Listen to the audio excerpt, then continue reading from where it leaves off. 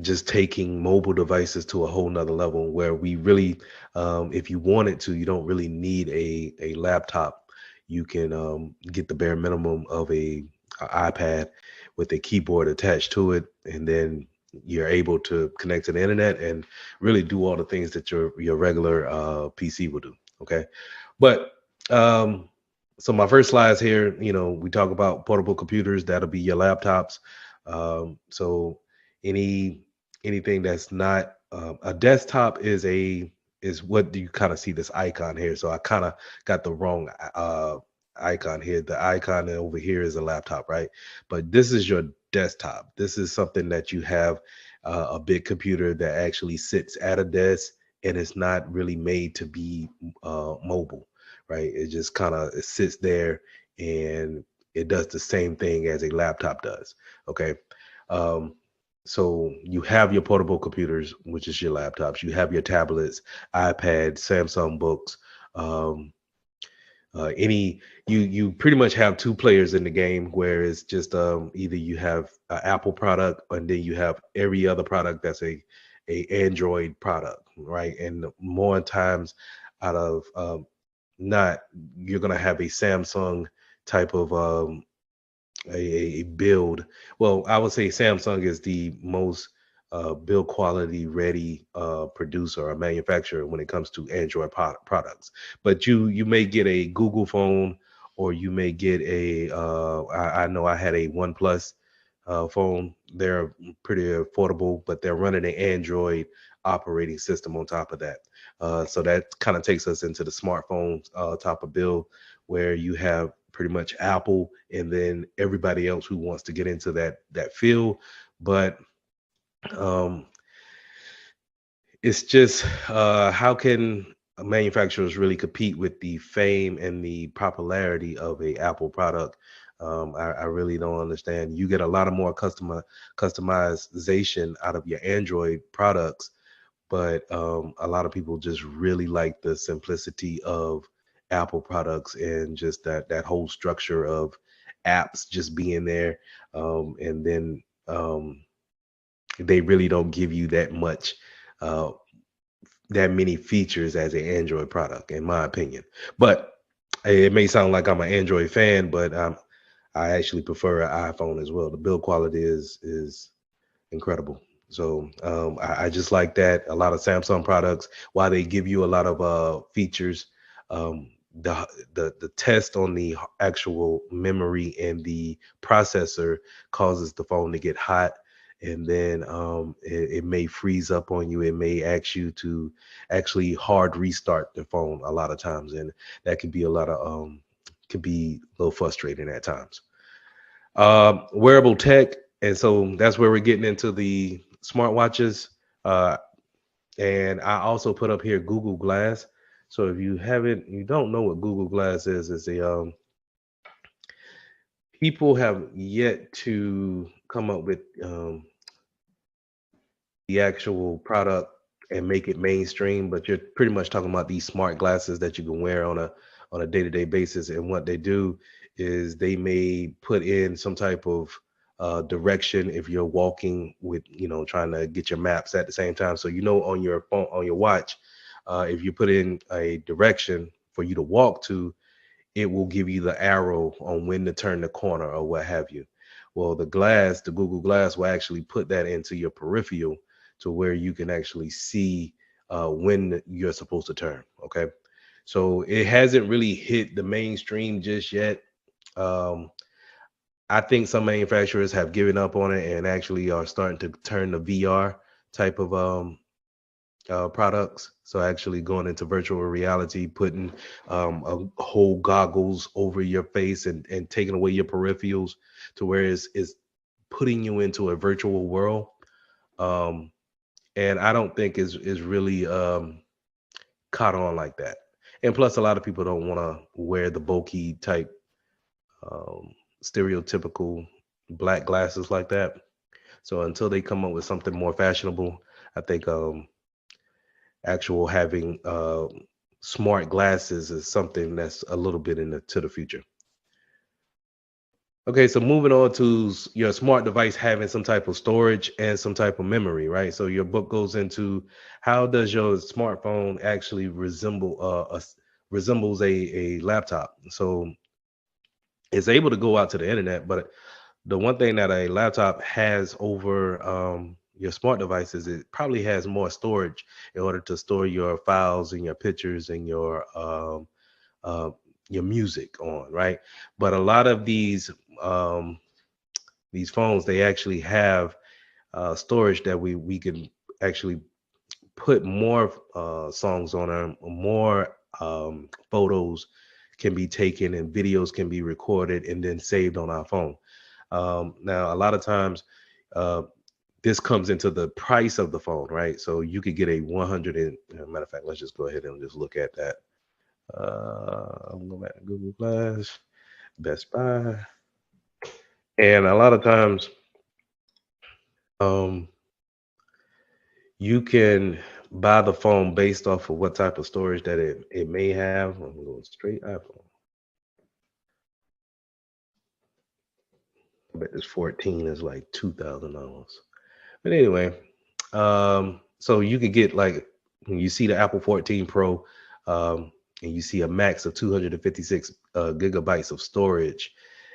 In today's world, that's considered to be fairly small, or right there on the medium side, right? So it's really when you look at that GB, right, that 256. I want you guys to think about how many pictures that you actually take, how many videos that you actually record. That's gonna actually play a part into how many apps you can actually download.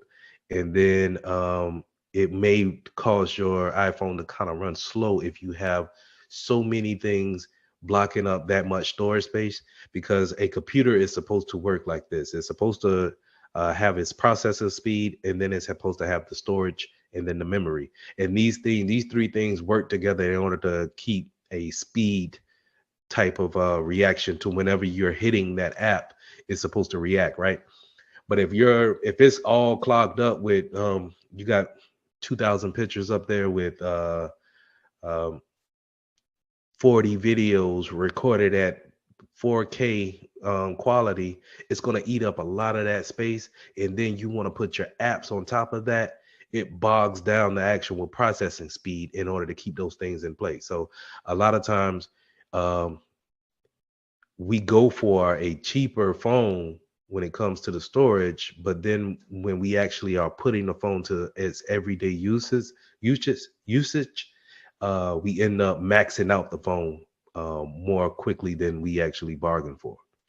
And I'll go on later in the lecture today and say how can we actually get maybe a cheaper phone, but then start putting things out there on the in the cloud, right?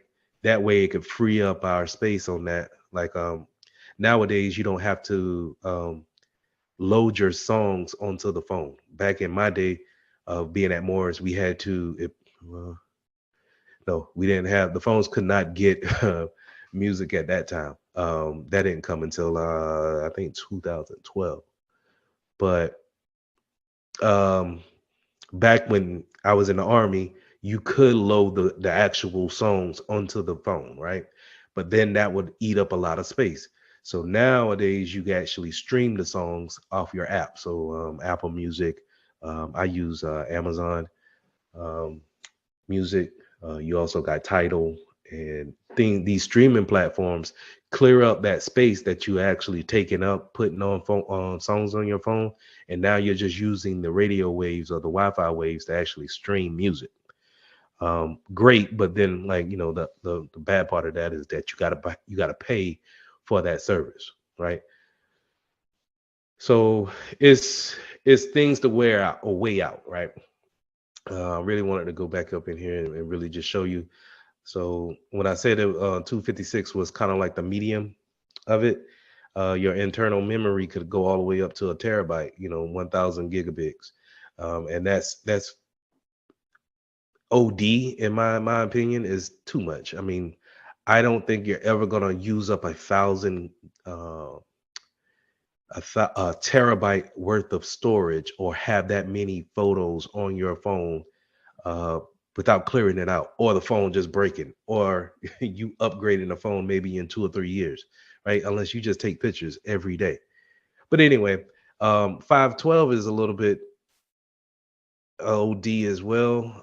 I don't think you need to pay that much for it. I would stick in the 256 and use my cloud applications in order to offload some storage space in order to keep that freshness about my cell phone. Now this also applies to tablets as well, right?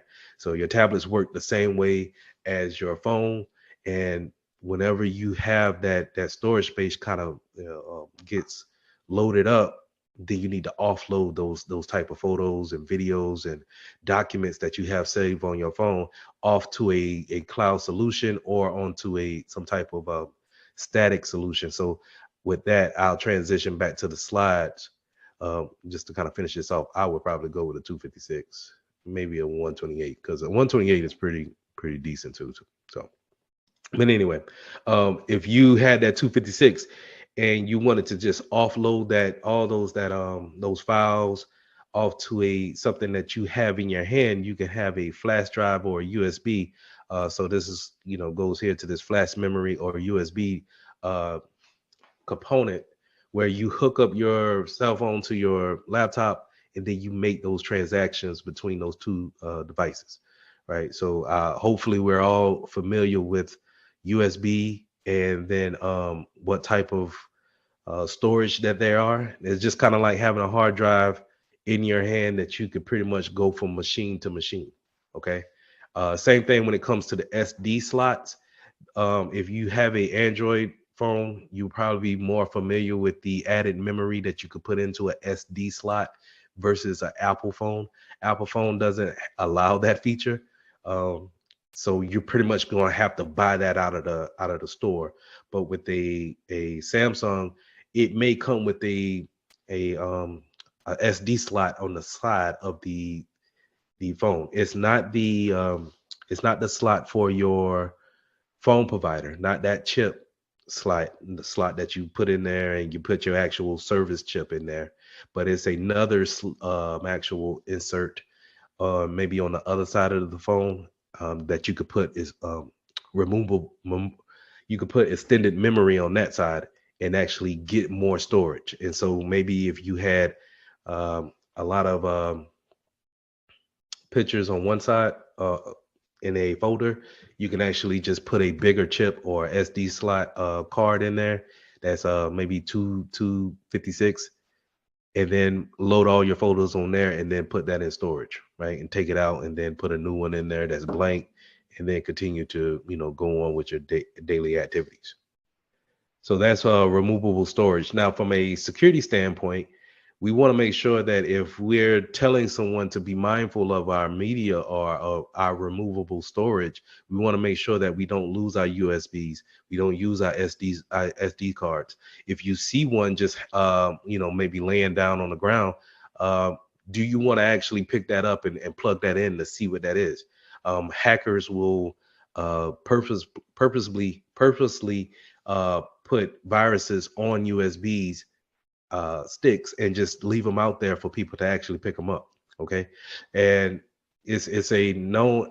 I've I've seen that type of attack just because we have penetration testing at my job, and we've seen that tactic happen to where people are curious by nature. If someone sees a USB drive that's just kind of sitting maybe in on the counter at the restroom, someone may pick that hard drive, that actual USB stick up and put it into their laptop, and now they have been affected by some type of virus.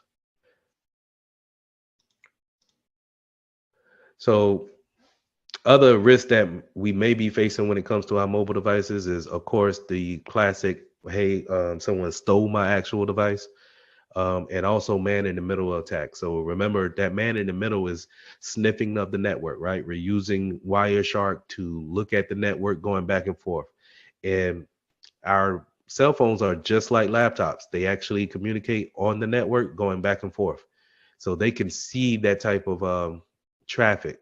And we need to be mindful of that. So not necessarily, I don't want you guys to think that you need to use a VPN on your phone all the time.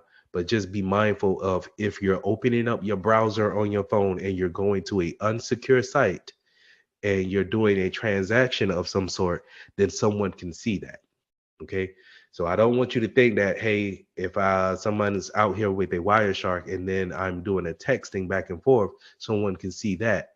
No, I'm more talking about doing transactions in a browser, doing laptop activities on your mobile devices, and then, someone looking at the traffic in that sense. Okay. So stolen devices, I want to jump back on that. Later on in the slides, I'll talk about how can we move on from our stolen devices. What should we be doing on a daily basis, just in case we actually lose or someone takes our phone? How do we get that information back? In most cases, you just gotta, bite the bullet on it and charge it, and just say, hey, I lost that information, but it's backed up here. So whenever I get my new phone, then I could just take all the information off the cloud and transfer it to my new phone. Okay. Now, if we put some security things into play, hopefully they should not be able to look at that information on that phone. They could just have the actual physical phone, but they should not be able to get into the hardware. I mean, the software. Excuse me. So we also want to make sure that we are understanding that public networks, when we go to our Starbucks, or we go to that hotel and we're connecting to a public network, that it could be uh, vulnerable to certain type of people looking at that traffic. So we just want to keep those things in mind as well. Going to GPS. So yeah, what goes into GPS and how these mobile devices can actually track you. A lot of times we have GPS turned on our phones and we don't really know that we have it turned on. So I wanted to show you exactly what I mean by that. Is that if you got it, you guys came into the room early, you seen that I was playing around with my Google account, and I was here on Google Maps. And if you go down to, let me show you how to get there. So if you go and you're looking at Google Maps, right? And if you go over to the three lines over here, which is more likely your menu, and you drop that or bring that out, then you can see where Google has been tracking me per se. Um, and I think they've been tracking me since 2009, from what I've seen. But as you can see here, I clicked on timeline, and then it shows all the places that I pretty much been going at uh, since, I think, since the time they've been tracking me. Like I said, 2009, um, which is crazy, right? But these are places where I probably had some type of cell phone on me, and it checked into Google to update my location. Okay, and they'll it's convenient to a certain extent, but then it's kind of creepy to where Google doesn't really put this in bold print for you to actually see.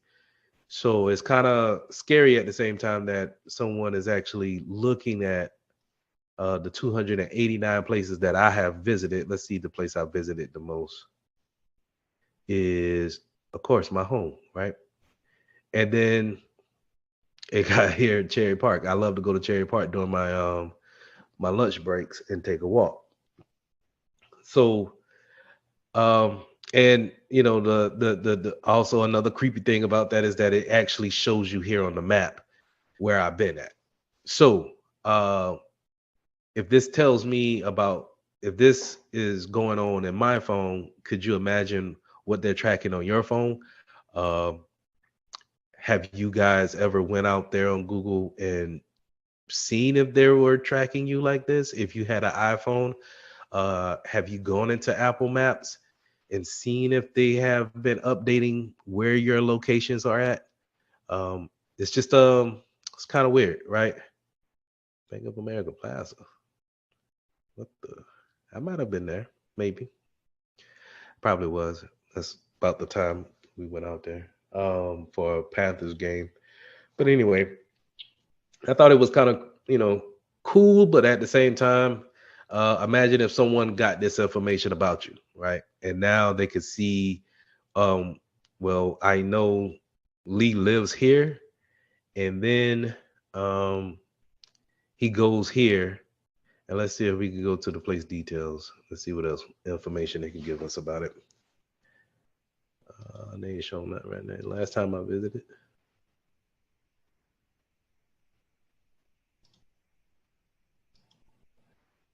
Oh, well,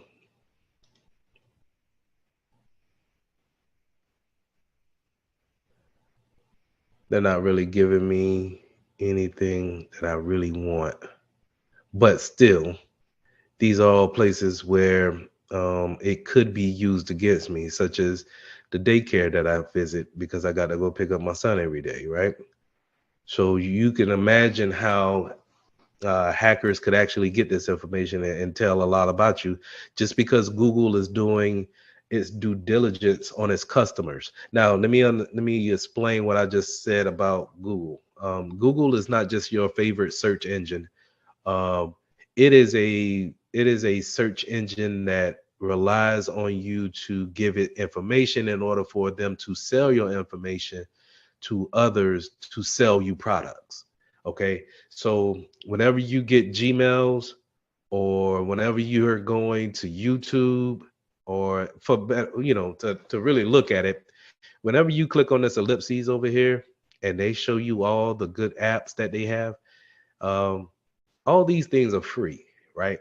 They don't charge you for nothing unless you want YouTube premium, so they don't have to give you ads. They don't charge you for none of this. They don't charge you for no emails or let's say Google Drive, where this is kind of like that cloud solution. I'll go back into that a little bit later. Google Photos. This is where I upload my photos when my cell phone gets full. Right? They don't charge me for none of this unless I want more than what they're actually giving out. Right? I got a calendar here, all this stuff that I can use to my benefits.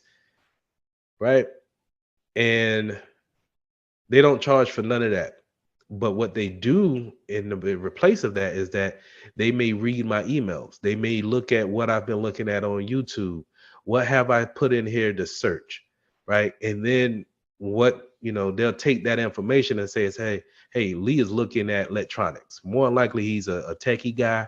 Let's sell to him more tech stuff. That new technology that came out with Meta and it's the new virtual reality headset. Let's start putting the ads on his search engines so he can be more inclined to actually buy that product. That's what Google does. And it's kind of it's a give or take, right? So you don't like that, but at the same time, that's how they really make money, and they actually give you some good products that's actually for free. But on the flip side of that, they may be looking at where you go at all the time. So it's kind of yeah, bittersweet, right? So that's GPS. So what I would suggest to you guys is take some time and go into your settings on your phone, on your tablets, in your laptops. See if there's some type of GPS system actually tracking where you're at. If you don't like that, if you don't want that to happen, then turn it off. Um, and what I don't mean is on Apple when they ask you, hey, don't allow this app to track me. That's something totally different. That's something is more looking at your cookies on that application versus you actually leaving the campus and going down to Walmart. All right. So just take your time, see what's in your settings. Go into your settings on your Android or your Apple products and see exactly what's looking at you. And then is it recording those type of times where you're making stops?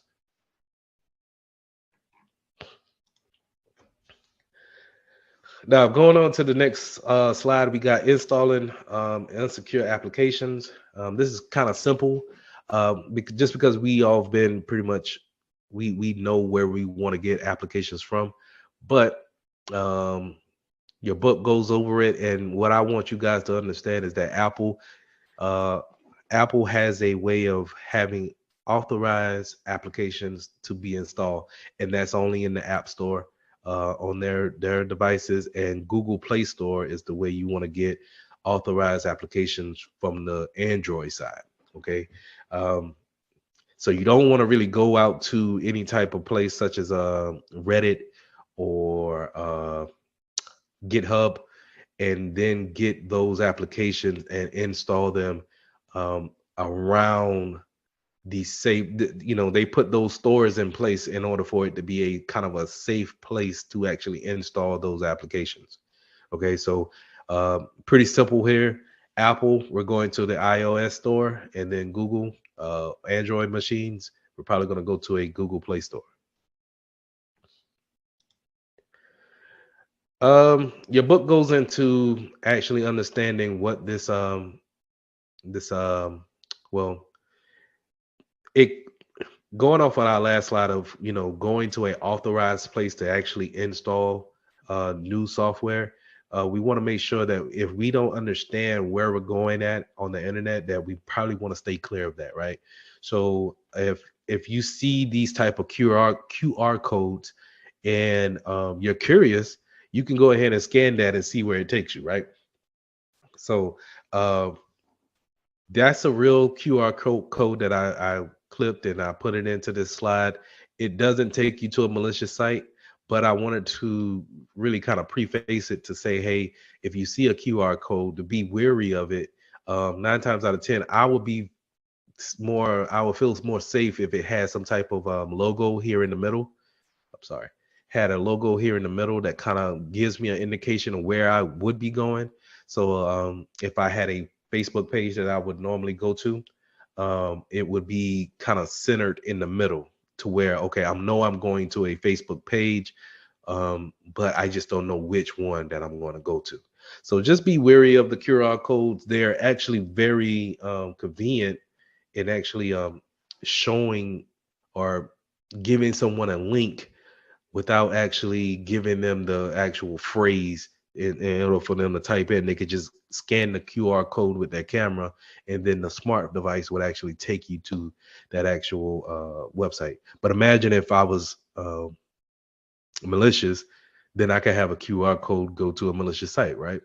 So we just take it as for what it is, and then we scan it, and someone hacked into my machine just that easy. So just be fearful of those type of untrusted content, QR codes, and things of that nature.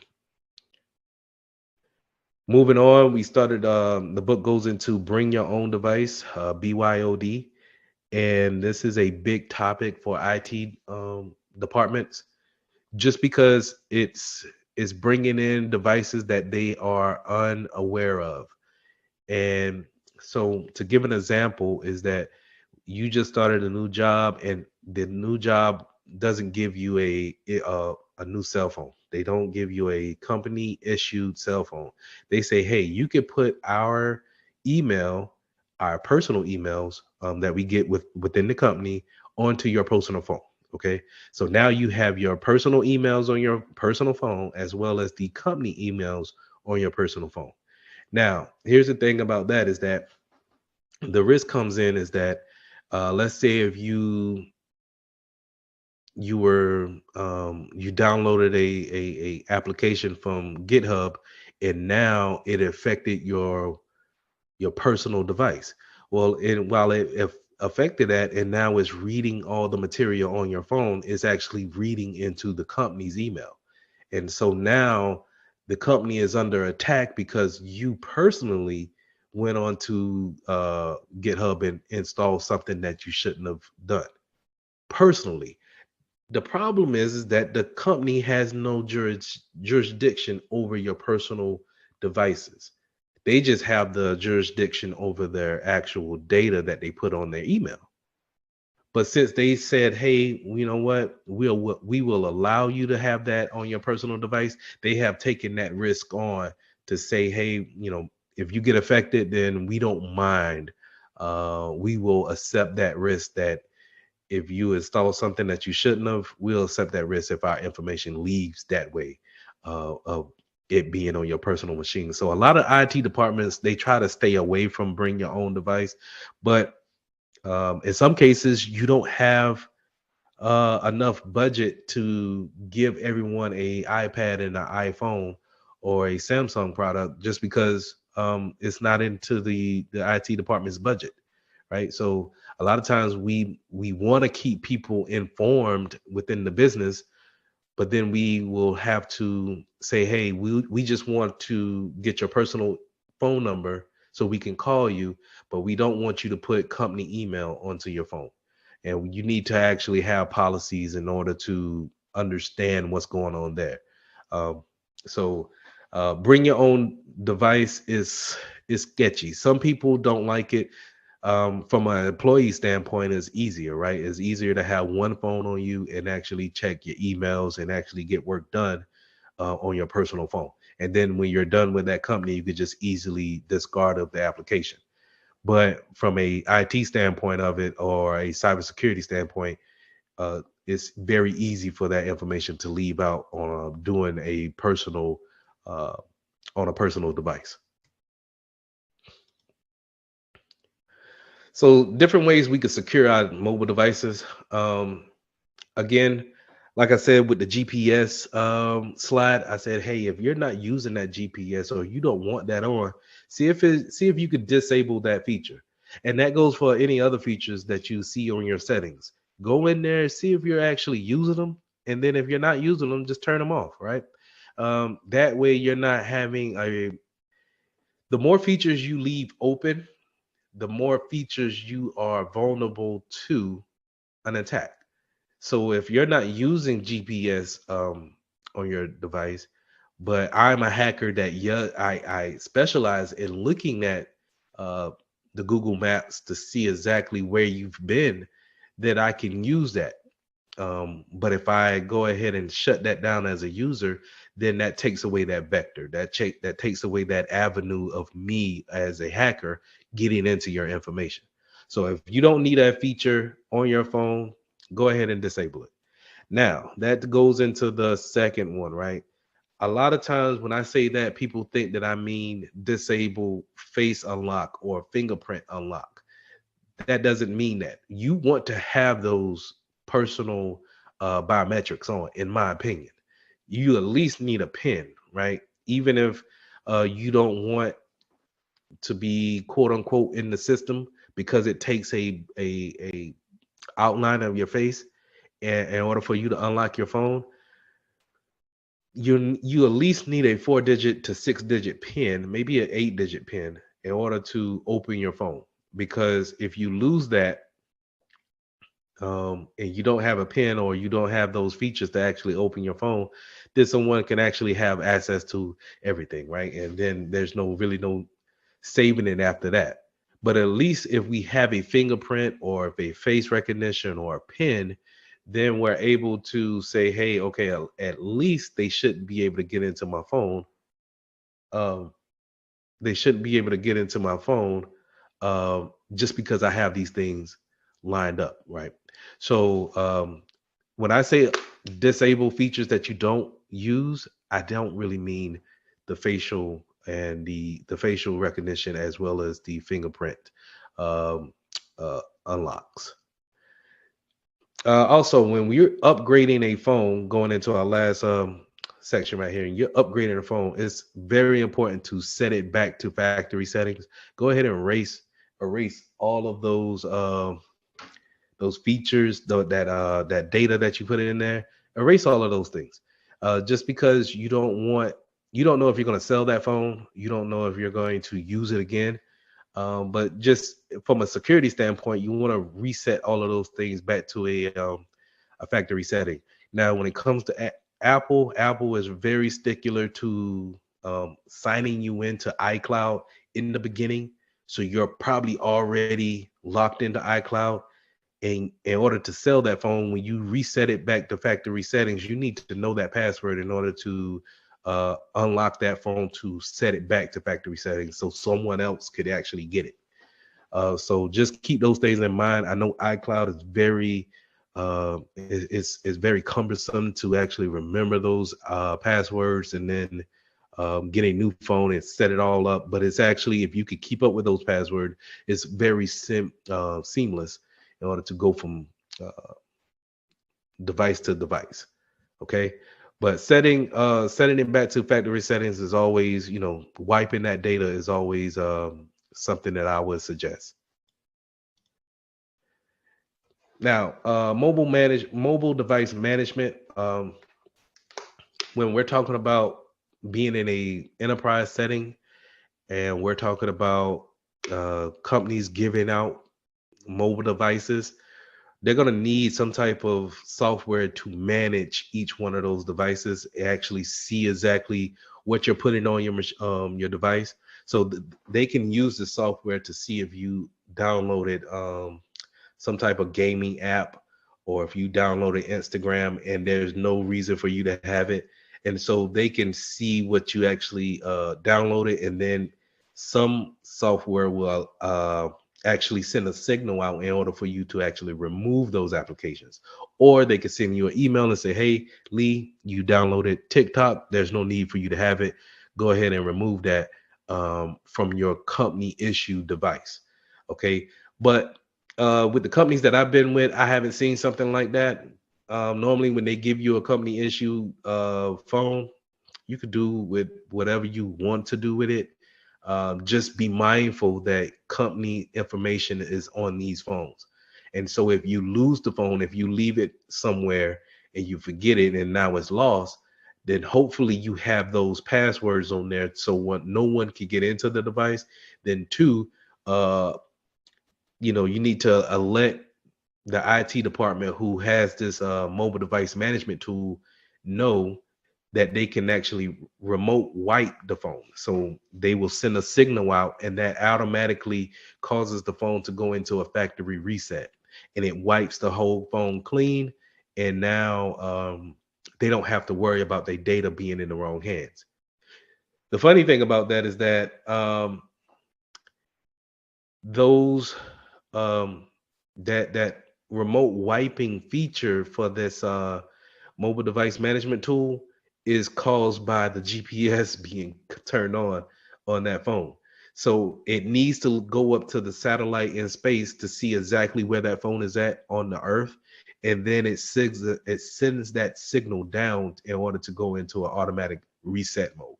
Okay, so if you have a company issue phone, you're probably not going to turn off your GPS just because they need that feature to be on, right? So they probably will disable you from actually turning that feature off. But with your personal phone, hey, I would say turn it off. But anyway, last slide here. So let's go ahead and let's get back to the cloud solutions. Let me pull my web cloud back up, not my web cloud, my web browser back up. And so when I was talking about having so many videos, photos on your phone, documents saved on your phone, you can actually throw these things into something like a Google Drive. You can actually set like for my photos, where is it? Well, for my photos, I actually use Google Photos. And I have Google Photos automatically pulls my photos off my phone and uploads them to the cloud. And so now, if I get a new phone, I can just go ahead and download the app for my phone again, the Google Photos app, and then take all the things that automatically upload it to the cloud and throw them on my new phone. Okay, so that's what I meant by if we ever lose our phone, our our data should be constantly backing up to the cloud. That way, if we ever lose it or someone hacks us and we have to get rid of that actual device, we can get our new device and then just put the applications on that new phone and then just download the things that we already have in the cloud. Okay, so Google gives you this for free.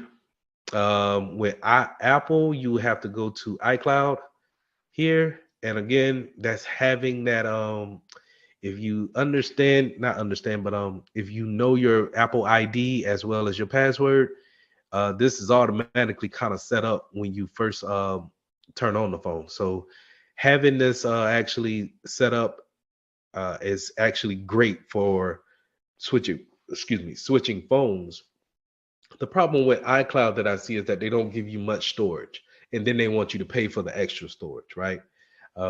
So eh, it goes back to how they nickel and dime you here with the actual buying of the phone. So if you get a 512 gigabit of storage on that phone, and then maybe you can get a free subscription to iCloud and have all your photos there. But then what do you do when you finally fill up the iCloud and you're getting close to filling up your phone? Then you probably need to put in a USB device and a thumb drive and actually save those things off your iCloud onto that thumb drive in order for you to have more room, right? In order to clear out that iCloud and then bring everything off that phone into the iCloud again. And so you just need to keep the physical USB drive in your possession. Okay. So the cloud is your friend. The cloud is going to help you against losing your phones, um, losing your tablets, even when it comes to your laptops. Putting those documents out there in cloud solutions is a great thing. Just understanding that they are being locked down by your username and password is just probably the biggest thing about that. Okay. So with that, that's all I have. Do you guys got any questions for me?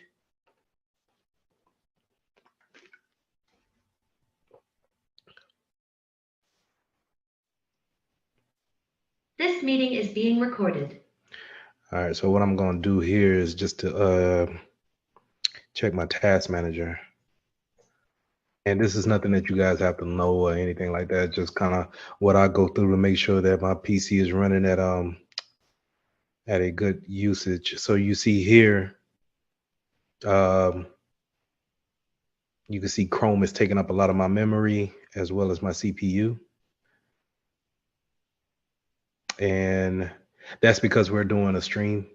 And so when you're doing a stream, remember that we're connecting all devices into one application, and packets need to be delivered from my place over to your place, wherever you're watching me at. So there's a lot of network traffic going back and forth, and it could use up a lot of memory. So whenever you're going out there and you're buying a new PC or a new MacBook or whatever, just make sure the memory is what you want to really look at. The memory allows you to um, do multiple applications at one time, multiple tasks. And this is what I mean by multiple tasks. I'm running my antivirus in the background. I got the Zoom meeting just kind of listening. But I also have PowerPoint waiting for the presentation today. But the things that I only got like maybe 4 tabs open, maybe 5 for Google, and it's doing all of this stuff in the background, right? So that's why we want a lot of memory on our devices that we want to shop for, so we can do multiple things at one time. Okay, so I think I'm good for today. Um, I'm almost done with the actual update. So I'm gonna go ahead and jump into the lesson. So on Monday we talked about encryption and how do we use it. You know, the different applications, different devices that uses encryption, and exactly what are we using encryption for, and that's pretty much confidentiality of our data. We also talked about the integrity that it holds when it comes to making sure that no one can change that data. Now, I talked about having that homework piece out there, so you can actually see using encryption in a real life scenario. So the only thing I ask you to do is just to go in and create a screenshot of a Word document where you put an encryption on put an encrypted password on that document, so it won't be seen by anybody. Now, this goes into what we were talking about Monday with symmetric and asymmetric keys. That password that you put on that Word document, and we're going to turn in for homework is an example of symmetric keys.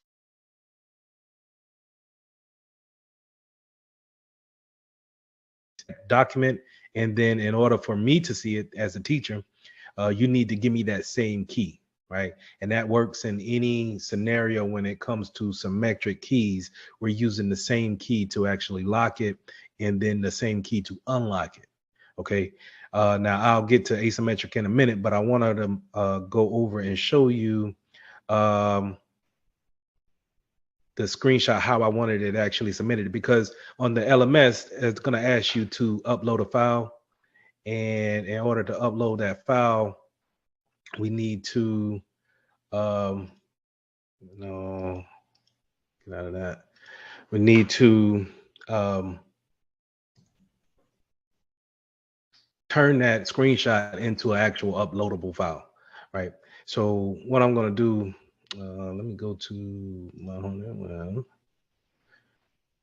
and I'm going to go to the LMS, and I'm going to my course. And what I want to do is I want to change the view to a student. And I'm going to go to coursework. Now you guys will see this right here, right? And once you click on it, so this is the description of the homework, and you'll click on it, but what it's going to ask you to do is to upload that one file, right? And when you upload that file, when you click on that, it's going to ask you to choose that file wherever it's saved on your desktop or computer, right? So what I'm going to do is I'm going to show you exactly how to do that. So let's go ahead and open up a Word document here in my Chris test here. And so I'm putting my password because I already encrypted it. So it's going to open up. This is the way we did it is we went to the file option, info, and then we put the password on it, right? So what I wanted is you're going to bring out your snipping tool. So you're going to go back to your start menu and type in snipping tool. And this is how we're going to create that screenshot. Gonna bring up snipping tool, and then we're going to hit new. And that allows me to make my screenshot here. Boom.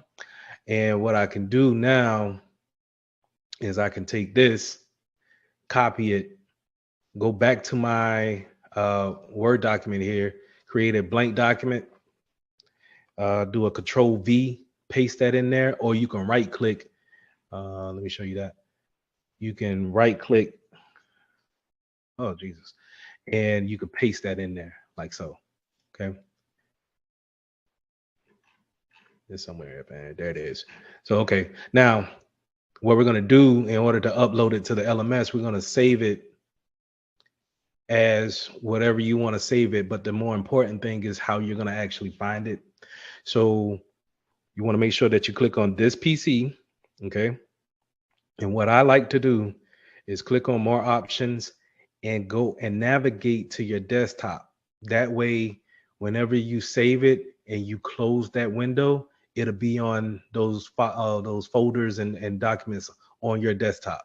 So we're going to save it as homework 1. It's going to be on my desktop. I'm going to save it. All right. So it's saved to this PC. Now I can minimize that. Let's minimize all this, right? And y'all see my desktop here is full of stuff, but that file document is right here. Okay. So now I can go back to my LMS and upload that file. I'll go to choose file and do upload. I want to go to my desktop and I want to look for that file that I actually saved, which is homework 1. Hit open, that uploads it, and you're going to hit insert. Okay. Label as, you don't really need to put a label, but just add the file. And that what's upload, it uploads the piece for the homework assignment that we have. Okay, so if you need a rerun, I'm recording this session. Just go ahead and play this session back, this lecture back, and that's how we're gonna upload it to the LMS for grading point. Okay, so I'll make sure I upload this video by the end of the day, as well as the one from Monday. Okay, all right.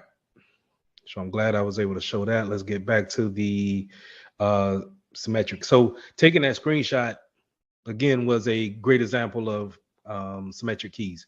You know the key, which is the password. In order for someone to open that document, they will need to know that same key. Now, when it comes to asymmetric keys, remember, those are two keys that are mathematically joined together, and we're going to put one key out there for the public, but yet we're going to keep our private key. Okay, and a great example of this is just having that HTTPS on our URLs. So a lot of times when we go to when we're on a desktop and we're seeing we're going to our favorite website, we may see HTTPS :// with this little green lock, or it may be gray, right? So let's go back to,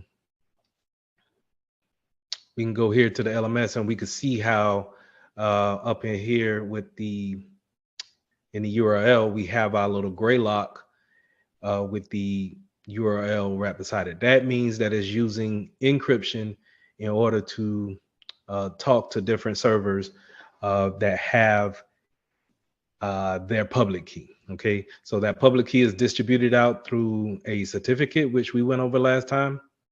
So remember, whenever we see any kind of out of date certificates, there's a good chance that they need to just upgrade or update their certificate, but it doesn't mean that it's compromised yet. It stands a chance of being compromised. Okay, so just keep that in mind when it comes to those certificates. I had a website that I could show you, but I don't have it saved, so let's not jump into it. But this is a good way for you to see HTTPS displaying asymmetric keys in the real world. Okay. So jumping on to the next slide, we got the different type of protocols that encryption uses. So 9 times out of 10, well, let me explain protocols. A protocol is the way computers talk to each other. That's how, they just don't trade packets just to trade packets, and it knows exactly how it wants to uh, read that packet and then perform the action. It's different types of ways that computers want to actually talk to each other and then perform different tasks. You could have a task where I want to send you a file. I want to send you an actual, just like how we just showed uploading that file to the LMS. Um, we could have a function where we want to have that we want computers to actually do that. So when I look at here and I see that upload file, it's not using a protocol to actually be secure. It's using a protocol to actually say, hey, send this whole file over. Okay, and that file is called FTP. So in order to use that, or to tell a computer, hey, I want this whole file in order to show you a Word document, it needs to use the protocol FTP. Now, there are hundreds of different protocols that we use on a daily basis, right? But they are some protocols that are well known that we probably need to be familiar with. And FTP and HTTPS is just one of them, or two of them, sorry. But protocols are the way that we want to have a computer actually perform a different task. Now, going back to our slide here, HTTPS is a way that encryption uses that protocol in order to have encryption incorporated with it. So whenever I go to a particular website, I'm going to use HTTPS in order to apply encryption in order to be secure, in order to have that confidentiality and making sure that if someone is snooping on my network, that they're not able to see the actual traffic that's going back and forth. Now, IPsec, the first protocol that I have here, is a different protocol where it doesn't use the web browser to actually apply encryption. It uses more of the whole traffic of the network in order to wrap it around a tunnel. And what I mean by that is that um, whenever you're communicating with a different PC over the network, and I'm sending, let's say we're talking about Zoom here, and I'm sending traffic to Kareem's PC, then that traffic is wrapped around a IPsec protocol, which allows it to be confidential going over the network. Okay. Now that's different than HTTPS, but it can have those two can work in conjunction. I can use IPsec to send traffic to Kareem, but I also can use HTTPS when showing him a web browser, right? And so I'm using two types of encryption within one communicating factor. Okay, so IPsec wraps around the network, wraps around the traffic of the network, and it creates a secure tunnel. HTTPS is going to make sure that those web browsing public and private keys are actually secure. Now, your textbook also went into hard disk drive encryption, and that's where we're encrypting the whole hard drive um, with encryption, and we're making it unreadable for anybody who doesn't know the code to get in. So think about your homework assignment of actually encrypting that one file. Um, we are actually doing that for the whole hard drive, and it could have some benefits of it, but it also could poses some problems, right? The benefits of it is that if we having some sensitive information on that, then we want to make sure the person who's in charge of that PC, they understand what password is needed on that in order to get into it, and then we also are keeping that data secure from anyone else from actually getting to that PC, right?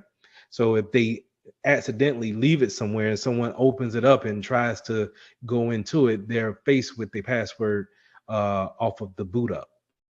Okay, but the bad points about that is just the same, right? Where if I leave it somewhere, um, then or I'm sorry, if I forget the password, then it's just as good as me leaving it somewhere, right?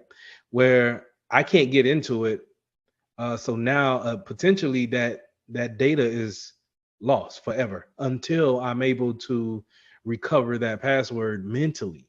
Nine times out of 10, whenever we're doing a hard drive disencryption, there's no way of recovering that password or doing a I forgot password option and then resetting that password. It's pretty much, hey, this is the password. Either write it down, which is not advised, or just remember it. And so it becomes a how much of a risk factor do you want to actually take with this option? Um, Now, in the real world, this is often used in ransomware. This is exactly what a ransomware attack would do to your computer. If you click on a false link or a vulnerable link, and then the attacker is able to attack your hard drive, what they do is they encrypt your hard drive with a password. That's the only thing they do. They encrypt the put an encrypted password on your hard drive. Now you're not able to open anything because it's requiring that password, right? And so that's where we want to avoid that altogether, because if we never get the password from the attacker, we will never get that information back, right? But even if we pay the ransom and we're able to log into it, again, there's no guarantee that the attacker would um, put that ransomware back on, because the ransomware needs to install onto the hard drive in order to encrypt it. Well, it could be a place where they're putting in. Give me 1 second. They're asking me to restart, but it could be a place where um, once it installs that ransomware, it's installing a backdoor or something that lies dormant onto the hard drive. And so whenever you pay the ransom, that's fine. He'll leave you alone for now, but maybe 6 months down the road, it automatically creates kind of a logic bomb technique where it encrypts your hard drive again. Okay. And he asks you for another ransom. Okay. So when it comes to ransomware, we always want to make sure that we back up, we use backups, and we just take the PC off the network, and we get it back to working a working order with the backups that we have.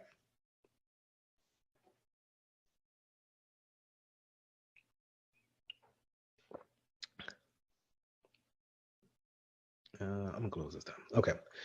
Now, the book also went into the CA's requirements for actually putting out different types of certificates for that.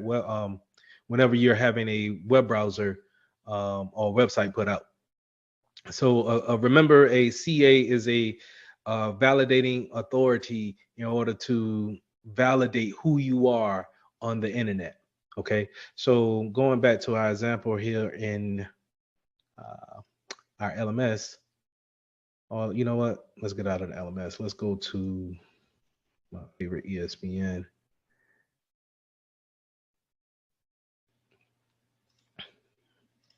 And we go and we open up their certificate.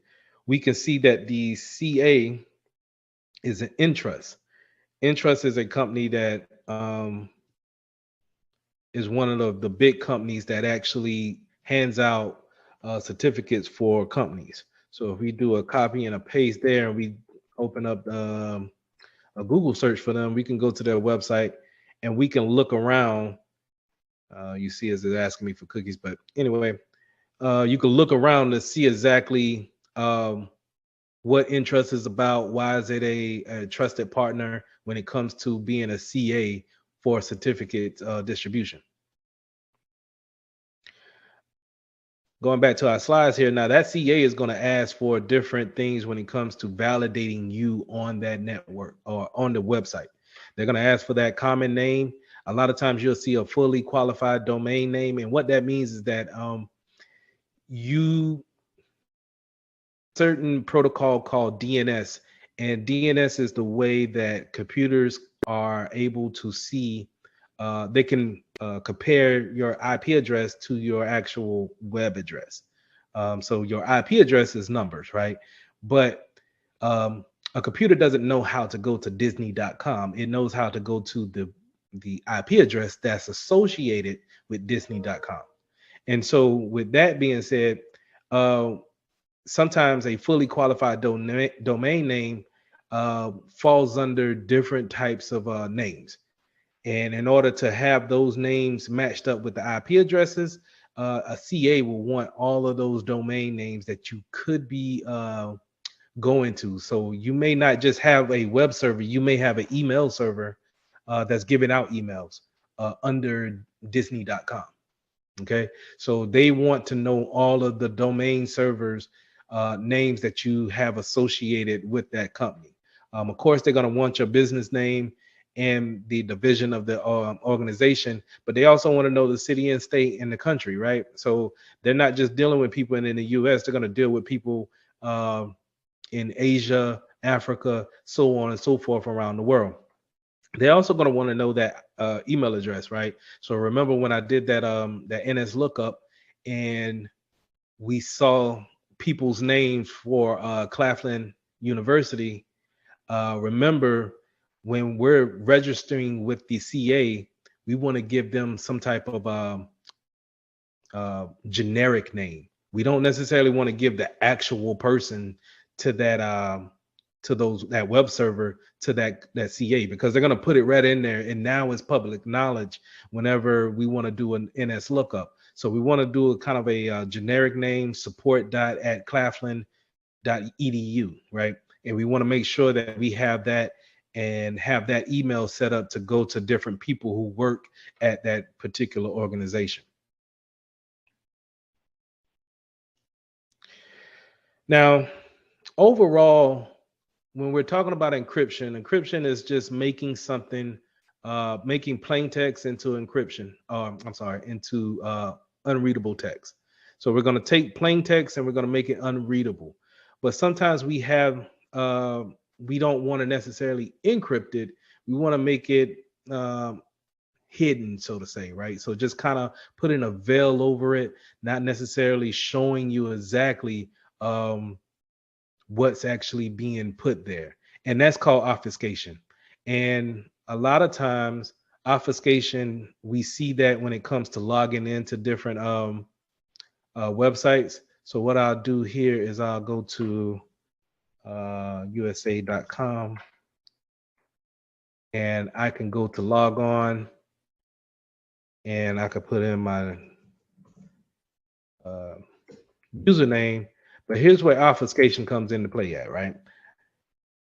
I'm putting in my password, and while my password is behind these dots here, it's not actually applying any type of encryption to it, right? It actually gives you a option over here. They didn't do this back in the day, but now they do because um, it sometimes can be confusing when you just see dots come on the screen and you're not actually matching those dots with your finger strokes. So you kind of mess up your password a lot of times, and then you mess it up enough time to where you're locked out of your machine, out of your username. So what they'll do is they'll give you a show button here, and you can see that this is not my real password, but I'm just it shows you, it takes away that obfuscation and shows you exactly what you wanted to put in, right? But this is an example of obfuscation just by putting the dots. Okay, so if I have anybody uh, shoulder surfing or looking over my shoulder at my screen, and if I don't have those dots there, then they can easily take a screenshot with their phone or take a picture. I'm sorry, and just use that for later use. Okay. So that's a good example of obfuscation. Um, so moving on, the types of attacks that encryption actually prevents or actually makes it harder for attackers to actually get the reward that they want are your typical man in the middle attacks. Those people are who are using Wireshark. Um, remember, Wireshark is just a sniffing tool, a protocol analyzer tool. Tool is the proper word for it. As you see here, now remember what Wireshark can do. I can go to any place in the world with my PC. No one has to know that I'm running this application, and I could just click on the Wi-Fi here, and then be able to capture packets as they go through. Okay, real time. So those are what you call man in the middle. Now, mind you, I clicked on my Wi-Fi, but that doesn't mean that I'm not capturing the data from someone who's on my Wi-Fi. Let's say if I have a neighbor that's using my Wi-Fi and I don't really know um, that they just connect because you know when you connect to a Wi-Fi signal, no one knows that you connected unless they're looking at the traffic. Okay. So let's say if my neighbor, he got onto my Wi-Fi and now he's doing illegal activities on my Wi-Fi, I can use Wireshark to kind of look at the traffic and then see, well, I don't know who addresses 162.12.234.96. Let's do a lookup. Let's try to find out who is that. Let's see if I can do a quick. So this is a CMD, which is a command prompt. And what I'm gonna do is I'm gonna say, I wanna do, sorry for a second. what I want to do is I want to say ns lookup, all one word, enter. Let's put in 162.12.234.96. That is Zoom. So that's it came back to, okay, Zoom is doing all of this traffic here. That's the source, right? So it's talking to 192.168.0.148. Now, more than likely, that's me, my PC. So let's check it out. I could do 168.0.148. And yes, that's the name of my computer. So I can see here that this is the data.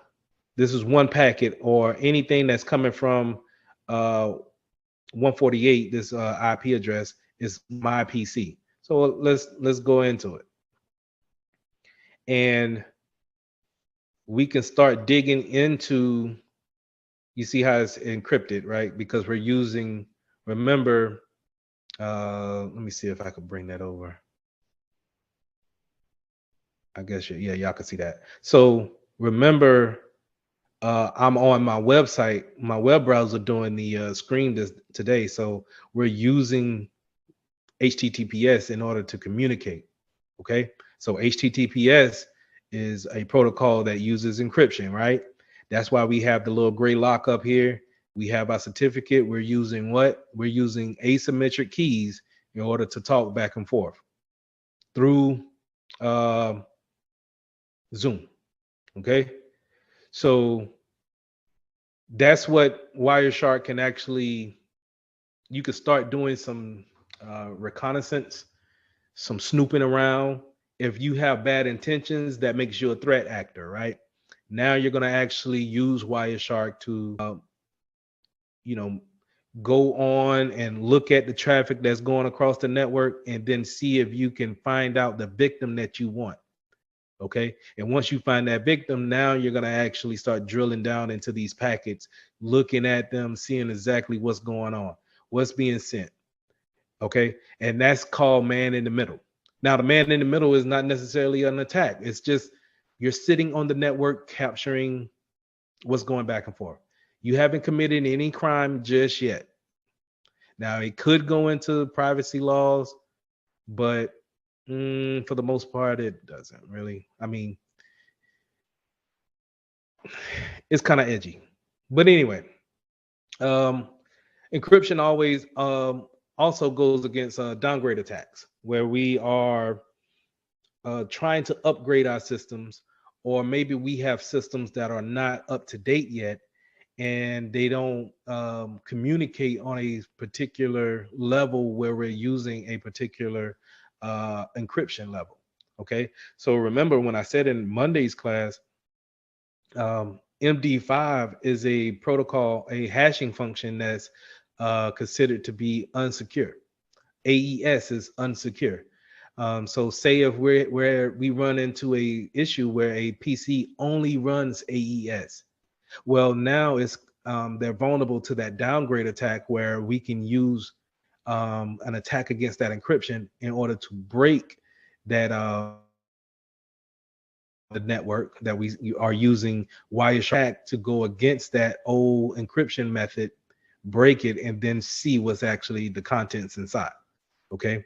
Same thing when it comes to replay attacks. Well, not the same thing, but encryption also works against replay attacks where I'm using someone's session key in order to replay it for my own benefit. Now I'm using Wireshark again.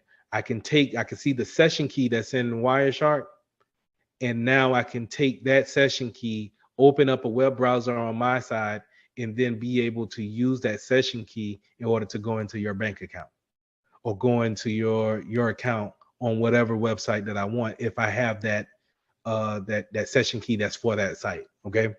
So once I'm able to grab that session key, I can pose as you and do legitimate things because I have that session key that was applied to your user account. Okay, but encryption hopefully it stops that thing, those things from being seen, right? If we're running the necessary encryption on that session, then we don't have to really worry about anyone grabbing that session key and then replaying it for their use. Okay, so that's all I have for today. Hopefully that was a little bit more engaging when it came to record. This meeting is being recorded. All right, so chapter 9, we go into wireless network security. It first started talking off about Bluetooth attacks, being able to have Bluetooth enabled on your wireless device, and then someone able to actually get close enough to you to actually steal information away from you. So while we look at Bluetooth devices as being very convenient for us, we got our AirPods in, or we got our headphones on, or we connected to a car. Hackers can take those two things, or those that convenience that we have, and then use it to their advantages by actually sending you information that you don't really want. That's what you call blue snarfing here, where a theft. I'm sorry, blue jacking, where we're sending information to someone that we really don't want. That's blue jacking, and then blue snarfing is when we take information away from someone via Bluetooth. So we're actually able to connect to them and then actually send contacts over, pictures over, videos, anything across the network, from your device to my device as being the hacker. We used to see this a lot back in the day when we had PDAs. PDAs came out and they were kind of like the first smart device that was actually handheld. So it was as big as your iPhone, but it was supposed to be more smarter than your normal Nokia phone at the time. Um, where cell phones back in the early 2000s, just it had enough information to have your phone number, contacts, and maybe one game which was pixelated to Snake or some other really simple game. It really didn't do the internet type capabilities that your smart devices had now. So we had this thing called a PDA, which was kind of like a small version of a laptop, which was, like I said, about as big as a iPhone Pro now, any kind of Pro Max that you may have. So it could do several things like go on the internet, keep more functions than your regular cell phone would have. The problem is that when it came to having Bluetooth on those type of devices, you can actually send files back and forth. And before they actually got smart to the fact of actually putting security on your Bluetooth or telling you to turn your Bluetooth off, a lot of people will connect to these PDAs and then pull important information off. Now, you didn't normally see a regular person with a PDA, but if you would go to a Walmart or a Kmart, for example, you can see those stores actually having those PDAs in hand and actually doing inventory of stock products with their PDAs, right? So we can actually take some of that information off that PDA and then transfer it to ours if we're in the same vicinity. Um, so nowadays you don't necessarily see that happening via Bluetooth. What you see is an attack where you have near field communications, NFC type of attacks. And I don't know if you guys have seen the commercials where they want you to buy this type of metal that goes into your wallet, and that causes a friction in the radio waves between um, your credit cards that actually use NFC technology in order for you to tap to pay, or your phone that actually, whenever you don't have your debit card on you, you can tap your smartwatch, or you can tap your phone to the actual swiper, and then it actually transfers your bank account information via the radio waves. Well, a hacker can come and sit beside you in the let's say a park, right? Let's say if they at Dillon Park and they sit beside you on the bench, and then while they're on their phone, they can actually transfer that information off of your wallet from your cards onto their actual device and then steal that information away from you. So while NFC is cool and it's more convenient, again, um, hackers are not necessarily looking for a conveniency, but they're looking for the convenience in actually taking advantage of you. So I don't know if you guys seen those type of commercials where you can buy those type of metal protectors to protect or kind of disrupt those radio waves that allow you to transfer data back and forth.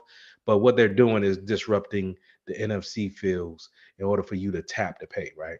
So just keep those things in mind. Do you really need it? Um, it's convenient. I'm not gonna lie. It is convenient to not really if you got your hands filled and you just need to tap your watch real quick. I think that's nice to have, but just keep in mind that if you're not using that technology, don't open yourself to an attacker actually getting connected um, to you and actually stealing some information off you. Next, we got Wi-Fi protected setup, which is WPS. And going back to the example where I was asking you guys to actually put well, saying if we wanted a better Wi-Fi signal in the dorms, we might want to put a repeater out there in order to repeat the Wi-Fi signal throughout the dorm. We will use I would if I would actually do that, I would take my extenders that I have and I will go to the main router that's in that dorm. And 9 times out of 10, I'm going to see this button here, WPS, in order to connect those two devices over the radio waves. So think of it kind of like a NFC type of a function where you're doing a tap to play and it's communicating over the radio waves. WPS does the same thing, but it sets it up in a more secure mode to where I'm not able to sniff that traffic out, right? So I'm able to make that connection from one device to the next, and now I'm connected to that Wi-Fi network, and I can put it throughout the dorm wherever I feel like it. Or if this was a household setting, I can put that new extender wherever I want to put it at, and still be connected to the network. So that's how it's a very convenient way of um, buying an extender and saying, hey, all right, I'm gonna put it close to my router that's already in place, hitting those buttons pretty much simultaneously, and they communicate to each other that way and say, hey, I'm new to the space, I'm here to extend the network. And the primary router will say, okay, let me put you onto the network, and then I will have you as an extender. You can go wherever you want to be put at afterwards. So then you can unplug it and then go at the end of the hallway or go upstairs, mount it wherever you want to mount it at, plug it back in, and then it communicates back to the primary router and sets up the signal that way. Now, this also works on printers as well. So um, a lot of these wireless printers, they have that WPS function on them to where, again, you could just put it close to your router, hit those buttons at the same time, they communicate automatically. Now, if you don't want to do that and you wanted to manually configure these devices, you would have to go into the interfaces of the new device and then connect it to the old device, which is a little cumbersome, right? Um, it's a lot easier to go about it just setting it up on a WPS. Next slide, we got the SSIDs. I remember talking to you guys about the SSIDs last time, showing you what I had on my network. I gave you a screenshot here, but basically, I want you to just remember when it comes to SSIDs, is that do we want to actually show our SSID or not? Do we want to broadcast what actual Wi-Fi network we're actually putting out there, or do we just kind of want to under we want to have a true understanding of what it is, and so whenever someone wants to get onto your Wi-Fi, you have to give them the direct name. So that could be a little cumbersome to where, if you having a lot of guests over and they want to get onto your Wi-Fi, you don't really know the particular name, the exact spelling of it, they will never find your Wi-Fi.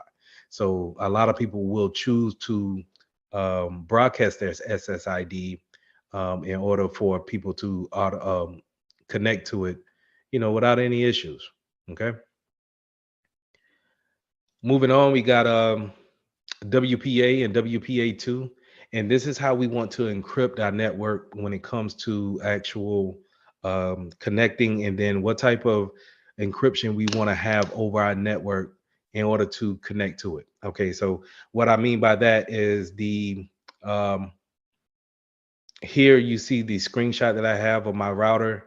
We go into Mitchell Main, but then we can set our security mode up to WPA2 in order to use encryption on our network password that we're going to set up.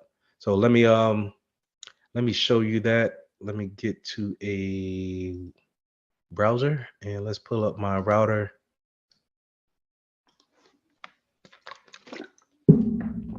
Excuse me.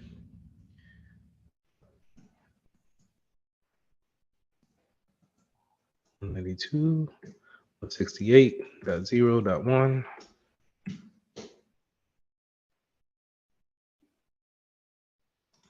Still saying my browser is out of date, which is not. Log into my router here. And like I said, let's go into, should have showed you the password again, but it's all right. Y'all see I didn't change my password since the last time I blooped up and did it. So if y'all looking at this video again, if you wanted to come up and get on to my Wi-Fi, you know the password to get onto it. But anyway, we got the security mode here. We can change it to TKIP and AES. Now the thing about the TKIP and AES mode is that these are known unsecure methods of encryption on the network. So we don't want to use these. If we're going to use anything, we want to make sure we just keep it at AES. If you see anything with TKIP on it, Tango, Kilo, India, Papa, which is TKIP. We want to make sure that we don't use that. That is a known unsecured network, okay, or encryption. So we want to make sure that we use AES when it comes to pre-shared keys, which is WPA2, okay? And a lot of times in these routers, it'll show that it's recommended that we use this type of encryption on it, okay? So again, going back to my previous slide, you can see if I wanted to actually broadcast my SSID, if I wanted to take that off, then now whenever I go to my networks and I want to connect to a network, I won't see Mitchell Main here. Okay.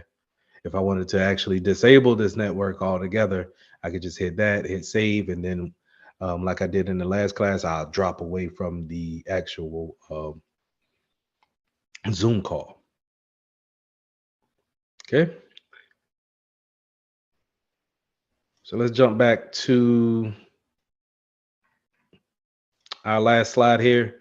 Well, let me close this out. Log out of that. And just to kind of let me not practice what I preach. The reason why I'm not changing my password, because you guys saw it, is because I have so many things that are using my network password, and so when you change that password on your Wi-Fi, you disconnect everything that's connected to the Wi-Fi, and I don't have time to go through and actually connect everything back right now. So I'm not practicing good security measures because I've shown myself to be vulnerable to show my password, but yet I'm not taking the due diligence to actually go and change the password on my phones, all my laptops, gaming systems, anything else that's actually connected to my Wi-Fi. So the reason why I'm doing that is just not convenient for me to actually do so. But you should. That's the good security practices, is that if anyone sees your password by mistake or on purpose, then you should take the appropriate measures to change it to keep things secure. All right, so last slide here. Let's go into captive portals. That's supposed to be another P. Captive portals. And what that says is that you want to, before someone gets onto your network, if you can send them to a captive portal to actually encrypt the encrypt their network connection once they log on to your network. You see this a lot of times in hotels. Whenever you log into a hotel network, they will ask you to go to a particular page and then accept the policies there, right? Remember in the the first couple of lectures that I gave you guys, I told you about acceptive use policies. What can you do on my network? What shouldn't you do on my network? What am I responsible for? Right? Those policies need to be put out there, just in case anyone comes out there and actually does some illegal things on your network. So captive portals can go ahead and give you an opportunity to put that policy out, and then for have your users accept that policy. Okay. So again, when you see captive portals, remember if you go to a Starbucks or you go to a hotel and you try to get onto their Wi-Fi, before they actually give you access to any type of websites, they'll ask you to go to this captive portal, accept the terms and policies, and then you're free to roam around the internet after you have accepted those policies. Because if anything comes back to where you're doing illegal activities on their Wi-Fi, then that keeps them from being legally um, not tied to it. So if you do any type of illegal transactions, they're not legally tied to it. They could say, hey, this user saw my policies and they accepted it, so I'm not legally tied to it, but I can give you all their information while they were on my router. Okay. Moving on to role access point discovery tools. So a lot of times you'll see some people get onto a network and you may see a duplication of the same network, right? Uh, Let me see if I can show you that. Let's go back to this slide. And so when I mean by the same duplication of the same network is where uh, you see this areas network here is very similar. But when you see a duplication, you will see something that says areas, and then it will be exactly uh, 7B41 and maybe an underscore at the end, or a exclamation mark at the end. But either way, it's very similar to that actual broadcast name. And a lot of times those are hackers sitting out there waiting for you to connect to their network. And then now they're able to sniff the traffic that you basically volunteered for them. That's called evil twin type of attack. Um, we want to make sure that we are aware of what type of broadcast we're connecting to. If we don't have an understanding of um, what Mark H is, if this just happened to pop up on our network or in our vicinity to where we see it, maybe we don't want to actually connect to it. Maybe we want to stay clear of that. So uh, that's what I mean by actual rogue AP access points. So we want to make sure that if we only are aware of these three at the top, and then all of a sudden all of these actually showed up later on, then we could consider these to be rogue access points. Maybe someone has plugged into our network and put up their own router in order to broadcast out. Okay. If going back to the example in the dorm, if you didn't get permission from IT and then you plug into your own router uh, at the schoolhouse, and then you're connected to their router, but actually giving off a broadcast signal under your own particular name, and you didn't get permission from Morris to actually do it, then that's called a rogue access point. And they should be able to detect that and then get you off the network. Okay. But a lot of times people don't have any tools to actually detect it. You have to actually just kind of ride around and see exactly who's broadcasting those names out. Um, so again, going back to if you want to keep your rogue access point, maybe you want to turn off that broadcast name. Last thing here, we got power level controls. So on our routers, sometimes we can well, not sometimes, we can change the power levels of how strong the radio signal is in order to broadcast out. So if I'm thinking, let's say if I have a router in the library on campus, and I wanted to reach the auditorium that's right beside it. Maybe I want to boost up that radio signal enough in order to reach that whole particular building, um, and include the, I don't know if it's still the art class on the side, but where the chorale practice at, and the back when I went, it was the art class. If I wanted to include those two classrooms on the side, maybe I want to broadcast that signal that powerful out. But maybe I don't want the dorm that's right across the street from it to actually get it. So maybe I want to throttle that power level down, and you want to do those type of things. So, going back to this slide here, I'm not reaching out to someone that could possibly connect to my Wi-Fi and break in. So just keeping certain things like the power level down, or in a manageable type of power strength, could be a security factor that we put in order to. So starting off, we're going to start talking about security roles. The risk level will be low. A good example would be if you're in Idaho and you have a building that's made out of straw, then the risk factor of having a hurricane come and hit your straw made house is low, right?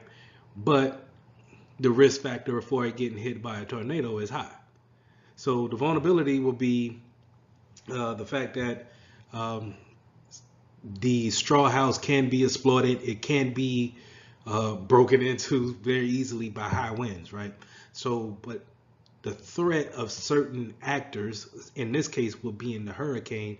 The hurricane is not going to make it to the middle of the United States. So therefore, it's low when it comes to a hurricane, but yet high because tornadoes are common in Idaho, right? So we just want to make sure that we understand that whenever a vulnerability is there for, let's say, a server, for a different example, and then a threat, a hacker is out there and is snooping around the network, the probability of the risk, the probability or the likelihood of being hacked, that risk is very high. All right, so we want to make sure that whenever we're taking a test or we see anything when it comes to informational security, if you have any two of these equations, then it will lead to the impact of the risk. And if you remove any one of these factors, if you remove a vulnerability or you remove the threat, then it pretty much eliminates the risk. Okay. Attributes of a threat actor. It could be a number of things why a threat actor would choose your business, your data to be a potential target. It could be they just simply don't like what you stand for, what you bring to the table. It could be the simple fact that you just left configurations open, and they're, let's say, sharpening their skills for a bigger job. Um, so it can vary on a scale from you're very popular to I need to work on something, so I'm gonna work on someone that's not as big on the net. So you fall into that area. It could be I have a target audience. I'm going for anybody who is a baby boomer. I'm going for that older audience.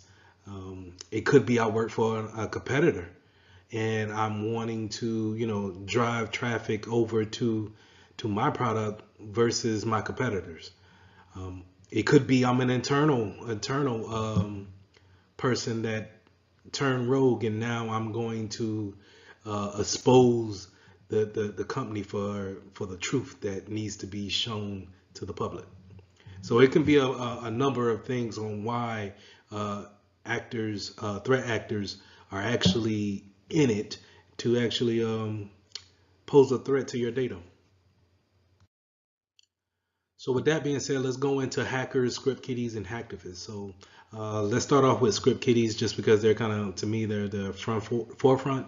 This is where people kind of start off, where they are not, they're not so great in hacking, or their hacking skills haven't gotten up to par yet. So they will go out there and pay for an actual disruption, a executable that they can plant into a server or some type of PC or any device for that matter, and create a DDoS attack on that device. So these are kind of plug and play type hackers, right? So they're getting things that's already pre-made. They have no idea what is it doing, or how is it made.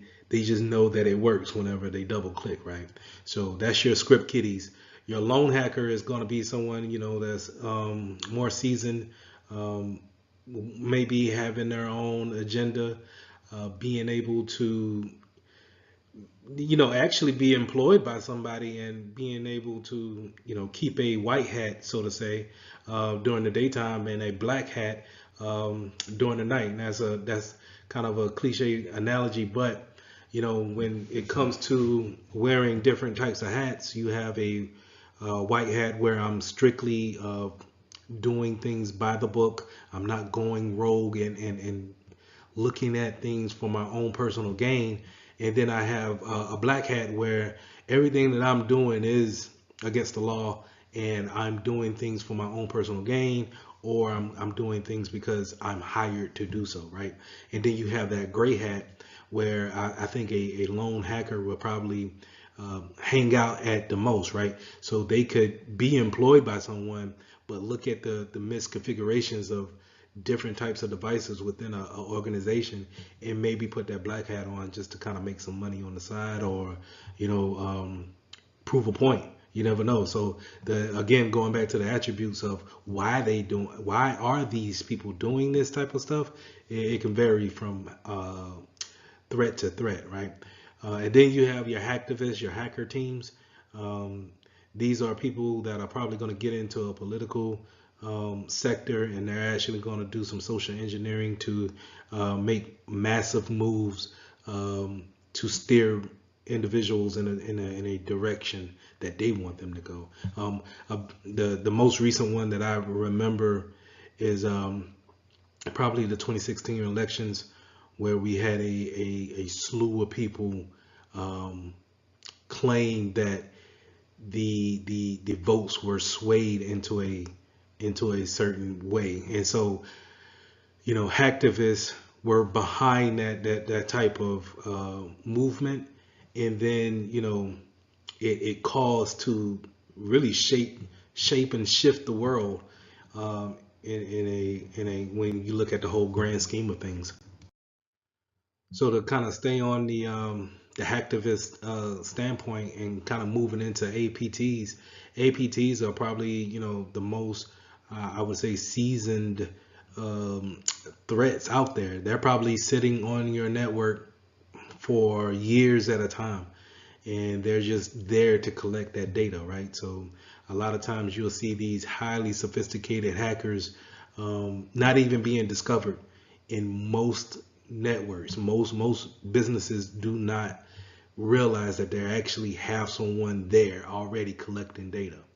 A lot of these groups are state backed, so they're actually state actors. You'll hear a lot of terms correlate with that, where they're actually paid by an organization to collect data, right? And do that data mining, and figure out what's the data flow when it comes to what's going in, what's going out, What things are you planning to do with your business? And these APTs are just sitting there watching the whole thing. I heard cases where they'll sit there for 6, 7 years before they actually are found out, and then um, you have to, escalate things immediately, and then put out public statements and saying that, it's believed that we've been breached, 5 years ago, and we're just now coming up with that today. So keep an eye out for advanced persistent threats. Those are, you're pretty much your advanced hackers that are just sitting there collecting data. I kind of touched on the insider threat actor a little bit, but this is just pretty much an employee of the organization that decided to go rogue, decided for whatever reason that the private sector of the company needs to be public, right? Whatever they have access to, they decided to either bring it out to the public's viewing, or maybe sell it on the dark web, whatever they decide to do, because and they don't have a necessarily reason why. Well, I can't say that.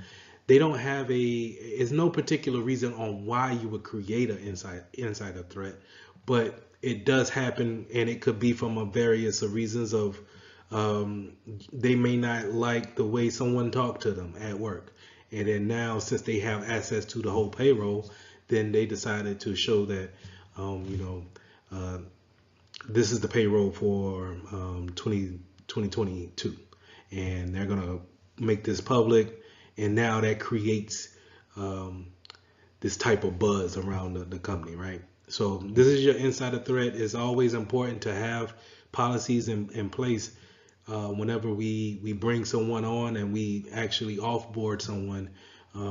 Let's say if someone quits abruptly, that may be a telltale sign that they could be an insider threat, a malicious insider. So we need to put things in place in our policies to make sure that we take assets away immediately, making sure that we keep things on hand so many years after that person hasn't left the building. So just keep that in mind when it comes to insider threats.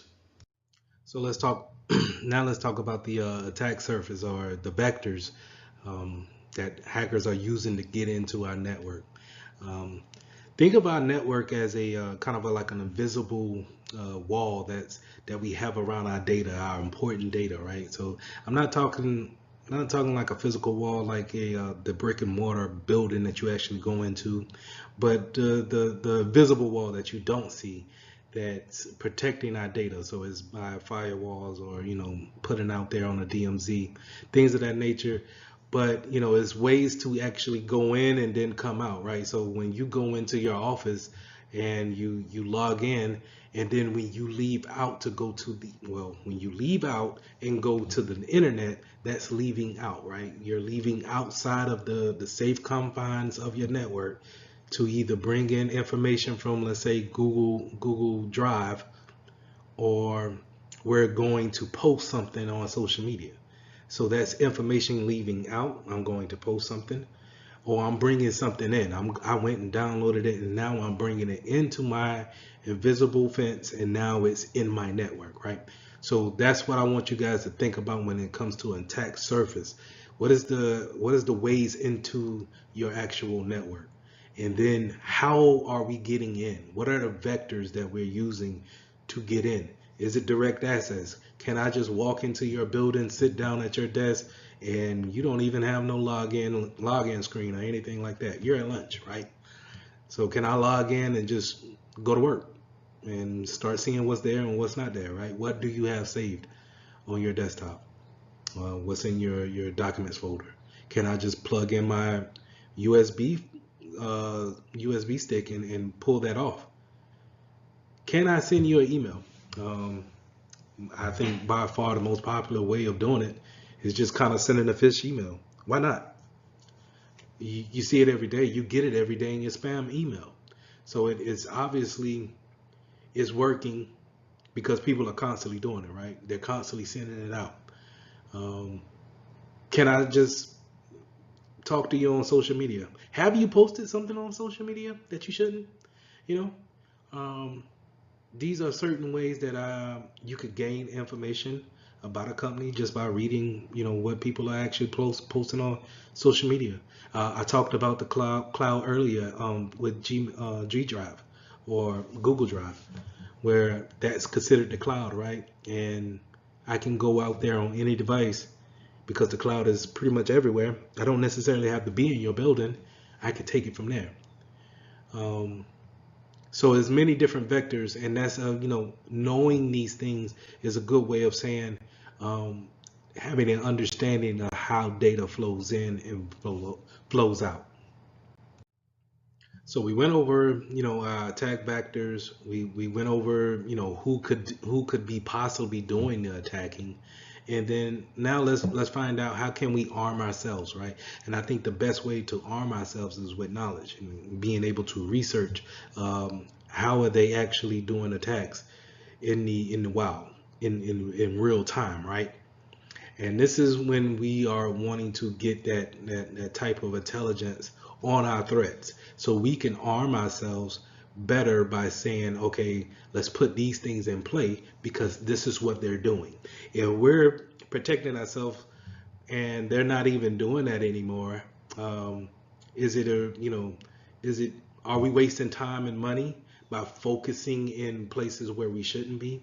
So one way we can do this is we can put things such as a honeypot out there for individual to go in and attack.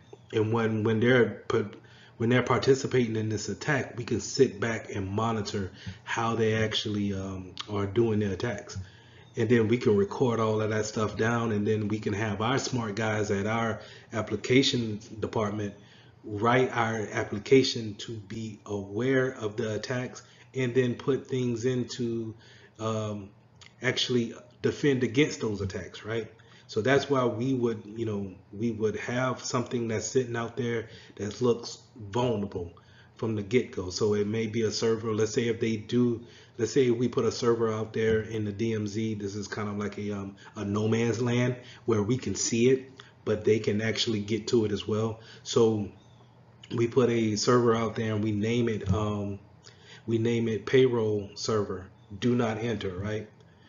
And of course, that's obvious and it looks like the obvious thing, but I'm just giving an example. Someone logs into it and they go to, performing their ritual of how to figure out what's open, what's not.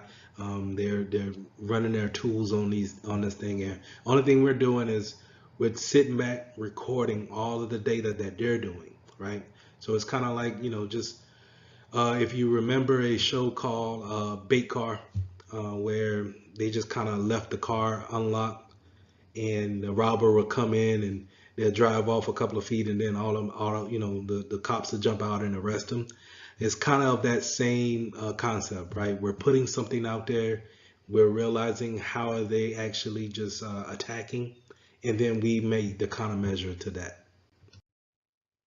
Another place where we can get good information is from the vendors that we have in our network, right? So all the devices that we have or the software that we're using in our environment, why not go to their website to see what type of technology that they have in place, what type of updates are they pushing out to see how they're actually combating against the attacks that are heading out there.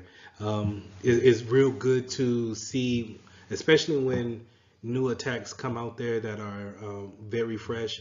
The latest one that I've seen was Log J4, and we had to pretty much go to every vendor that we had, every device that we had, and see at the vendor's website, were the configurations or the software that we use for that particular device, was it vulnerable to log J4? And we had to update those things constantly in order to figure out if we were what type of vector was a new vector for us. You understand? So where we did not have a vector into, into our environment. It created a whole new with this vulnerability. A vulnerability showed up. It just so happened that a lot of software uses Log4j, and a lot of our devices became vulnerable just like that, out of the blue. And so it's always a good thing to go to these vendors' website, stay up to date to see what they're talking about, and see if you're actually see how they're actually fighting against things in the wild. We already talked about tactics, techniques, and procedures the way when we were explaining the honeypot example, where we would watch to see what they're actually doing in the wild. And then when we're doing our research, we're also understanding how attacks are actually being, performed, right? But we also want to make sure that we understand what are the indicators of a compromise. How do we know that we have been compromised, or it may be a good indication that we are probably compromised. So you want to look for, unusual outbound traffic, things that are going out in a massive amount of traffic leaving the network. You want to also be aware if you have traffic coming in from areas that you should be blocking. So a lot of traffic from China, a lot of traffic from, let's say, Germany, well, let's say South America. If you have a lot of traffic that's coming in from these areas and you normally don't have that, then it's a good indication that something may be up. Is there any kind of explanation to user accounts being used for the wrong things? Can you see any type of misuse of privilege accounts, right? So those are privilege accounts, or those are accounts that have admin access, maybe throughout the network, or maybe to certain particular PCs that have great value to them. Do you see any kind of unusual activity to those type of user accounts? Is there a type of, any type of rise in databases being read at a high volume? If there's only a particular threshold that we have for reading data on our databases, and then all of a sudden it spikes through the roof, what's the cause of that?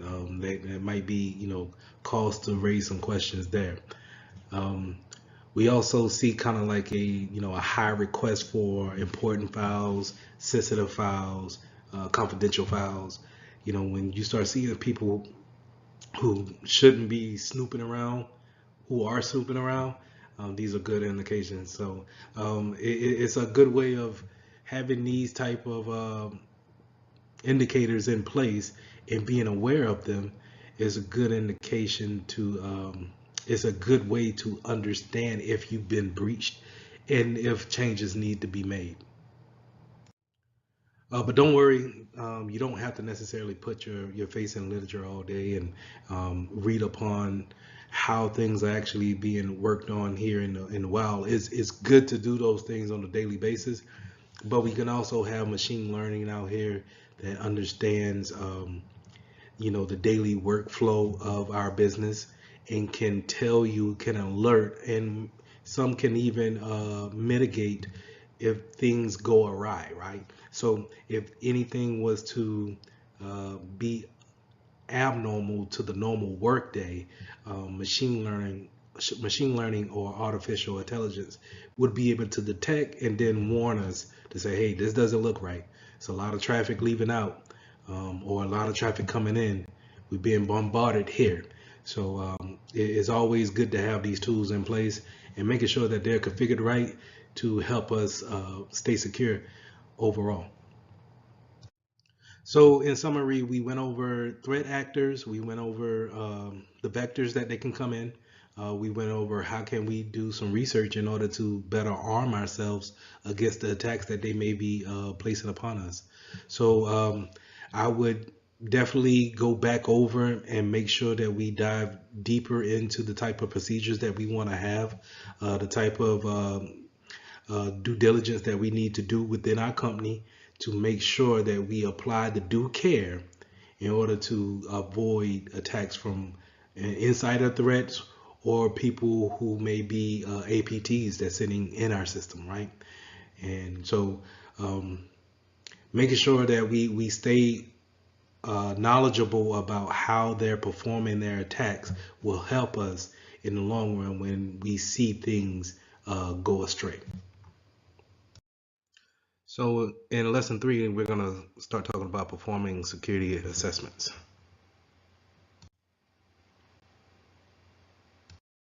So as a security professional, sometimes we take network tools and actually see how traffic is moving from point to point on our network as well as outside of our network. And we need to be aware of the type of tools that we use in this types of scenarios, and then how can we use them to our advantage, and then also how can an attacker use it for their advantages as well. So the first thing we want to get into is opening up our command prompt and then typing in an ipconfig command to see what type of IP address that we get. And this is how I want you guys to think about an IP address as kind of like your home address, right? So in order for you to receive mail in the physical world, the post office will give you a postal address, right? And in order for someone in New Jersey to send you a letter, they need to have that address, and then it goes from post office to post office until it's able to go down your lane, your driveway, or what have you, and then into your mailbox. Well, the IP address is similar to that, right? Where your router is sort of like a post office, and it will assign your devices an address. This in case it'll be a IP address, and it uses that IP address in order to communicate to other devices within the world, whatever it may be, from a server to gaming consoles to your smart refrigerator that tells you how many degrees your milk is chilling at, right? So we can use an IP address to identify each other on the network, or in this case, the internet, right? So we can also use things kind of like a what's called a ping. So we can open up our command prompt, and I'll show you guys in a second. We'll open up our command prompt and we'll ping another address or a domain name, and it can return to us their address. So let's say if we wanted to know the IP address to the server for ESPN.com. And what we'll do is we'll ping ESPN.com. It'll show us the information there. So I'll show you guys that in just a second. To go back to our analogy of, how you actually have a physical address within the real world, and the post office will give you an address to receive and to actually deliver mail. The same thing in the computer world. We can route different ways of getting to different destinations, and in your computer it keeps this things and call what we call a routing table, and we have all the different IP addresses that we are familiar with, and then new ones that we verify and we understand that this is who they say they are. We put them in that routing table. We can also use our command prompt to show us trace routes, and that's kind of like what I was saying before of just showing the logical hops that a packet takes from your PC all the way to a receiving server or gaming station or what have you. So again, I'll show you all those things in just a second. Now, as security professionals, you will run across these things called a IP scanner or Nmap. What they do is they actually scan your network. What they you'll sometimes hear the terminology crawl the network, and what they do is they actually kind of do like a ping test or a more in-depth conversation to whatever device that's on that network, and it pulls information from it. So it will say, hey, I crawled the network and I see that there's 10 of actual phones on your network, cell phones, and 5 of them are Android, and then the other 5 were iPhones. And then it can even get more granular by saying, hey, I found a PC on your network. This is the operating system that is running, and these are the ports, the communicating ports that are open to this PC. So it's very important to understand that we can use this as a administrative tool, right? We can make sure that we know what's on the network. We can know how we're communicating in and out, the data flow, correct? But also, the bad guys can take this and actually do reconnaissance on your network, so they can actually not necessarily attack you that day. But if I want to get information about you and make sure that, hey, all right, I'm messing with Macs today because this is a Mac shop. This is a Mac place of business. They only run Macs in there and iPhones, iOS, right? So I need to make sure that I get the attacks, my playbooks ready for Macs, right? Whatever vulnerabilities that may be out for Mac. So this can be a good tool, but also it can be used for bad things as well. So like I alluded to earlier, these type of in-map scanners can also do kind of a service discovery. So again, showing what type of ports you have open or what type of services that you're using to communicate to other devices on. It can build a fingerprint of how your network is set up, right? And this again is it's good for an administrative point of view, from a high level to see all of your blueprint or your fingerprint of the network, what we call a footprint, right? We can see the footprint of the network and see how data is coming in and out. But at the same time, it's also bad if someone else knows about that footprint, because the things that we're focusing on today or this week may not be the things that your hacker or your attacker is actually focusing on. So it's kind of, you need to understand when you see traffic spike up, or services kind of degrade down, or they bog out, because when someone's running these type of scans, it can cause printers to actually accidentally just print out gibberish or random sheets of paper, or it could cause different types of PCs to slow down tremendously to the network, right? Because it's actually pinging, seeing that it's up, pulling the information, communicating with it, and that is what we call very noisy, right? So whenever we see a lot of noise on the network, we need to be aware of that, and then do what's necessarily possible to find it and shut that communication off. Another way we can find out different types of PCs that's out there on the network, we can also do a netstat command, and that's showing everything that we have a connection to. And you can pull this command up, and you'll actually see how your PC is actually communicating out to different services, different applications. More importantly, NS lookups is a very important thing as a security professional, because we get to understand. It's kind of hard to look at numbers all day and IP addresses and IPv6 addresses and kind of disseminate what's what, right? But these NS lookups allow us to use those DNS references.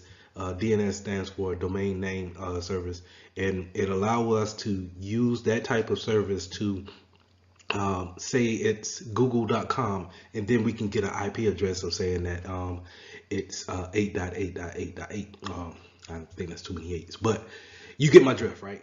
So we can use a English version or whatever language you may speak into translating it into an IP address version, so we can actually break things down to see exactly where things are going. Similar to a in-mapping tool is your packet captures. So those type of tools sniff the network, and they actually capture all the packets that's going from one destination to another. The one that you'll probably see the most will be Wireshark, and Wireshark sniffs the network, and it pulls down all the packets that you're sending from your PC out to your router. out to your, if you're saying hello to your smart TV, it captures all of that stuff that's on your particular network. And that's why it's so important to, we can use this as a administrative tool and say, okay, we're having network issues here. Let's get the packet sniffer out. Let's see what's actually going on in the network. But we can also use it for bad cases, right? Where someone that is not in your organization can go and take Wireshark to sniff your network to see who is communicating, what IP addresses are being going back and forth, what's the routes we're taking, and it can be used in that field as well. So here's a screenshot of Wireshark in action. Now, in the following slide, I'll show you exactly. I'll give you a screen recording of how we actually go out there and download Wireshark and actually pull some packets off my network. But basically, this is how it goes. It captures all of these packets in real time, and we could take these packets and we can see exactly how they're communicating, and then who they're communicating with. And then in some cases, we can go into the packet and see if they actually have any type of payload within those packets. So it's a good tool to have to do reconnaissance in, but it's also a good tool to have to understand how we can build our network to be as efficient as possible. Now let's stay in that realm of packets moving back and forth, right? So these packets are literally the actual letters, right? When going back to an analogy of having a physical mailbox and then the post office putting mail into your mailbox, right? The mail going into your mailbox are the packets in the computer world, right? So we want to say these packets going back and forth, they are enclosed within an envelope, right? And then within the envelope, we have the actual data that's going back and forth, and it needs to go to the right source, correct? So whenever we have someone tampering with our packets, they can inject things that they want to be in there, and then now we're getting outside activities thinking that we're communicating correctly, and we're being redirected in a certain type of way. So we're getting mail that we are not accounting for, and that's because people can get onto our network and be able to inject types of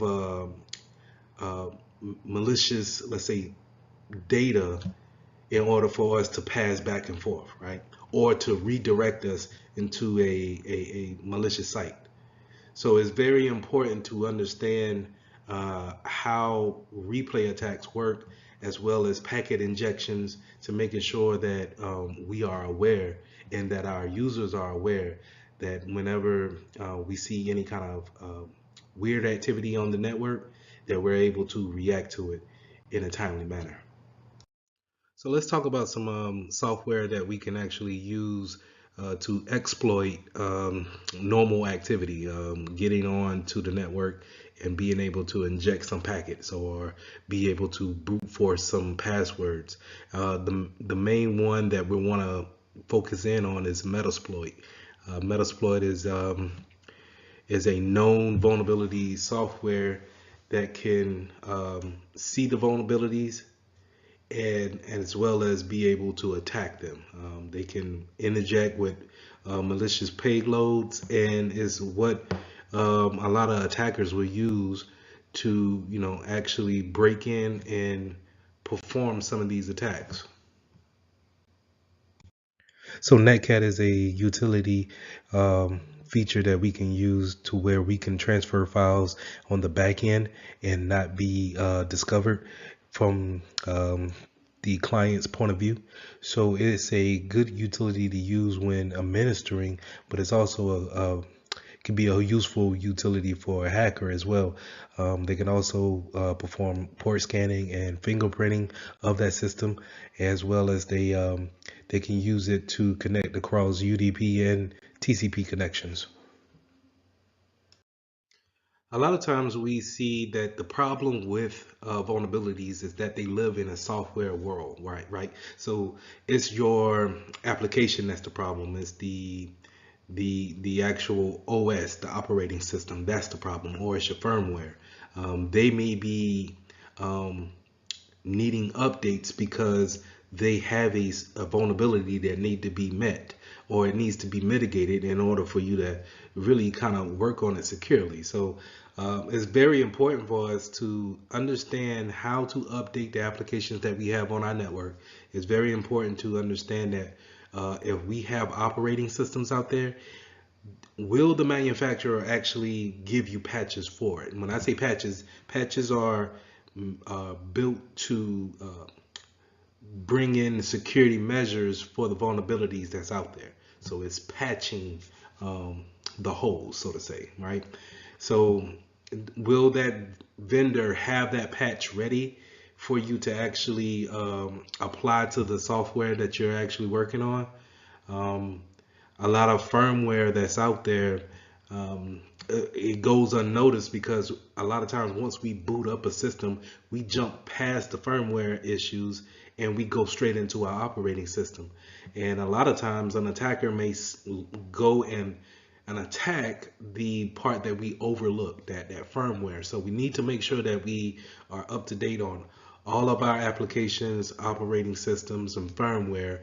We also, when it goes back to operating systems, we want to make sure that it's actually up to date and is supported by that vendor. And I would say that'll go for everything, as far as applications as well too. It's a lot of times we may come across a software or an application, and the vendor, the people who actually created it, they're not in business anymore. So how do we go about communicating safely if there's no one doing any research on the back end to let us know that it's vulnerable? So just some things to keep in mind when going out there and looking at different applications, OSs, and such. Just to kind of continue on with that conversation of having software that's out of date. Um, you don't want necessarily a legacy software that's out there and people are just kind of using it because it's worked for so long. Why should we change it? And a good example would be someone operating on Windows XP or Windows 7, Windows 8. And it's just like, hey, we set it up, but there's no problem. We don't have any problems with it. Um, so why should we change it? Well, those are legacy operating systems and they don't receive any patches anymore. So if there's any kind of 0-day vulnerability to it, then they won't have any type of patch to come out and help you out with that. So it's a known vulnerability, and now it's a matter of time before someone can actually exploit that vulnerability. So a 0-day is whenever it's a vulnerability that's is very fresh, right? No one knows of it. It's kind of like the first day that it was actually discovered, and now there's a rush to actually find a remedy for it or for the attacker side to actually exploit it. Because if I just heard about a 0-day that just happened, well, there's no patches out there to stop me. So if I can get to each and every device as quick as possible to exploit it, I don't have to worry about the patch management stopping my plans. On the flip side, if I was a good guy and I heard about a 0-day, I want to make sure that my vendor or whoever the application is with or operating system is with is that they have a patch that came out and I'm able to apply that patch as soon as possible. So being able to stay upon, going out, doing your research, making sure that you're staying up on the news to see what type of 0-days that come out, and making sure that you apply your patches. Microsoft comes out with patches pretty much the first Tuesday of every month. And so we want to apply those patches. Now we can go into more granular schemes of putting it in a test field, testing it out, see if it breaks anything, then applying the patch. But for the most part, you want to make sure that you understand patches do come out and they're for that security reason, right? And we just need to stay up on those.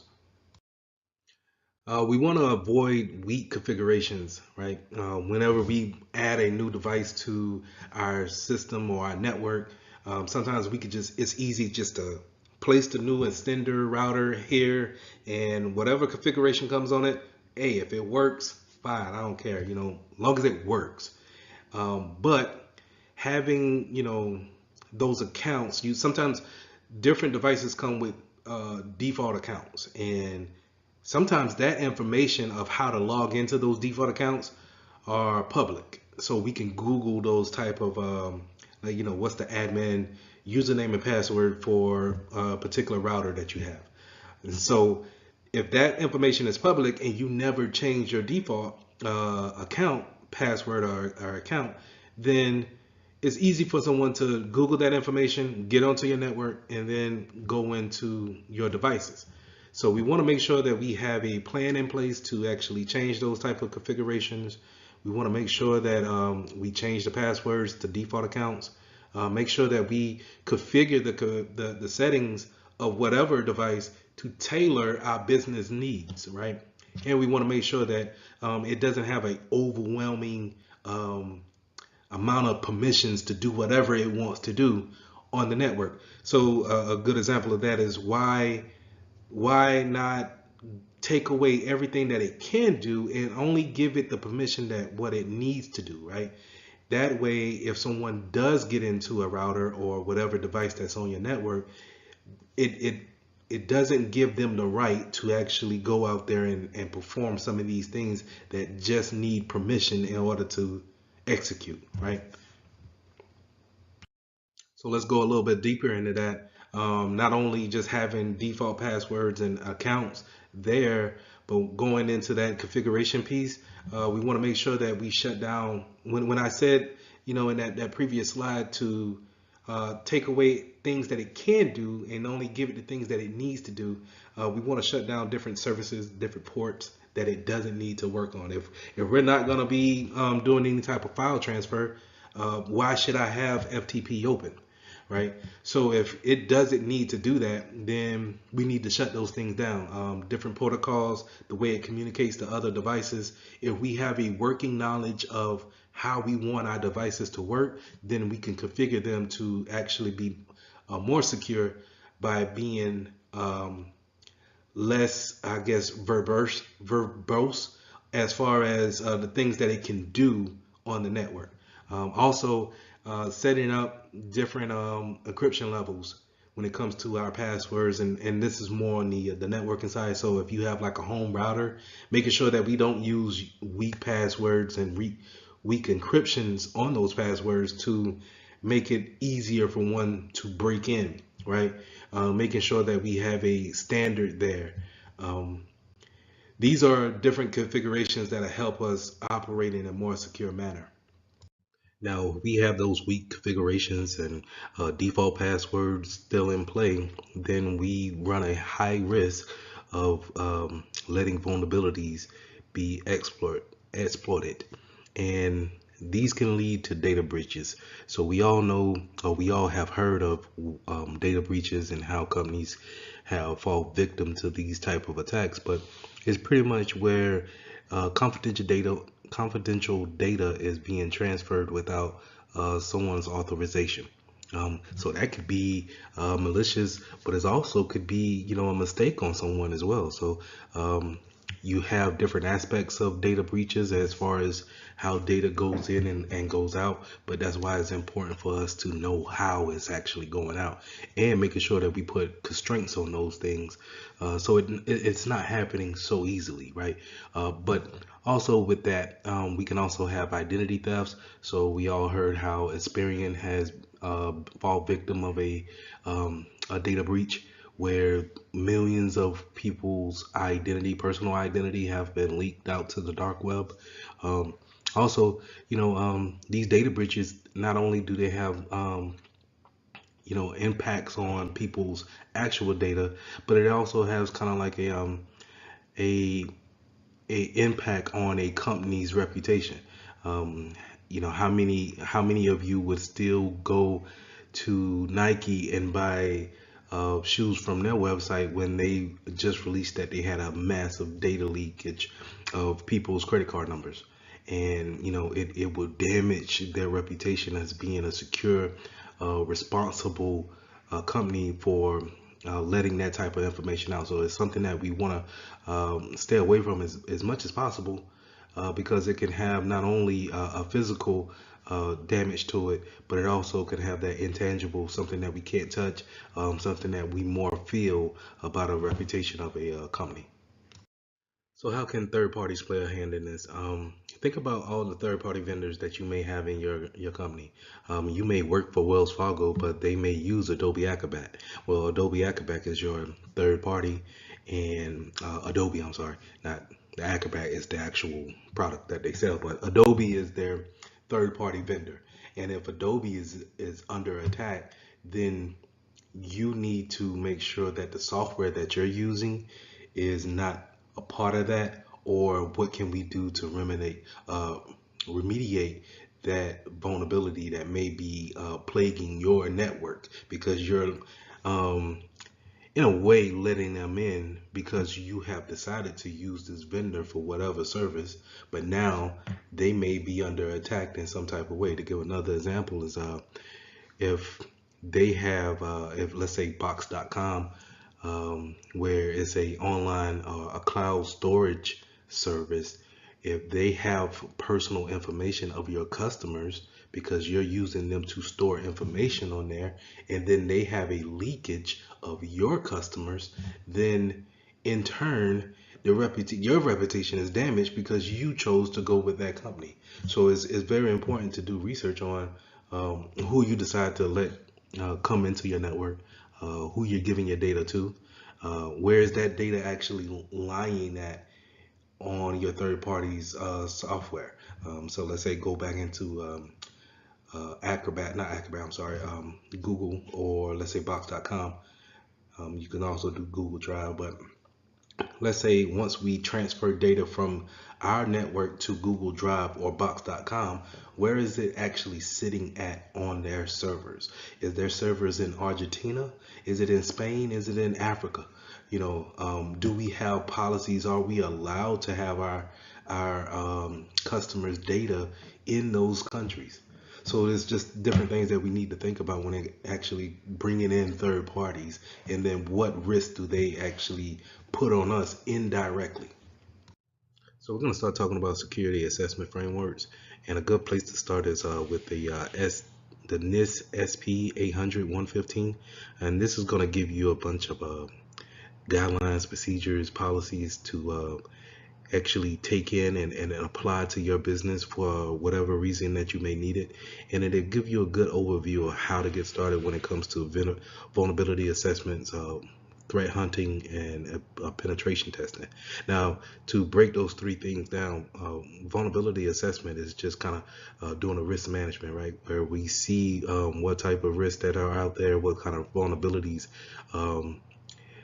vulnerabilities do we hold in our network against those type of risks, and then what are we going to do to actually manage those risks, or are we going to try to eliminate, mitigate, avoid different aspects like that? So that's vulnerability assessment. Threat hunting is more getting down to we know the threat, we know the risk that holds to that threat and that vulnerability, and so we're going after the elimination of that threat, or we're going to do some reconnaissance on that threat as well.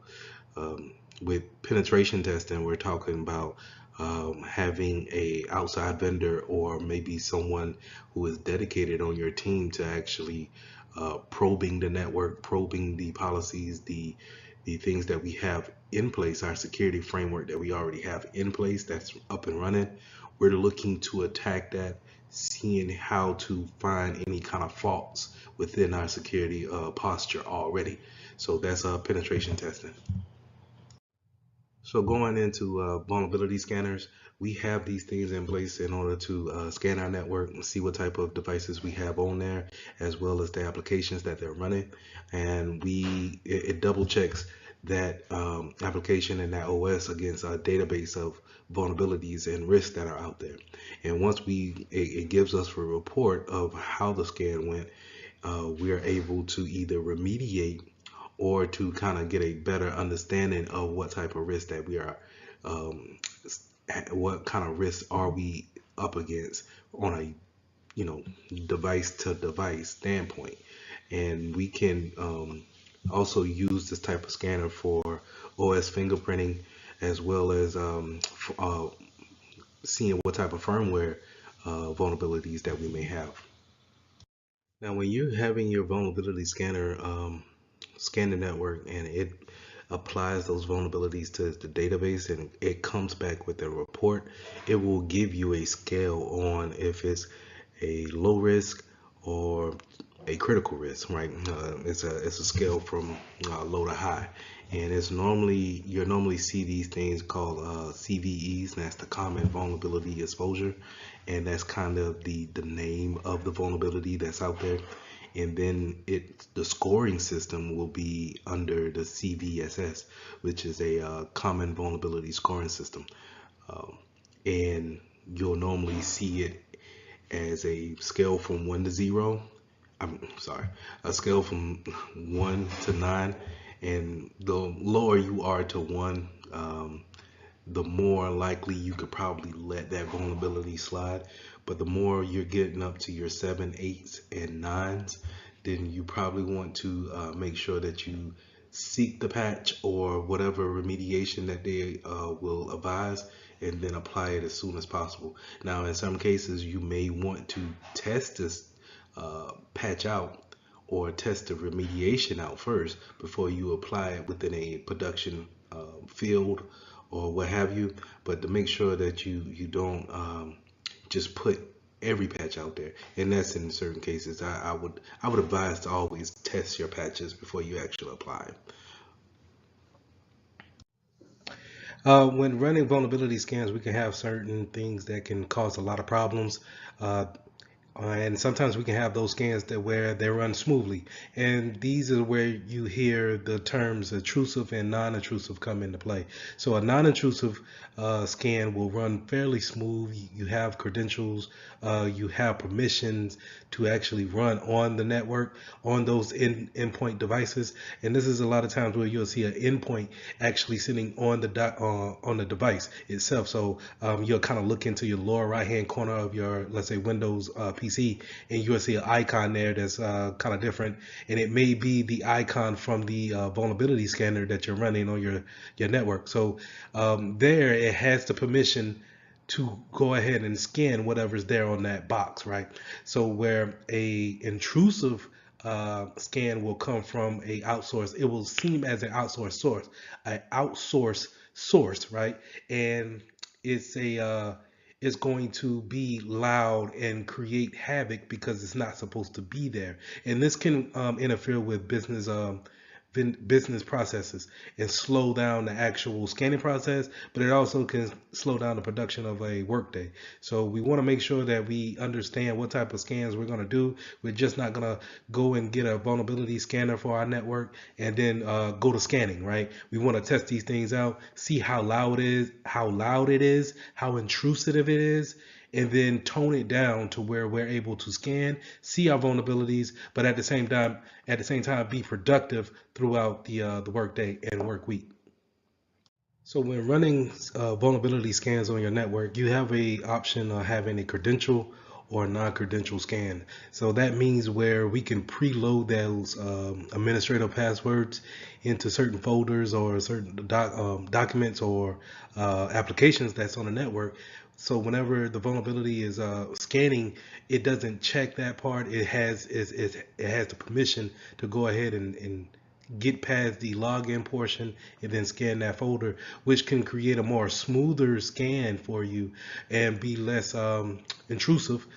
But it doesn't give you a hacker's point of view, right? So if you have things in place to where that person needs to brute force and a password on that folder or what have you, then it's a lot more louder whenever they're running that brute force type of attack on your network. So therefore, you can have other things come in and swoop in and cancel out that action if necessary. So just kind of things to keep in mind whenever running those type of scans. You want to make it as real as possible, but at the same time keep the business in mind to where if running those type of scans is noisy and it creates issues throughout the business day, you might want to go ahead and make it a credential type of scan to make it less intrusive and make it smooth for the business operations. Now, I did wanted to come and say that the vulnerability scanners are not perfect by no means. They do, from a time to time, have false positives and then false negatives. Of course, we don't want to have false negatives, but we rather tone down the false positives and have no false negatives. So a false positive is that it's something that we are aware of, or it's not a actual problem, but the system alerts on it, right? Well, false negative is something that is a problem, but the machine doesn't alert on it. So again, far worse than a false positive, even though in some cases you may have a machine that flags a whole bunch of stuff to be a false positive, where that may be annoying. It's still not as dangerous as having a false negative where you know you don't even know if there's a problem there because it didn't see it as a problem. And so when we put our trust into that type of scan, um, making sure that you have little to no false negatives is very important.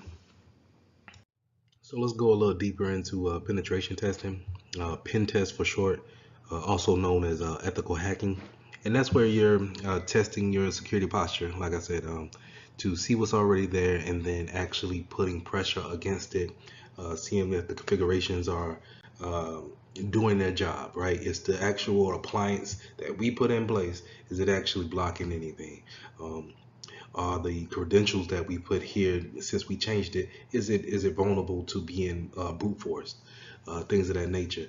And a lot of times we have third party vendors come in and strike a contract with a company and then actually perform a pen test, um, to give them to give the company a better understanding of how the security posture is. So if I have a third party vendor come in and they could take the position of a outsider, a hacker, right?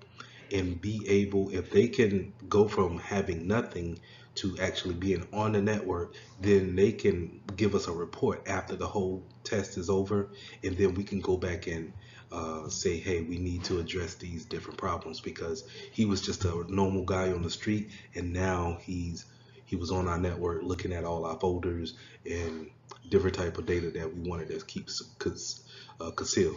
So pen testing is a very important part. I would say it needs to happen about at least once a year annually, and it's always since your network, your business is constantly changing. Pen tests are needed on an annual basis in order to shift and form that security posture with it. So staying with the example of a third party coming in, um, and they strike that contract up to say, hey, I'm going to do a pen test for you. They need to set the ground rules of how do we actually engage each other, right? So the rules of engagement may go from the time that they start to what devices and, let's say, servers you can't touch. Will you give them full access? Will you give them credentials to be on the network? Are you going to say, hey, start from the parking lot and work your way in the best way you can? And when I give hard examples like that, when I give the person nothing to work with and actually have them try to get onto the network, that's from a black box standpoint. And when I give them, let's say if we bring someone in and then we give them a credential, we give them a username and password, and we just say, hey, you can only stay within this domain, and these are the folders you can only mess with, then I'm giving you more of a white box type of um, gateway into our network. And then a gray box is where I give you some information. Hey, this is our Wi-Fi name, but I don't give you a password. This is our These are our employees. This is what our badges look like. So I'm giving you some information, but I don't give you everything on how to actually get in and then onto the network. That's more of a gray box, right? And so from these different standpoints, it's better to come from a black box standpoint because you get a more accurate report of where you're vulnerable at and then where we can actually make those changes at. The problem is that these vulnerability, these pen tests happen during business hours, and you don't want to lose productivity because we're testing the network, or we're testing policies, or we're testing users, and it causes an inconvenience. So your higher ups may be against that type of training during business hours, but in order to get a real live good sense of it, you might want to have it done during business hours. But that's something that you and your business can sit down and hash out.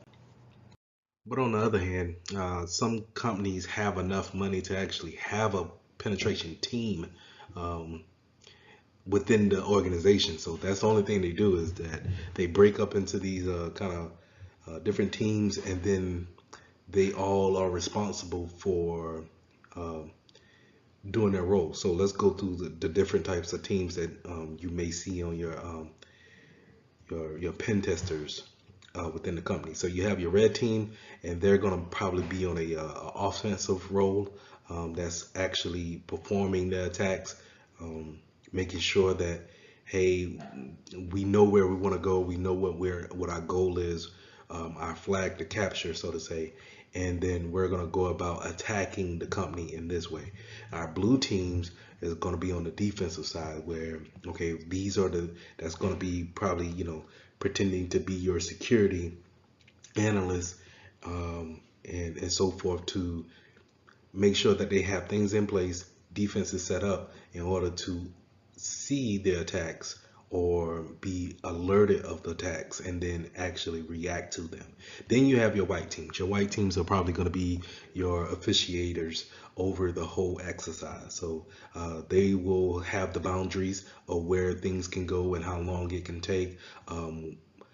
Now, again, I'm not a fan of having rules in this type of war because um, in real life, attackers don't care about rules. It's about getting the main objective done. But anyway, I digress. Purple teams will set up the actual collaboration between the two different teams and actually come up with the lesson learns after the fact. So you can have these different teams break up into this one big department, break up into different teams, and we can actually play scenarios of how we can actually see the vulnerabilities and then attack, how are they being attacked, and then what are we doing to remediate. Now, a pen tester might use some of this. Once they get their engagement rules, they may go about doing reconnaissance in different types of ways, right? Um, I think the most popular way is to just do a social engineering attack, where I just kind of take someone out to lunch, or I just have kind of like this water cooler talk within the business about what's going on, and then try to maneuver my way around them to see avenues on where I can get onto the network. You can also do like a scans, like we talked earlier about different scans to create a footprint of the network and then make your entry that way. We can use open source intelligence, and this is your simple pulling up a web browser, Googling whoever, and seeing how much information is out there. You'll be surprised about how much information you can just find off of a simple Google search or searching on your favorite social media website. I tell you, a good place to go is LinkedIn. And if you're doing a pen test, why not be able to look at everybody who works at that place, as well as they'll give you a full rundown on the business profile page. So you could do a lot of reconnaissance there. And then once you have your information of how you want to attack, then we can, you know, go deeper into how to exploit each entryway that's possible, right? And then hopefully, from a pen tester's point of view or from a hacker point of view, one of those things are open, and then it's on to the next level, right? So I want to make sure that when I say that um, hackers and pen testers are looking for one way of getting in, then one way of traversing, and then one way of opening files. When they go from one section to another section to another section, it's kind of like we need to have defenses there for each level that they get to. This is what we call defense in depth. So it's not just having your firewall up in place. It's not just having your networks sectored off in the VLANs. It's not just having your antivirus on your PC. It's having all of these things in different possible places, because you never know where somebody is going to pick up and say, hey, I'm gonna start my intrusion here. So like I was saying before, having that defensive depth will pretty much uh, handle a pen test pretty good, because just like this life cycle where you want to have a foothold to the exploit, you want to actually do some persistence, have that privilege escalation, lateral movement if possible, pivoting if possible.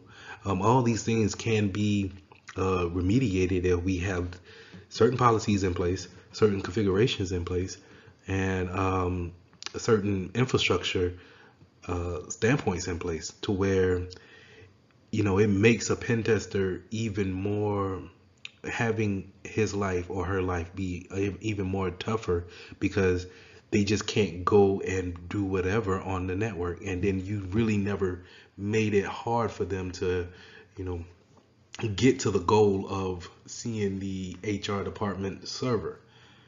So we need to put things in place in order to eliminate, you know, at least one of these actions, right? Where even if you're able to get onto the network, that I don't need for you to compromise an account and making sure that uh, Gary from the mailroom has admin accounts or admin privileges to where he can see anything that's on the network. So it plays a hand in hand when you start planning for, or you see the reports that come from a pen test, that we can put these things into play, and that we can actually put those things to modify our security posture to become more secure. So in summary, we went over a multitude of things. Thank you for sticking with me on that.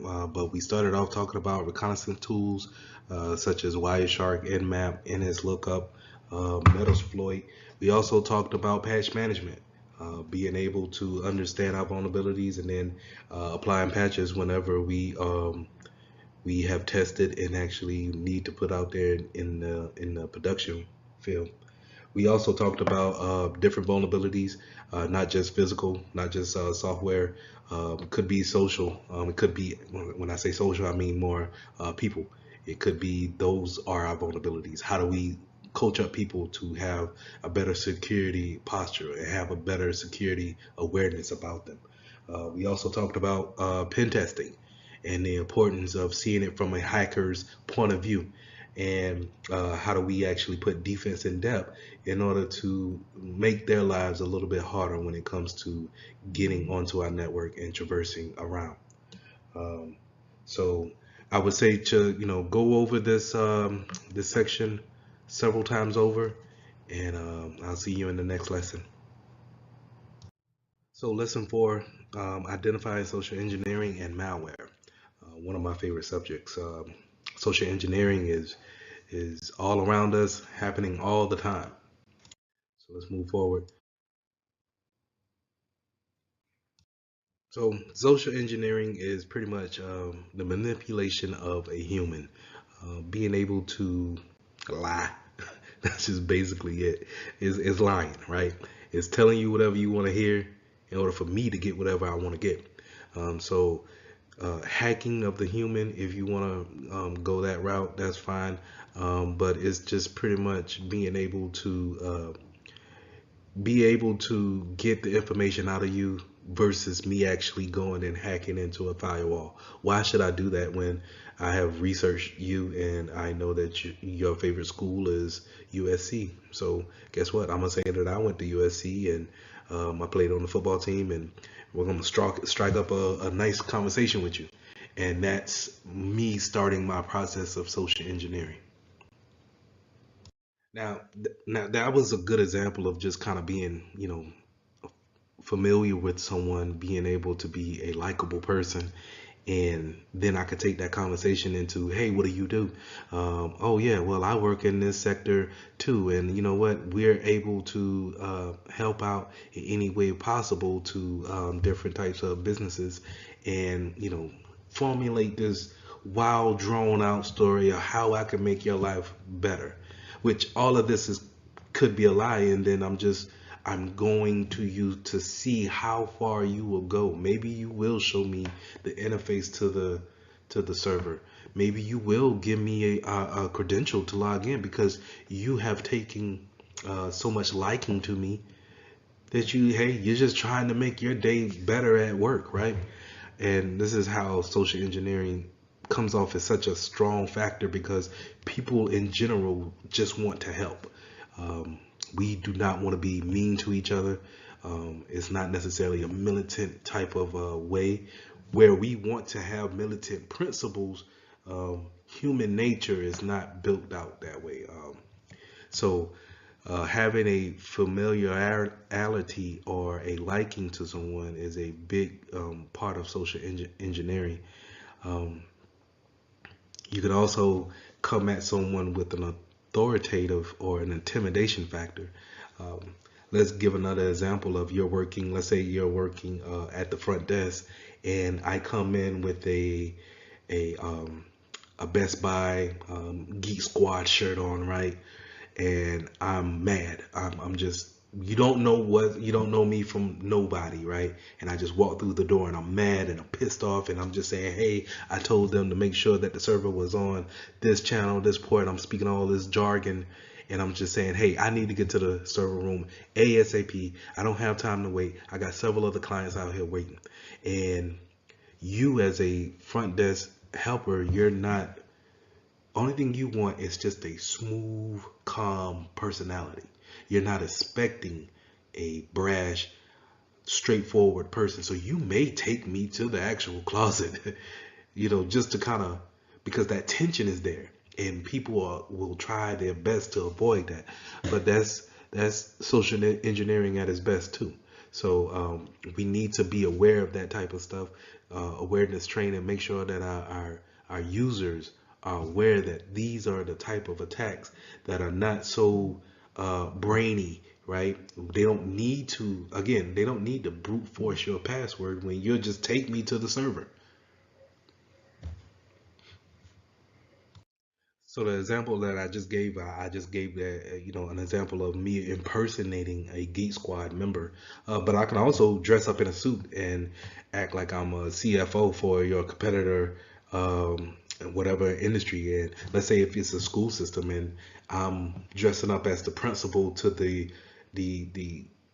across the street school, or the cross town rival school. I'm the principal of there, and then I'm going over to say, hey, you guys stole da da da da da, and I'm impersonating power to get what I want.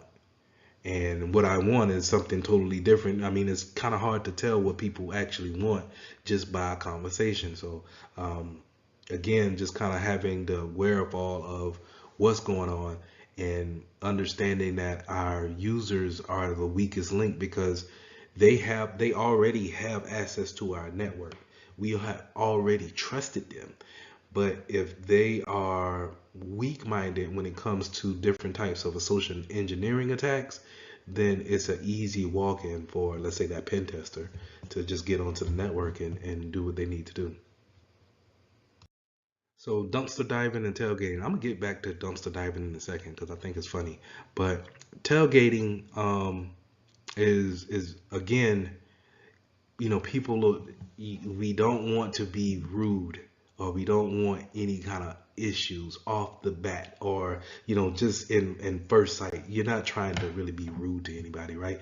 I grew up in the South where holding the door for someone is polite, is what you have been taught to do.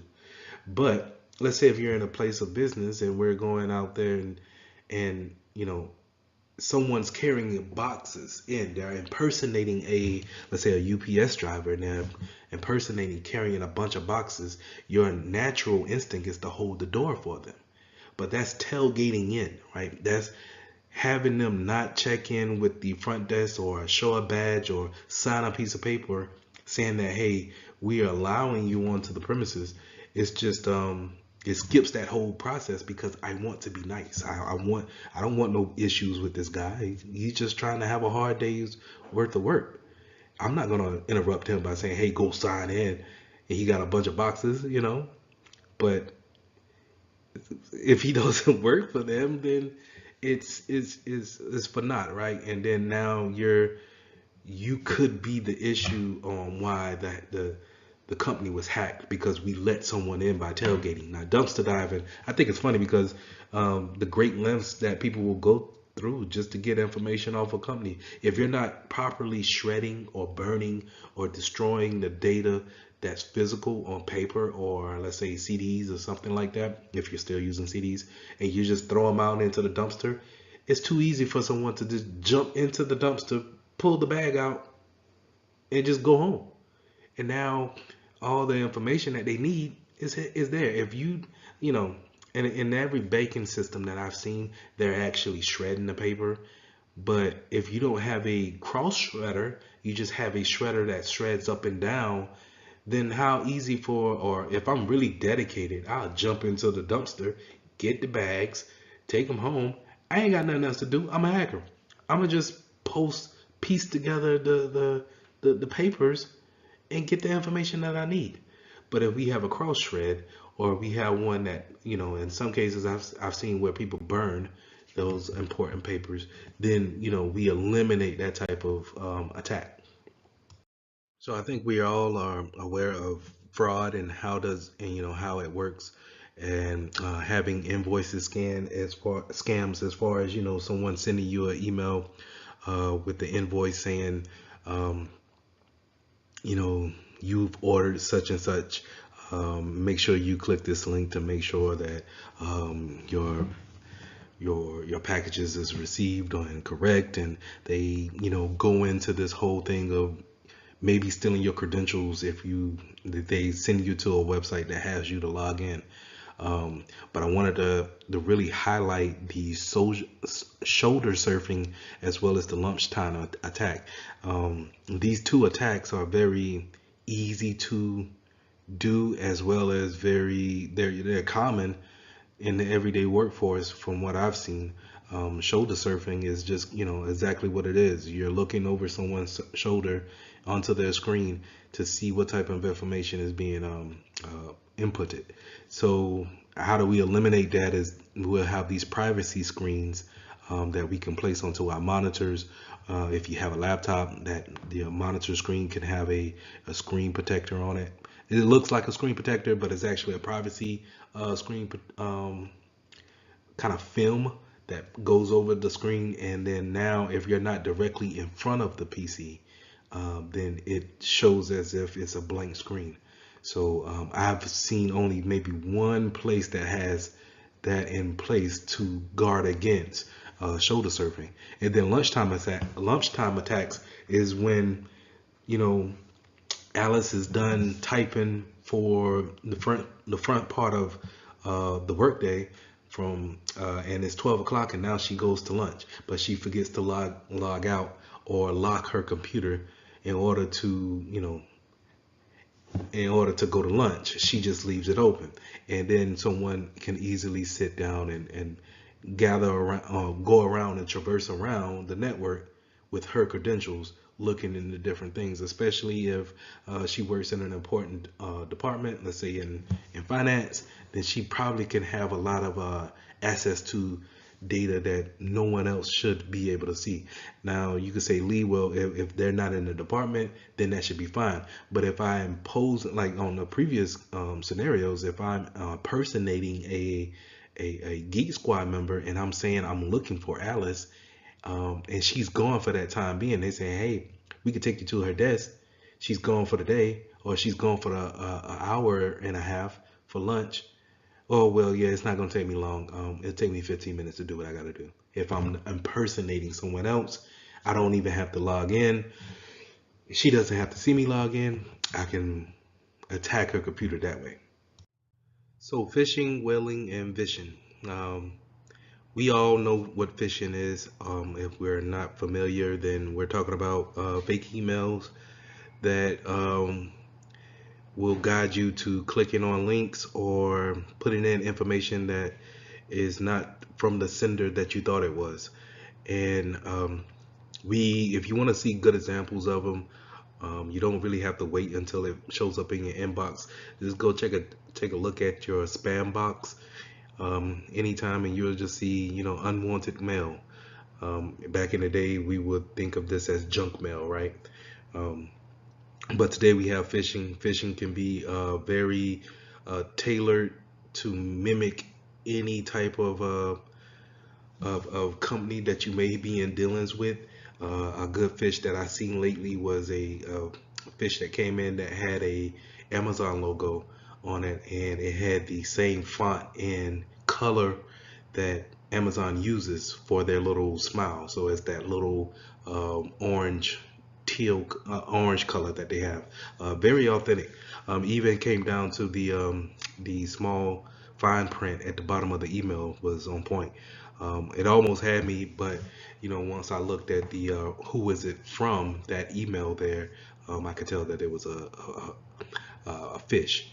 Now, spear phishing is when an attacker targets in on one particular person or a particular group. Let's say if I'm going after Alice and she's in the marketing department of U.S. Bank, I'm targeting her in particular.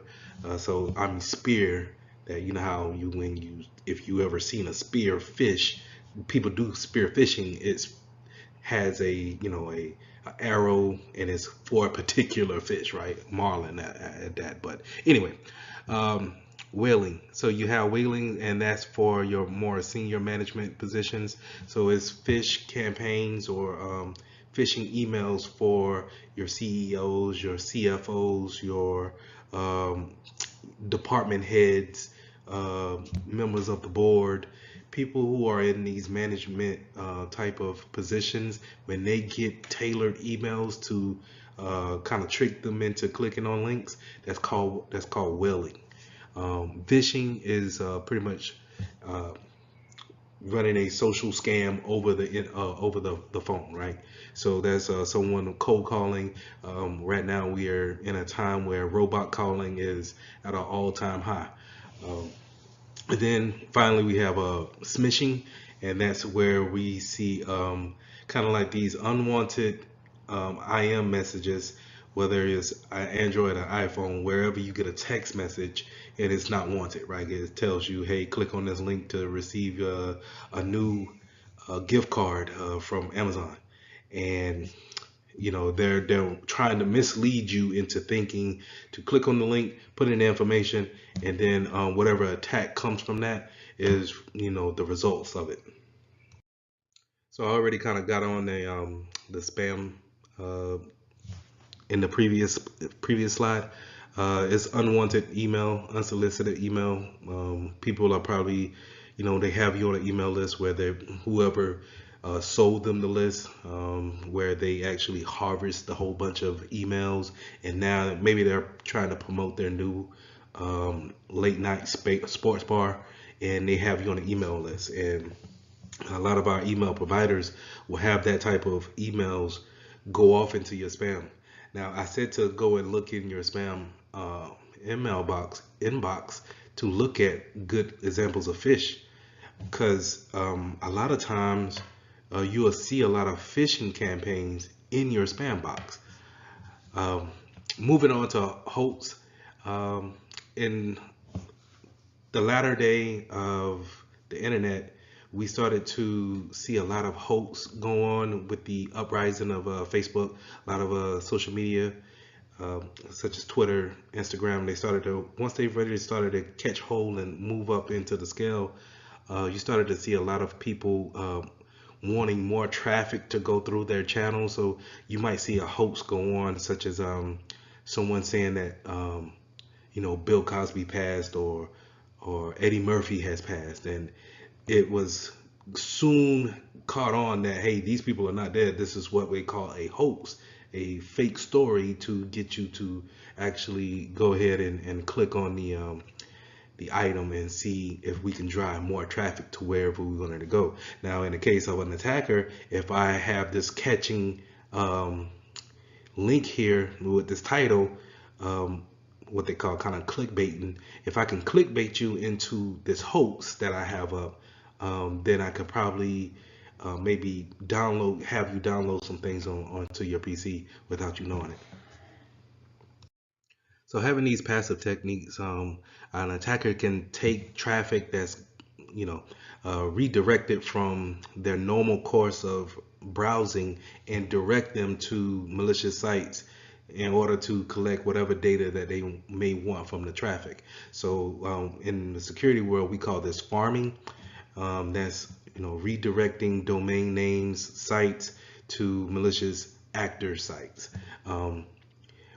Typo squatting is also a different type of redirection, but what it does is that it takes the mistakes that a person may make and then have them to redirect into a malicious site.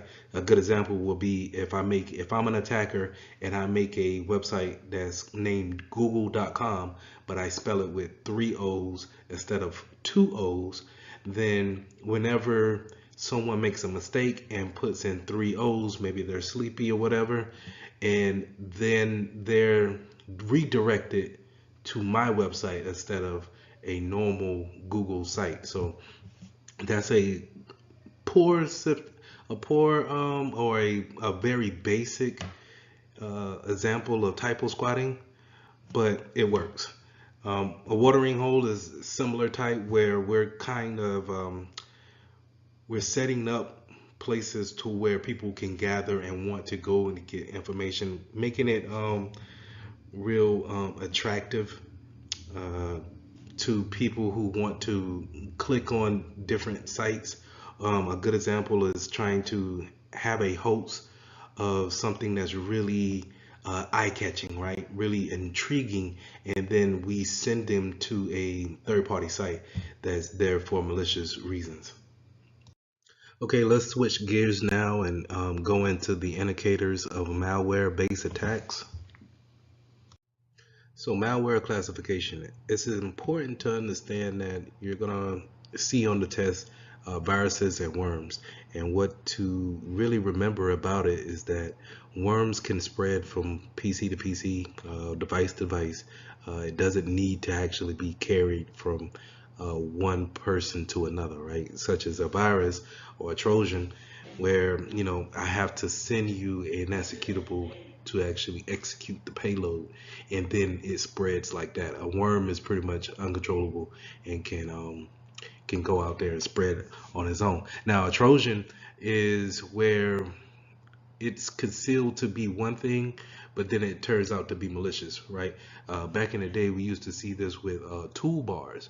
So back in the day, web browsers didn't come with toolbars on there, so we couldn't really have our little favorites hanging up there and at the top. You had to download it. And I remember downloading something from Ask Jeeves, and it was, I want to say it was a Google toolbar. But anyway, it was a toolbar that, once you ran the executable on something, it was a Trojan. And, the antivirus at that time detected it and it cleaned it. But that was a good example of a Trojan. I want something for this purpose, but then it ended up being something totally different, right? Just like the real Trojan horse was meant to be a gift, but in the end, it ended up, changing how that war went. So we also have things like spyware, adware, and keyloggers. Now, adware is where you have advertisers come onto your PC and they constantly have pop-ups almost. That's kind of annoying, if anything. So the latest ones that I've seen, it kind of comes up in the lower right-hand corner, and it tells you to get a new coupon for Dawn dish detergent, and that's a advertising type of malware, right?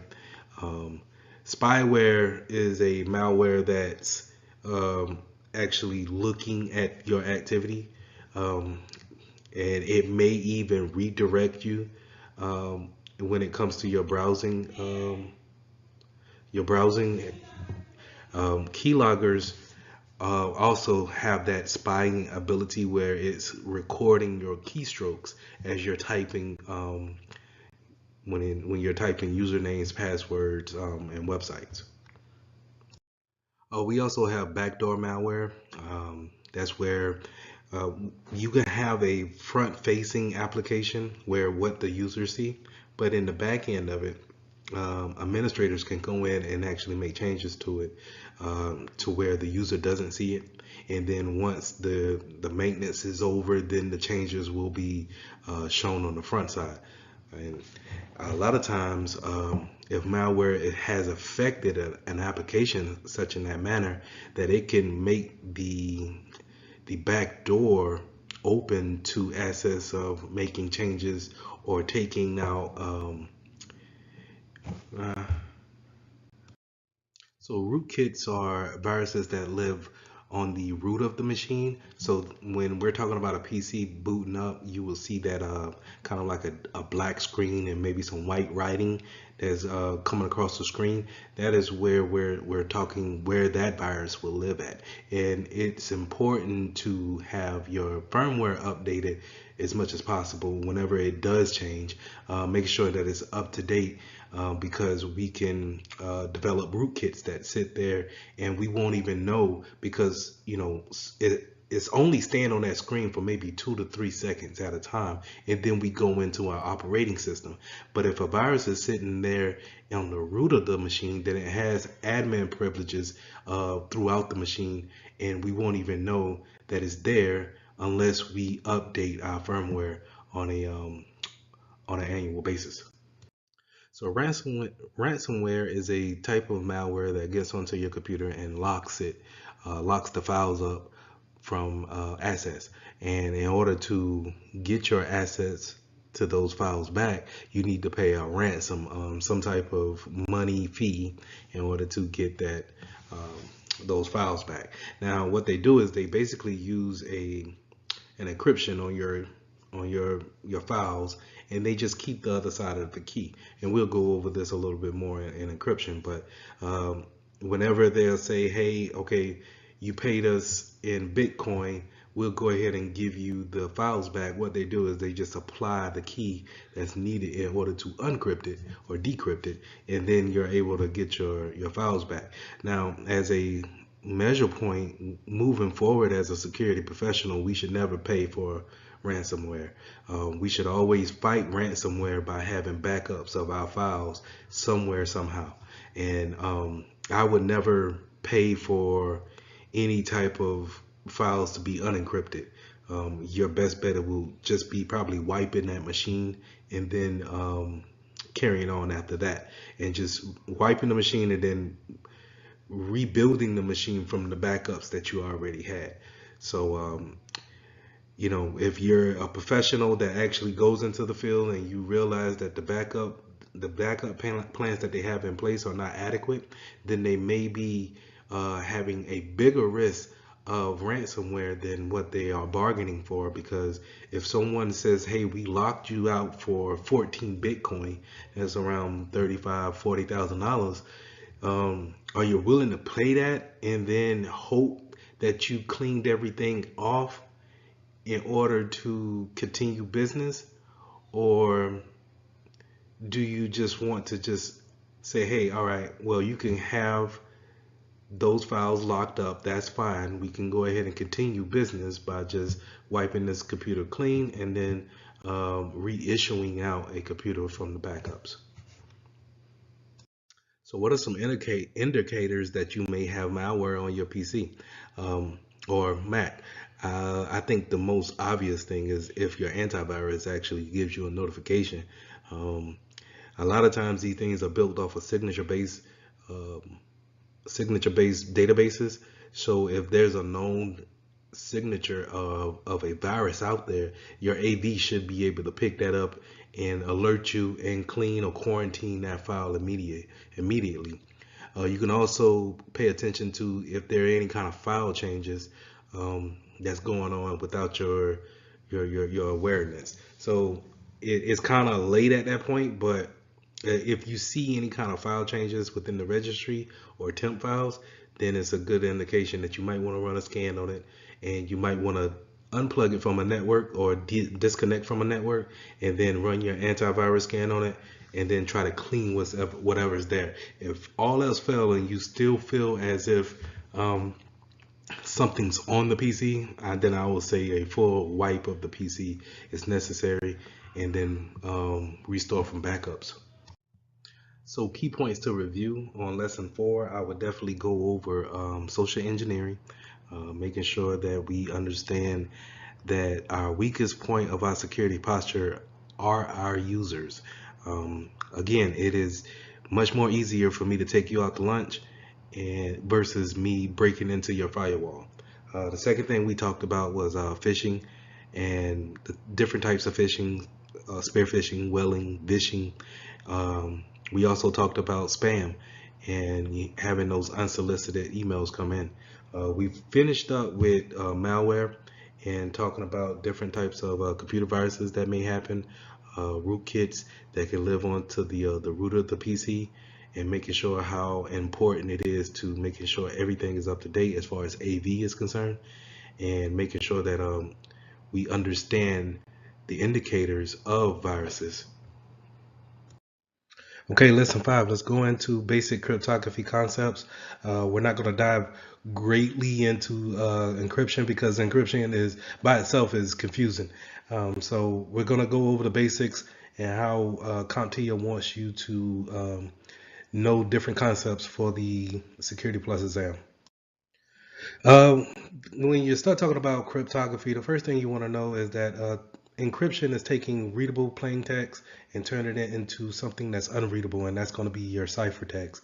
A lot of times when you hear security professionals give scenarios about encryption, they're using characters named Bob and Alice, and Mallory will be a malicious hacker or malware that's sitting in between them, disturbing the conversation. So in the scenario with Bob and Alice, Bob or Alice wants to communicate and they want to share secure information in some type of way, and they understand that Mallory could be lurking and could be listening on the net, unreadable by Mallory, and pass it on to the other, and then have them unencrypted or decrypt into a readable text again. So as we go along, just be aware of those characters, and that's the concept of how we actually want to go back and forth and take those readable text and make it unreadable and then readable again. Now we'll also go over hashing algorithms and how it relates to integrity, and that how we can take a hash of a some type of plain text and make it kind of like a fingerprint. Is only unique to that actual plain text, and we'll go over that in further detail. Now, the one thing that you need to understand is that there's 2 types of encryption. There's symmetric and then there's asymmetric, and we will go over that in greater detail. But symmetric, we're using one key and it's the same key, right? So it's the same on both sides. When Alice, she encrypts it, she's using one key, and then when Bob decrypts it, he's using the same key. And then we have asymmetric keys, asymmetric cryptography. So that's when Alice uses a unique key and Bob uses a unique key as well. So it's asymmetric. It's 2 keys involved. Okay, but we'll go over that in further detail. So let's talk about hashing algorithms. Hashing is a good way of showing integrity of a software or whatever message that you want to actually take a hash of.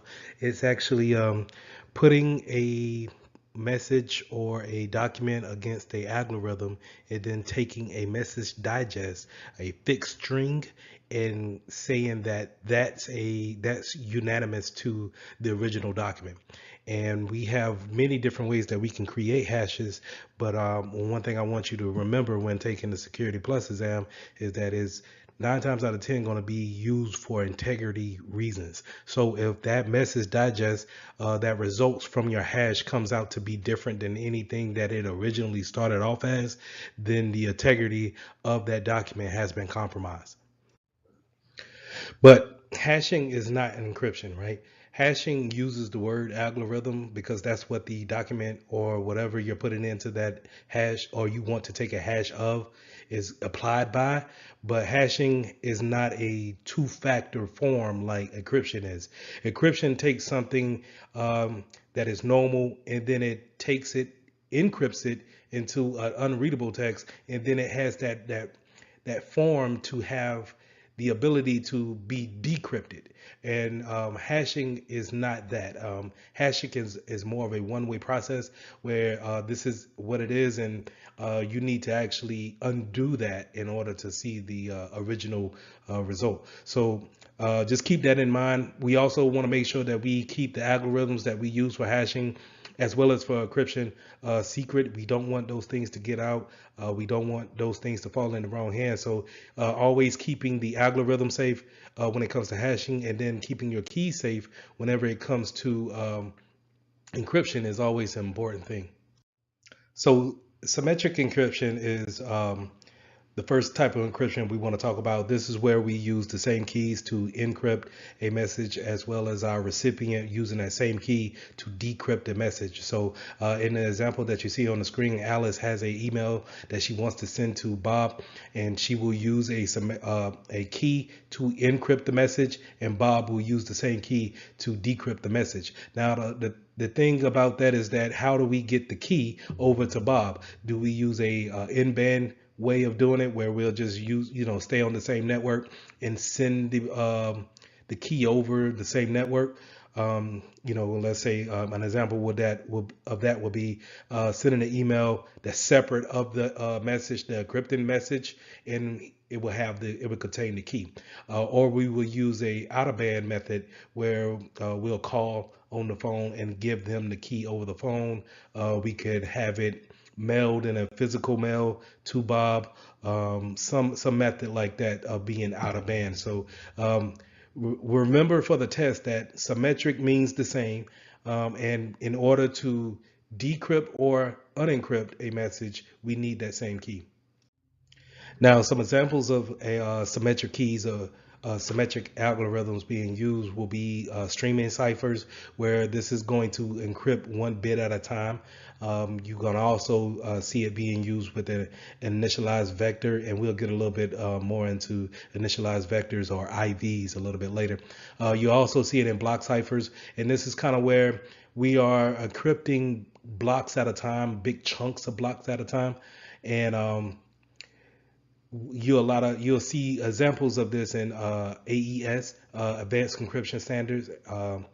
Is no longer a more secure. It's not a secure way of encrypting, but that's where you can see that example of.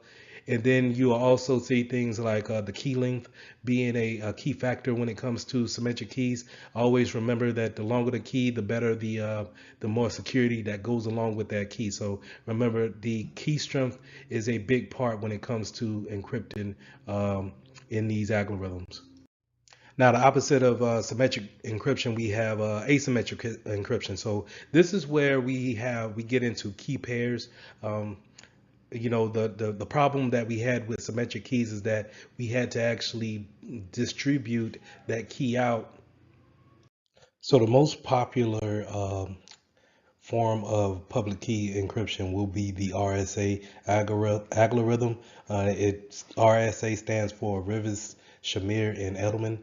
These are the three guys who created this cryptography algorithm. So just be mindful of that. Understand that when it comes to public keys, this is the best way to actually perform encryption across the network. We're not going over that concept of sharing keys in order to encrypt messages and then send them abroad. So um, when it comes to public key encryption, the only problem is key making sure that everyone has two keys. So keeping a management of those keys can be an issue, and we'll go over that a little bit different later.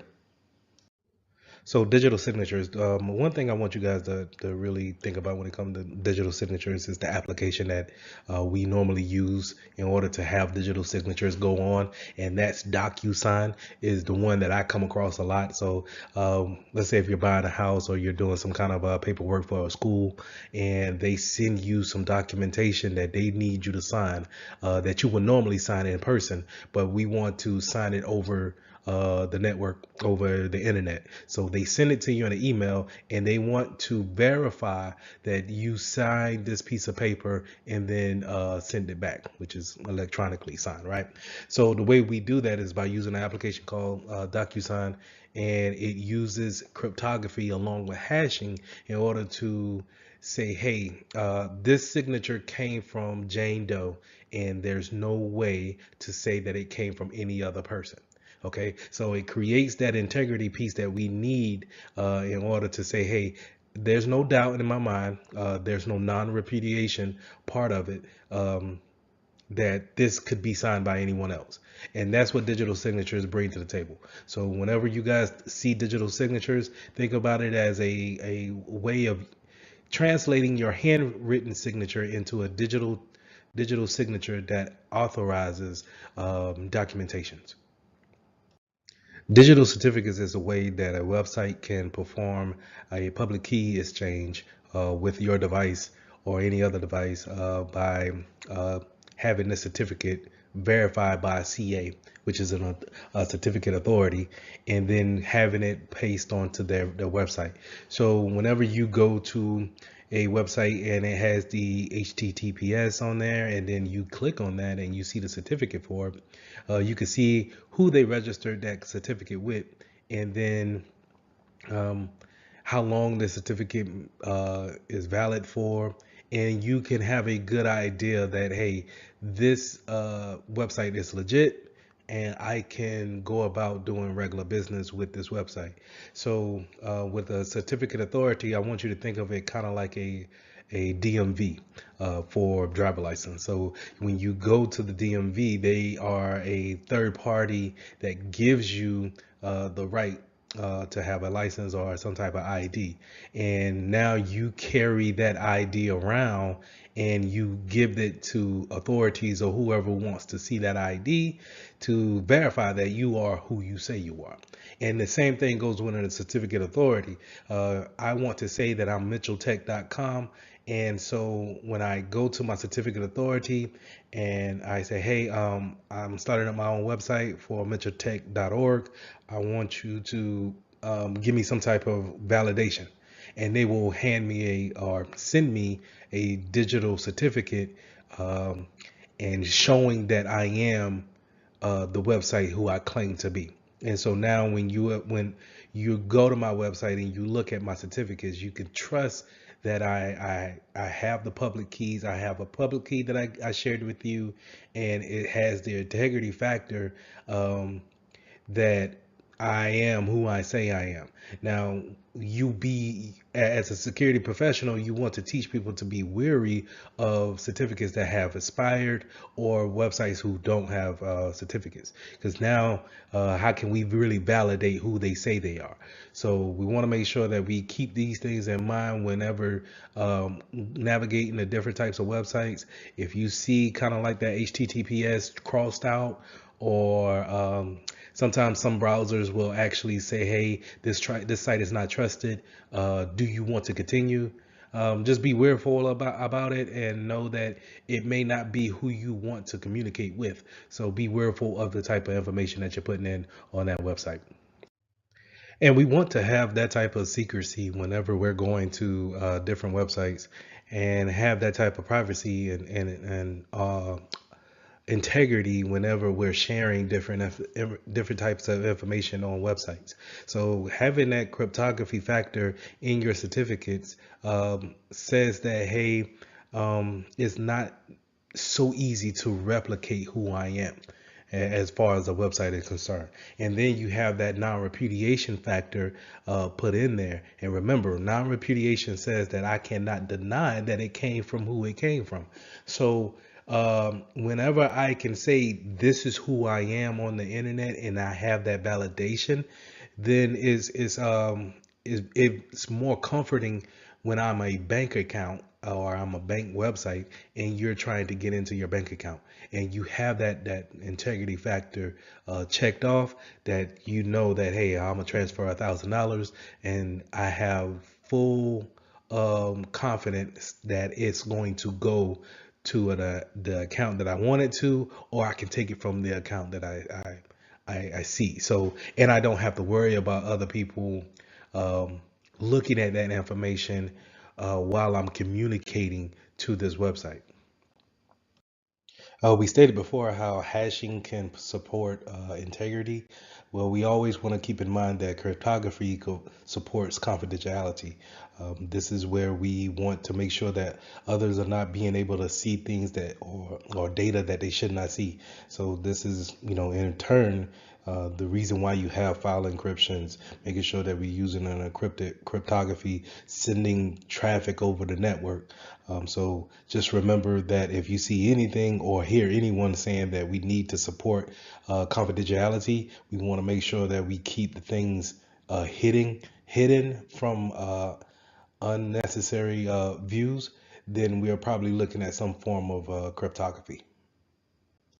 Now, a lot of times when we see attacks on different websites or attacks against cryptography, is probably going to be some type of man in the middle attack, kind of sitting on your network, sniffing that traffic. And remember, whenever I'm saying sitting on your network or sniffing the traffic, I'm probably using a tool such as Wireshark or some type of network analyzer to see what traffic is going from point A to point B, and I'm taking that and seeing if I can decipher it into plain text in some type of way.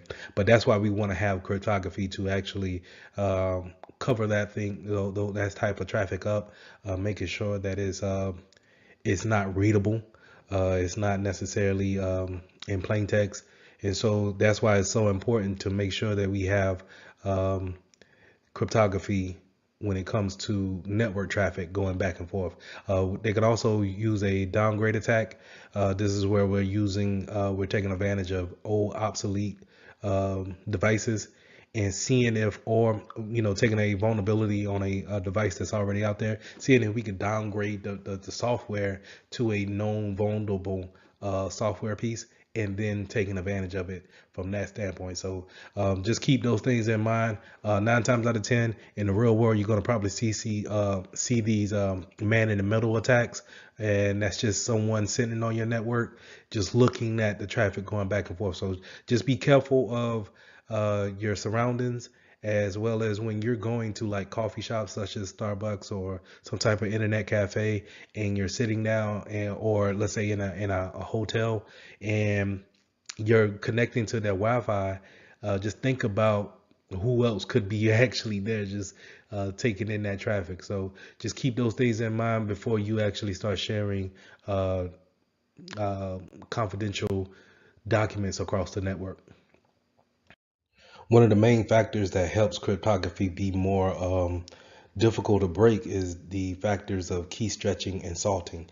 Making the key bigger or longer will create more of a hassle for the attacker to actually brute force in, or when it comes to them trying to actually outsmart the the cryptography, it takes a longer time to actually figure this type of process out. So key stretching is always good, right?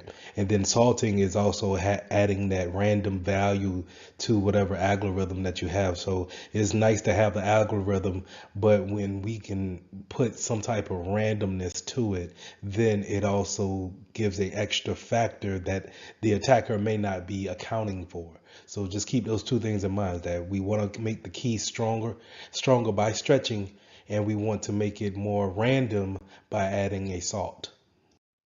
We also want to talk about steganography, and steganography is being able to hide data within a plain sight. A lot of times you'll see the example of hiding a document within a image file or a video file, and that's you're sending the video file or the image out of, let's say, your network. So you're sending that image via email outside of the network.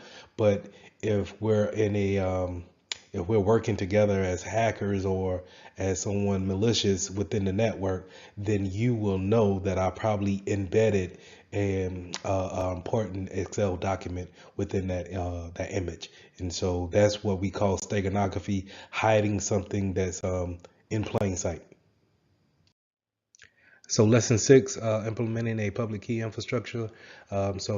Having a symmetric key infrastructure, or having symmetric keys, is when two parties are using the same key.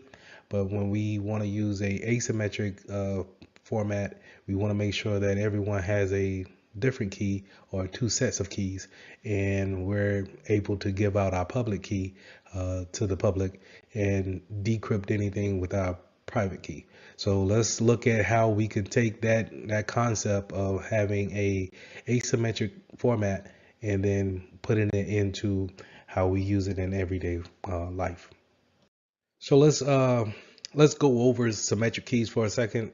So in symmetric keys, when we're doing symmetric cryptography, I encrypt with a certain key, and then I send you the message. In order for you to see the message, you need to decrypt with that same key that I had.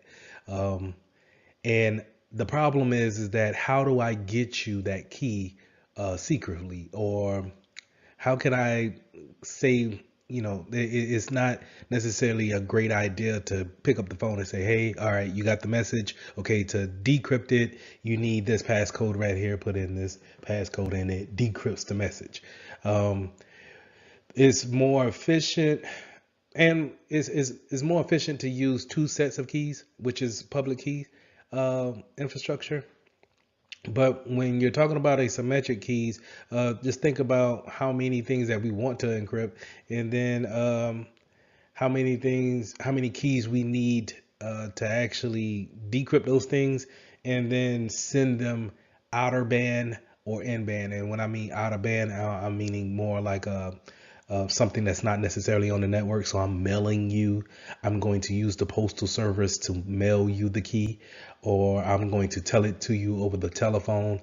But in band, I'm going to, walk it to your office or use the network to send it to you in a instant message. So that's in band, out of band. All right. So public key and using a public key infrastructure, we're going to use two sets of keys. So me, Lee Mitchell, I will have two keys. I will have a public key and I will have a private key. And then you, Jane Doe, will have a public key and a private key. And so whenever I want to send you something, I will use my public key to decrypt it, or I use my private key to decrypt it, and then you use my public key to decrypt it. And then the vice versa for you. When you want to send me something, you would encrypt it with your private key, I'm sorry, and then you will send it to me, and then I will use your public key to decrypt it. So the concept is this: the public key is public for anyone to see. It doesn't matter if they see your public key, but your private key is only for you and only for your eyes only. If someone gets your private key, we have a problem. So you can decrypt and encrypt with your private key, and you can decrypt with someone else's public key. That makes sense? I know I'm saying it over and over again, but just the concept of what I'm saying in this slide is this: you have a public key and a private key, and you're going to give out your public key. So whenever someone wants to talk to you privately, encryptedly, They're going to use your public key to decrypt it, to encrypt it, and then you'll use your private key to decrypt it. Okay. So in that essence, we use we take that format and then we apply it to websites when it's saying when we start talking about digital certificates or PK just the PKI's infrastructure. When and just to kind of go into the infrastructure name, when we're talking about PKI, it's a system of keys and how we actually have that structured out, because everyone having a pair key system, it sounds great, but when you think about how many keys everyone needs, um, it can stack up fairly quick and can get out of hand, out of management hands, even quicker. So we want to make sure that we put in a infrastructure, some type of system to where we can manage the keys, and we can scale. We can be able to have it at a scalable point. So if we want to add in new websites, bring in new personnel, everyone can still communicate securely, and we are not overwhelming whoever's owning the keys, the public key infrastructure system, by having them, develop new keys for everyone.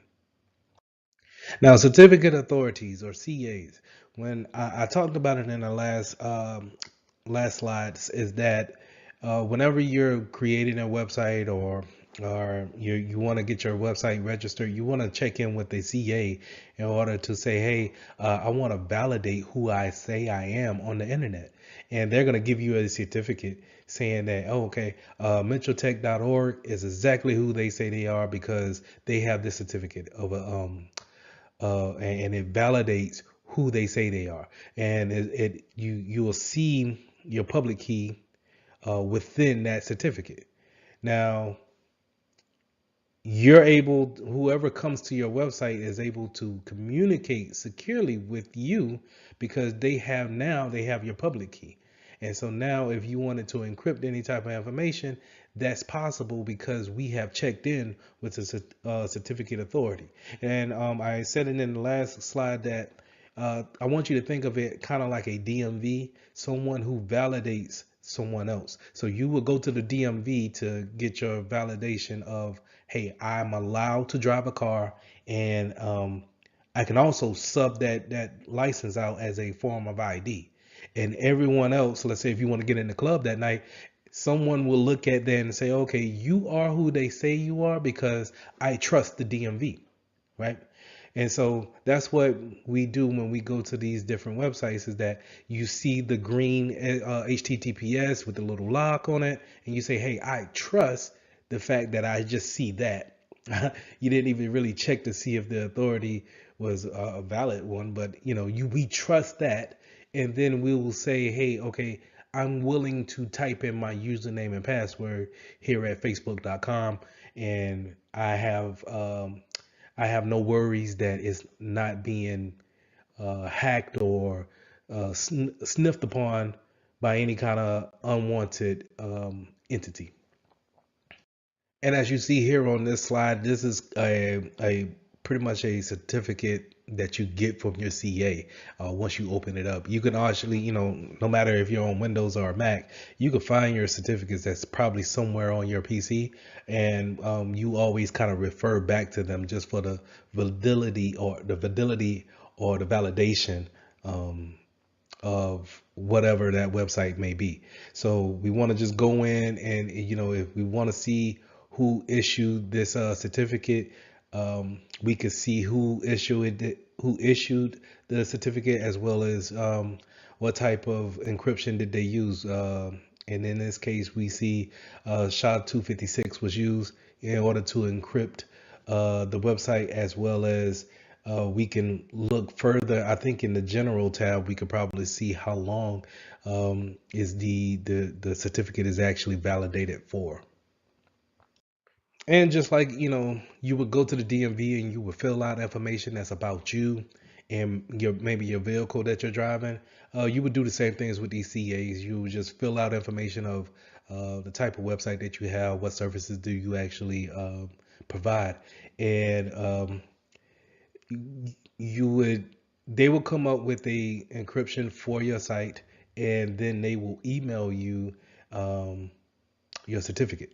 And now, now you could say, once you put that on your website, you can say, hey, I am who I say I am, and you can trust me as a validated website here. So if you want to buy a T-shirt from my website, feel free. Know that you can put in that debit card or that credit card number and feel safe by the steps that we have taken as a company to get certified through this certificate authority.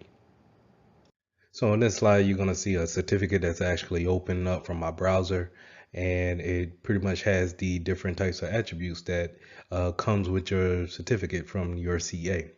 So on the right hand side, you'll see kind of the different types of attributes, and then the short description of what you will see. But you don't really need to know each attribute for the exam, but just be aware that all these different things make up an identity of who you're trying to be, or what website is trying to say or validate who they are. So you'll have a serial number, a signature algorithm. You'll have that validation date.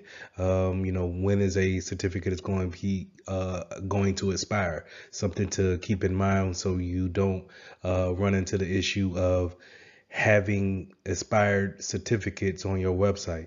You'll also see a public key there as well. And that's where, when other machines or other servers or devices connect to your machine, that's what they're going to use to validate any type of public key infrastructure going back and forth. So that's how we're going to see. We're going to say, hey, if I want to send something to you secretly, I'm going to use your public key to encrypt that information. Now, just to dive a little bit deeper into the subject name of the attribute, you'll normally have a common name, which you go by www.mitchelltech.org. But you can also have other friendly names that you have or associated with put onto your certificate. So let's just say if my company name is Mitchell Technologies LLC, but I shorten it up by saying Mitchell Tech. So I can still put both names into my certificate. So whenever someone types in that name and the DNS still points it back to my website, I still have the same certificate to validate those different name configurations. So just understand that you can have different types of subdomains that you want to put in there, whether it could be mitchelltech.labs, or I'm sorry, mitchelltech.org/labs. Could be a subdomain for it, or you can do a host of subdomains, which is, in this case, they use a wildcard.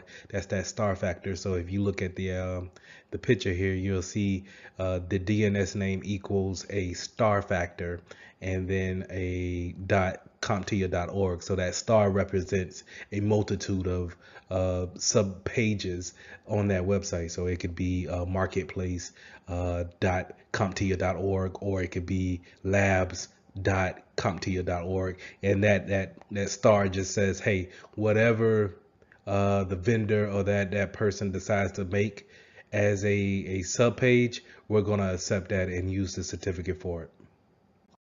So the certificate and key management, the main thing that we want to understand is that we want to avoid expirations or having our website be unsecure at that point in time, because we haven't paid attention to when our certificates needed to be renewed. So making sure that we have a good audit pace or trail of our certificates is very vital in order to keep that secure line going. There's nothing, not saying that your company would not run, but would you want to spend money with a company that's couldn't necessarily validate the security on their site? It says, hey, whenever you see a website that has a expired certificate, it will have this big red line through, or the HTTPS is kind of grayed out, and it kind of makes you feel weary about putting in debit card numbers or credit card numbers within that website. So you're not necessarily losing customers because you can still order something, but you may lose a lot of customers off of the integrity factor, the mindset of saying, hey, I can't trust this site, so therefore I can't trust the business there. So you lose business in that aspect. So we want to make sure that we keep those things up to date, and we understand when our certificates are going to go into expiration. So just to kind of give you a visual, this is how it looks whenever your certificate has expired. You're gonna get your different browsers give you these type of error codes right here, and you can continue on to the site. It's just saying on, let's say for the example of Internet Explorer, that it's not recommended. So you can see how that can drive away traffic if you are a consumer. So just making sure that we have those things under wraps when it comes to knowing when things are going to expire, very vital to business operations. So, like I said, you have different types of certificate issues, such as rejection from the servers or your clients. And what I mean by clients, not necessarily the person, but the device that they're using. They're not able to uh, be able to connect securely to your website.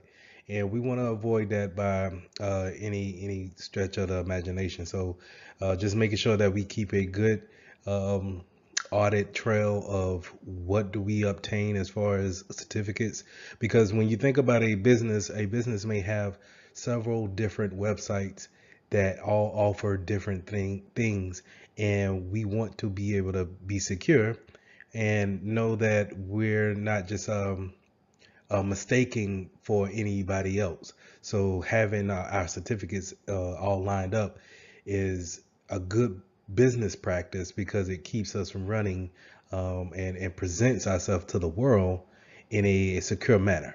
So we just want to, at all costs, make sure that we stress the fact of having expired certificates taken care of before the expiration date, making sure that we have the proper names and subdomains added on to our certificates is very, I would say, a business oriented factor that we need to have in. So just keeping these things in mind when it comes to the different types of issues that we may face. Just know that for the exam, when it comes to the problems that you may come into to face, uh, just know that it's coming from a CA, and the CA validates who you are, but then the issues may come when it comes to expiring. So we talked about peak AI infrastructure.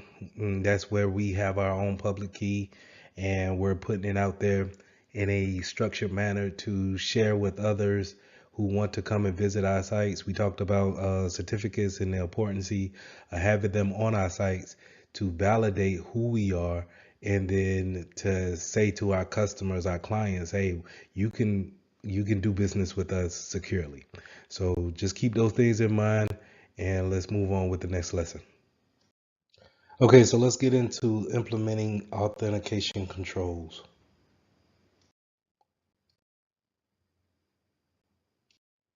When we start talking about authentication controls, we're going to start talking about identity and access management, and that's where we're creating users and we're creating objects within our directory to interact with each other. So we'll have things that we create in Active Directory or whatever account management system that you may have, and these things are known as subjects, objects, and they have different classifications when it comes to what they can interact with, and then what who can interact with them. And we'll go into it deeper when it comes to permissions on if you get to talk to certain objects or subjects within that network. So authentication factors, whenever we're setting up a new user, it's nice to have these type of security factors or controls going on with just not just saying, hey, I have a username, let me into the system. You need to have other authentication factors to prove that you are who you say you are. So the one way we go about that is having something that you know. This could be something that you actually physically have knowledge of, or password or PIN number that you may know. On certain phones, you've seen swiping pattern. I think it was older Androids that will allow you to connect the dots to have a swiping pattern.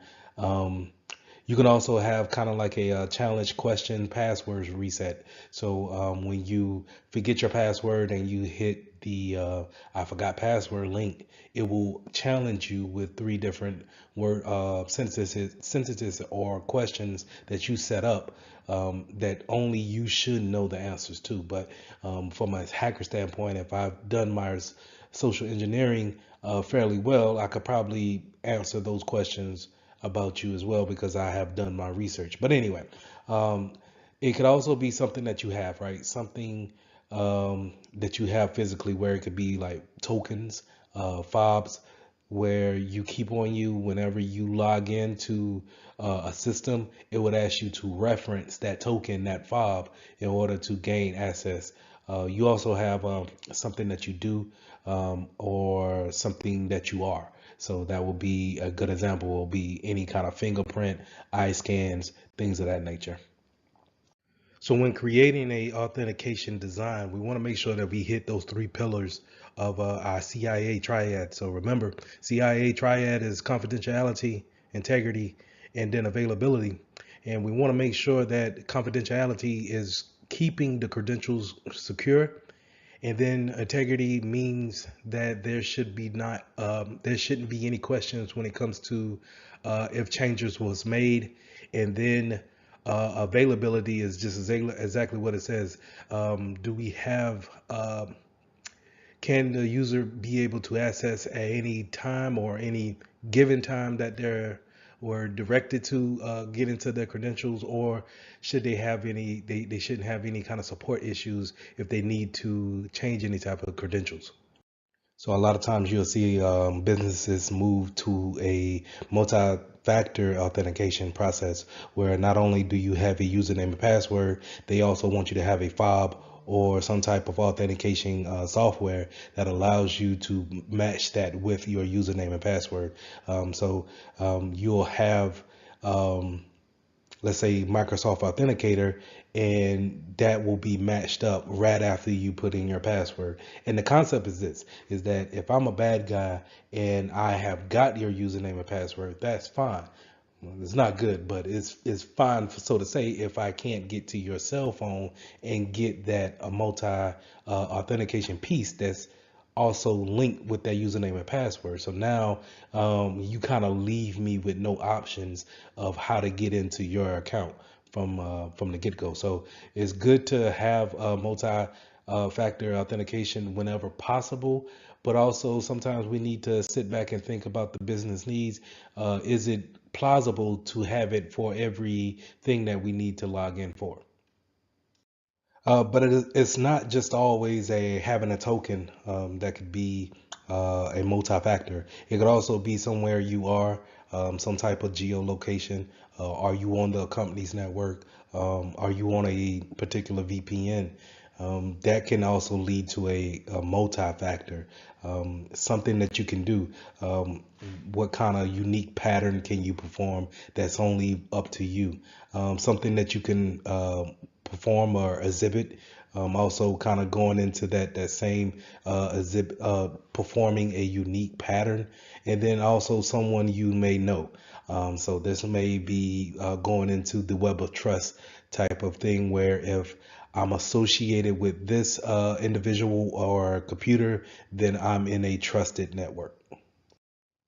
There's various attacks that's going on passwords, and we got to understand why passwords are so valuable when it comes to attacking, right? So the reason why we want to get the passwords protected, or why a hacker will want a password, is because it makes it more easier to actually accomplish the goal that they're trying to accomplish, and that's getting into your account, seeing what type of permissions you have to actually get to the data that they want to get to. So a lot of times we can have certain non-security factors going against our passwords that make it easy for them to be cracked, or actually just bypassing altogether. So we have having passwords in plain text or unencrypted, just kind of leaving it out there in the database, so for whoever to see it.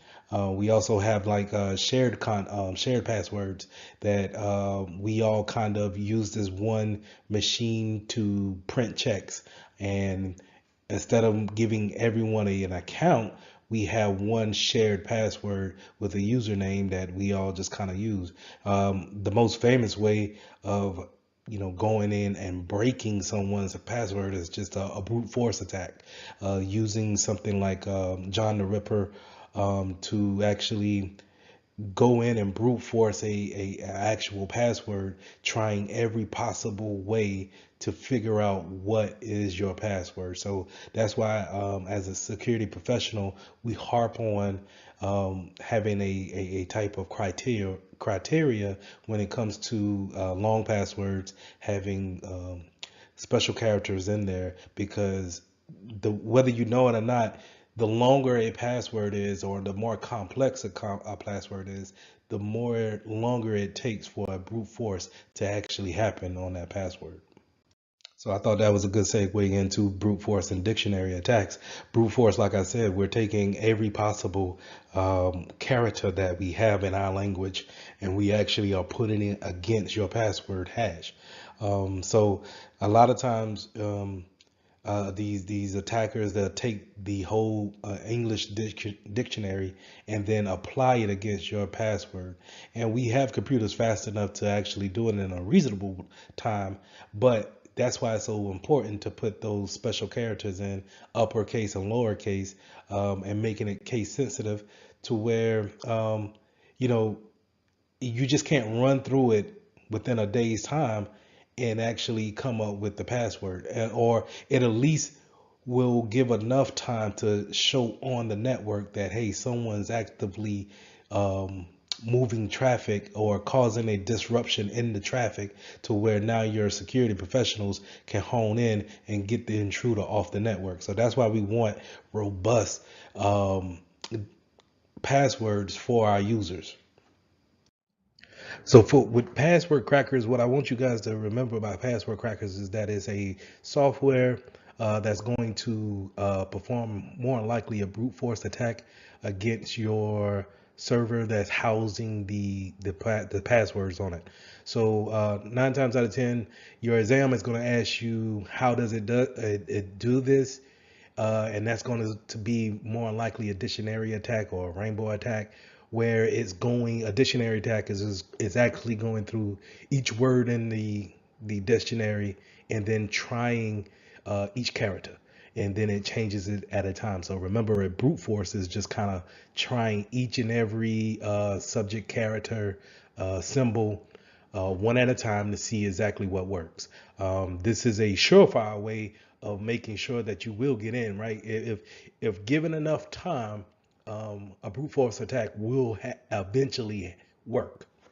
But that's the beauty of having such a complex password, is that given the time that the software needs to actually try each and every character, um, your password, to where it's is the length capacity, creates more time for that software to actually perform the brute force attack. So therefore, it could be thousands of years before, literally thousands of years, if not millions of years, for a particular password to be cracked in order to try each and every character.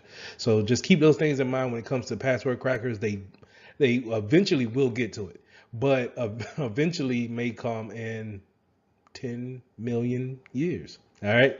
So just keep those things in mind when it comes to password crackers.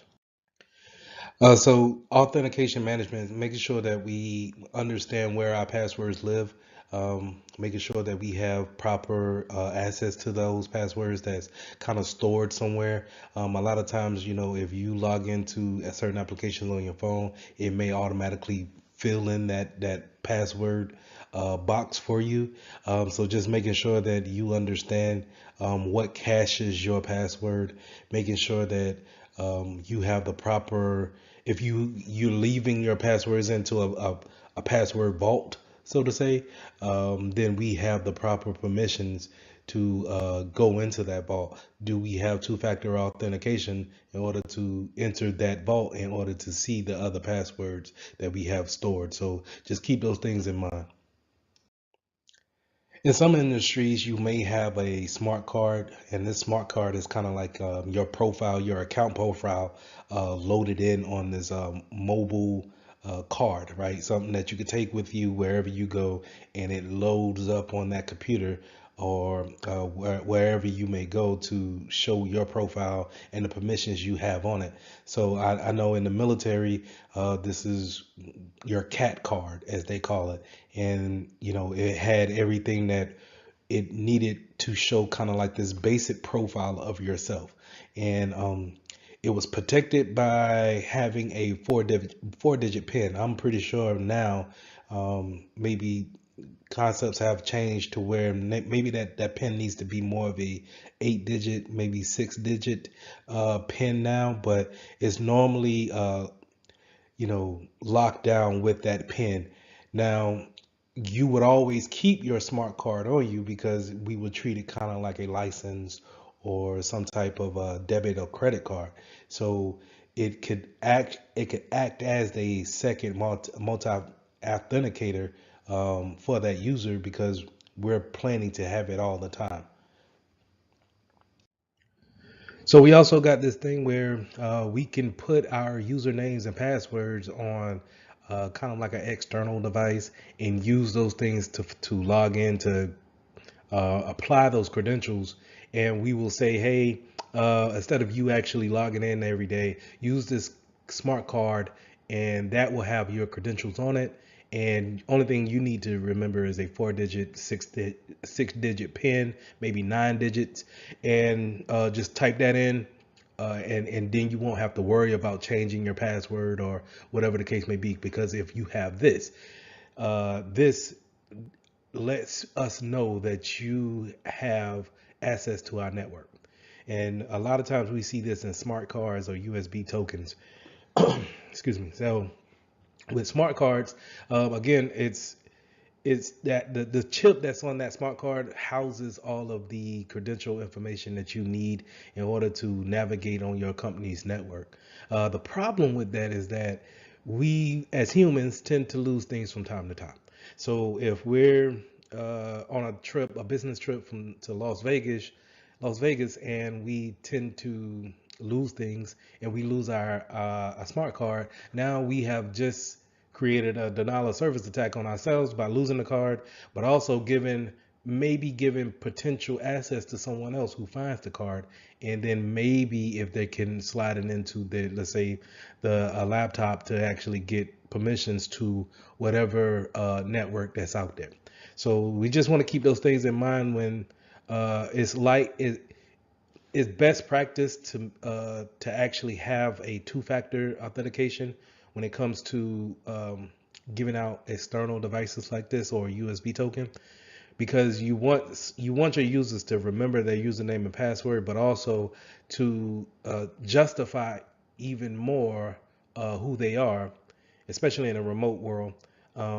We want them to have that extra authentication piece to say, hey, yes, I do know the username and password, but I also know that I need to pair it with this token. And so this token was also given to me by the company, and then I have those two things, and hopefully they haven't fell in the wrong hands. So this one more factor of putting in kind of a defense in depth in order to build this force field up. So not only are we just relying on username and passwords, but we could rely on a smart card with a PIN number, or a smart card that only works with uh, certain laptops, or just having a USB token going along with your username and password. Therefore, your users need to know both in order to get onto the network.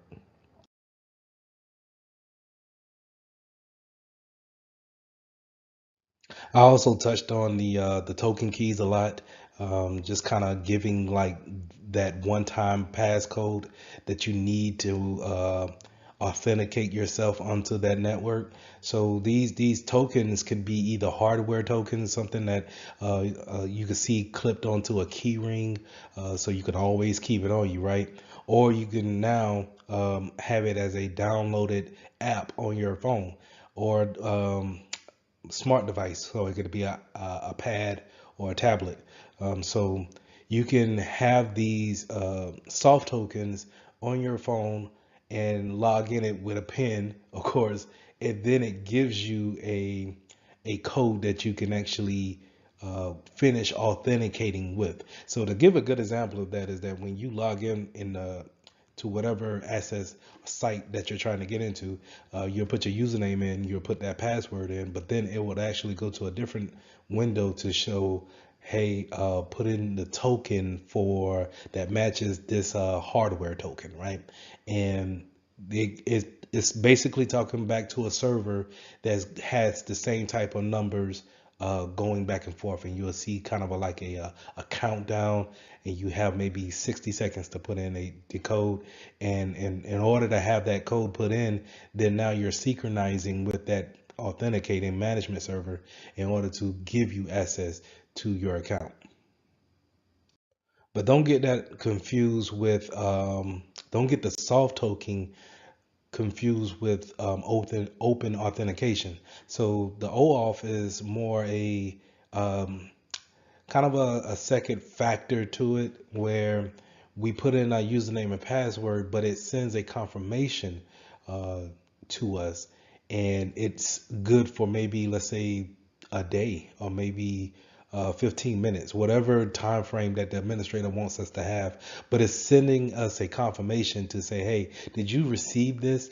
And if you did, then respond back to the window that we automatically sent you to, and then we will let you into your account. So this is not necessarily the same as a second a software token, where that's actually talking back to the management server at real time. This is more of a confirmation coming back to say, hey, you tried to access this account. Well, if that's the case, then go back and look into your email, look into your phone. We have sent a text, we have sent an email. Please respond back with the code that's within.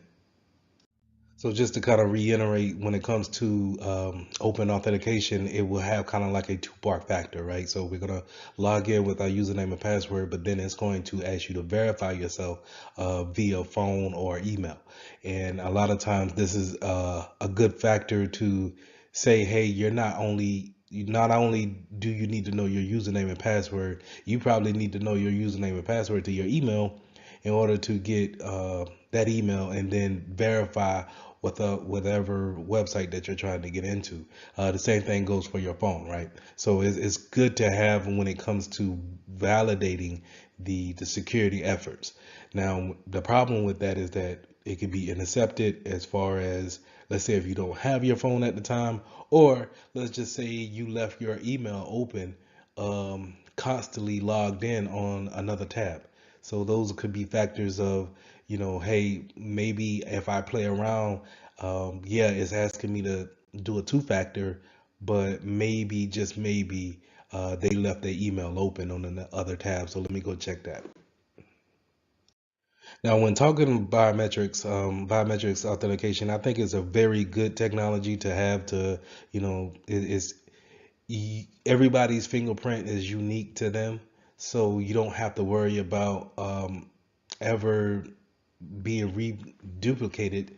But at the same time, it comes down to the technology. If the technology can read your fingerprint or read the patterns of your eye the retina of your eye in order to determine if it's you. So a lot of times the technology, in order to um, grant you access or not, it comes under a fail rate or an acceptance rate.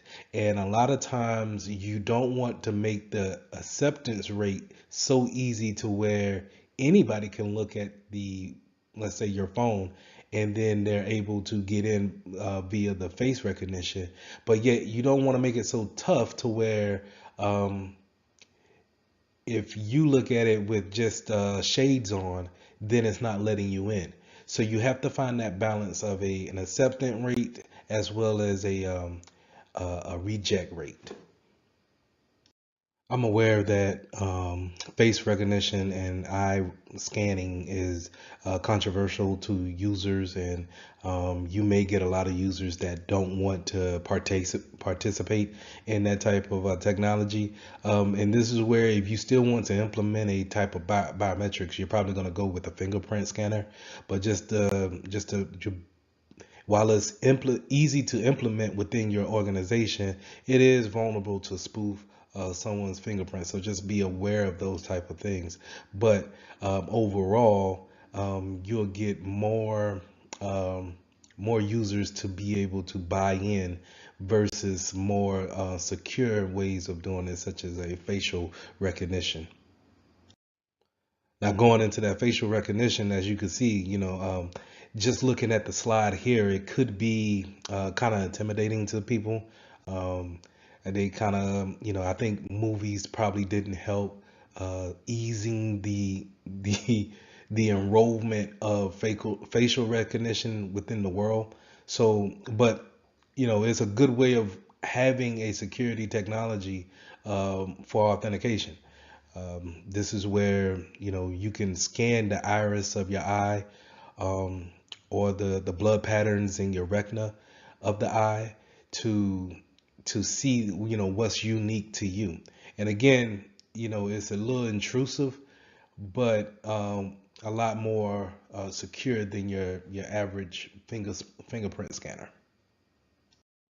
We touched on behavioral technologies just a tad bit with the things that you are. But you can also go into something that you do, voice recognition, the way you say, whether it's Siri or Google, however you call their names, it's on a voice recognition type of technology. Signature recognition, actual handwriting, or maybe a typing speed. How long does it? Are you a type of typer that you hit the backspace a lot, or do you hit the space bar within so many seconds of words? So these are things that you do uniquely to your personality. So the key points to remember is that we have multiple ways of getting onto the network. It's not necessarily a traditional way of just using a username and password. We have smart cards. We have different devices that can take other factors into account in order to verify whoever needs access to our network. Could be biometrics. So just keep those things in mind. Keeping know the disadvantages and the advantages of having each device in your network, and just know how they're implemented across the network to give your users a better, proficient way of getting onto the network. So lesson 8, we're going to talk about identity and identity and account management controls. What things are we putting in place in order to administer the type of usernames, identities that we giving our objects, and then how do we actually manage the accounts once they're set up and running. So when we're jumping in identity access management, there's a bunch of controls we can put in place in order to help us be more secure when we're giving access to people, and also just kind of validating their authorization. So we can use certain things like certificates and smart cards. A lot of certificates you'll see used is when it comes to public key cryptography. We can also use tokens, and tokens will give us this type of validation that this person is who we say they are, because we may have giving them a username and password, but we also gave them a token to, we assigned them a token to actually validate the username and password. So we can use those things. We can also use identity providers such as Federated Identity Management, where if I log into one web page, then automatically another web page may accept me because of our by me knowing a mutual party. So a lot of times what you want to think about is when you can go to a certain website and they say, hey, if you have a Google account, then log in with your Google account. You won't have to set one up. We'll automatically trust the fact that you have a Google account in order to create this account with us. And from here on out, whenever you create that account, you can use your Google account or Gmail account to actually log into that website. So when bringing on new individuals, you need to make sure that you have an onboarding process as well as an offboarding process. Onboarding meaning we have a checklist, or we make sure that we have everything in process, that once you come through our doors, we know exactly what information to give you and what not to give you. More importantly, we know how to create your account.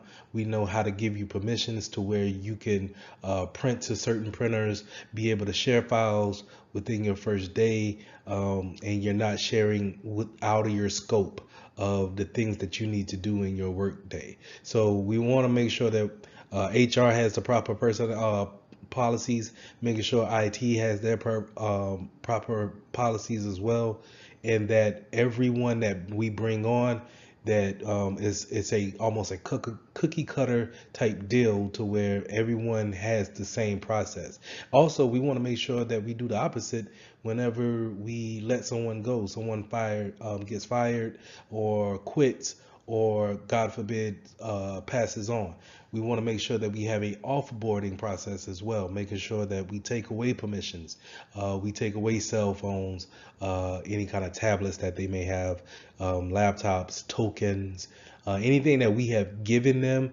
We need to make sure we get that stuff back. And we also want to make sure that there's a policy for that, as well as a checklist for that, making sure that, hey, once so John is terminated from this job, the proper personnel is aware, not only just the security to make sure that they are escorted off the premises, but to make sure that the proper personnel is in IT knows that this person is gone, so we can disable his account or her account. We also want to make sure that in the onboarding process, or in the interview process, that we might want them to sign an NDA. Maybe the job that we're bringing them on for, we need to tell them trade secrets or important information that makes us unique in our field. And so in order to give them that information, maybe we want them to sign a non-disclosure agreement saying that you won't talk to anybody else if you're not selected for this job. So just making sure that we have all these things in plan to take a new personnel, as well as to offload someone. So now that we got our personnel into the office, we need to make sure that we have policies in place for them to follow on a day-to-day basis. We may need to make sure that we have separation of duties in place, making sure that they're not just have to do everything, that we have managers in place in order for them to do certain tasks that should be taken away from them. So to give a good example on that is that if a bank teller has the permissions to print a check, then they should not have the permissions to cash the same check. They should have to go to their manager or floor manager or whoever in order to cash that check. That should be a separation of the duty. Now, we have least privilege and we want to make sure that we give them only the enough permissions for them to do their job on a day-to-day task. We don't want to over load them with permissions in order to see every file that's here on the directory. We want to make sure that we only give them enough permissions in order to see what they need to see. And this is needed because if they're compromised with their account and a hacker gets into their account, then we don't have to worry about them seeing more than what they're actually able to see. They can see only what Bob can see in the mailroom, and he doesn't have access to the marketing department. So make sure that we have least privilege in entailed on our accounts. We also want to make sure that we have job rotation. So, kind of going with the separation of duties, job rotation is not having you do the same job year in and year out, or even if we want to rotate the functions that you may do quarterly throughout that year, right? So in order to do that, we're just going to make sure that our training process is up to par, because a lot of us, the reason why we probably stay in one spot is because we can't actually train you in another spot, right? But if we can rotate you out, then we can have you doing something totally different every quarter. Therefore, if you were, let's say, you were sneaking money out from one account to your account every month, you were just sneaking that money out, and then we rotate the jobs. Now you're not able to have access to those accounts, and we get Susie to come in and do your job.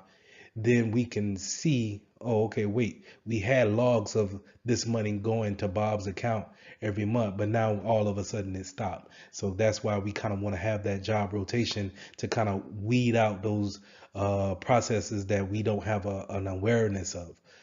So we want to make sure that we have that job rotation. We also want to make sure that we have a mandatory vacation too, just to kind of, piggyback on that job rotation. Let's say if we can't rotate jobs, we can have mandatory vacations where we tell you to go home for 2 weeks and see if anything arises, any kind of different processes comes up, and now all of a sudden we found out that this was going on while you were over it. So now we can ask those questions and get those things ironed out, or we could take the appropriate actions.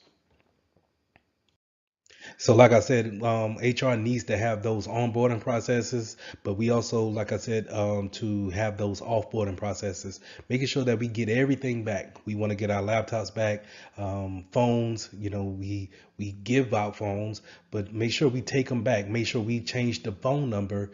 And we just don't give the same phone number back to the new guy or the new girl that's coming onto the job, right? Making sure that we take back tokens, bank credit cards. I'm sorry, not bank credit cards, but business credit cards, just in case you had someone that was traveling, and sometimes you forget to get those type of items back, USBs, USB thumb drives.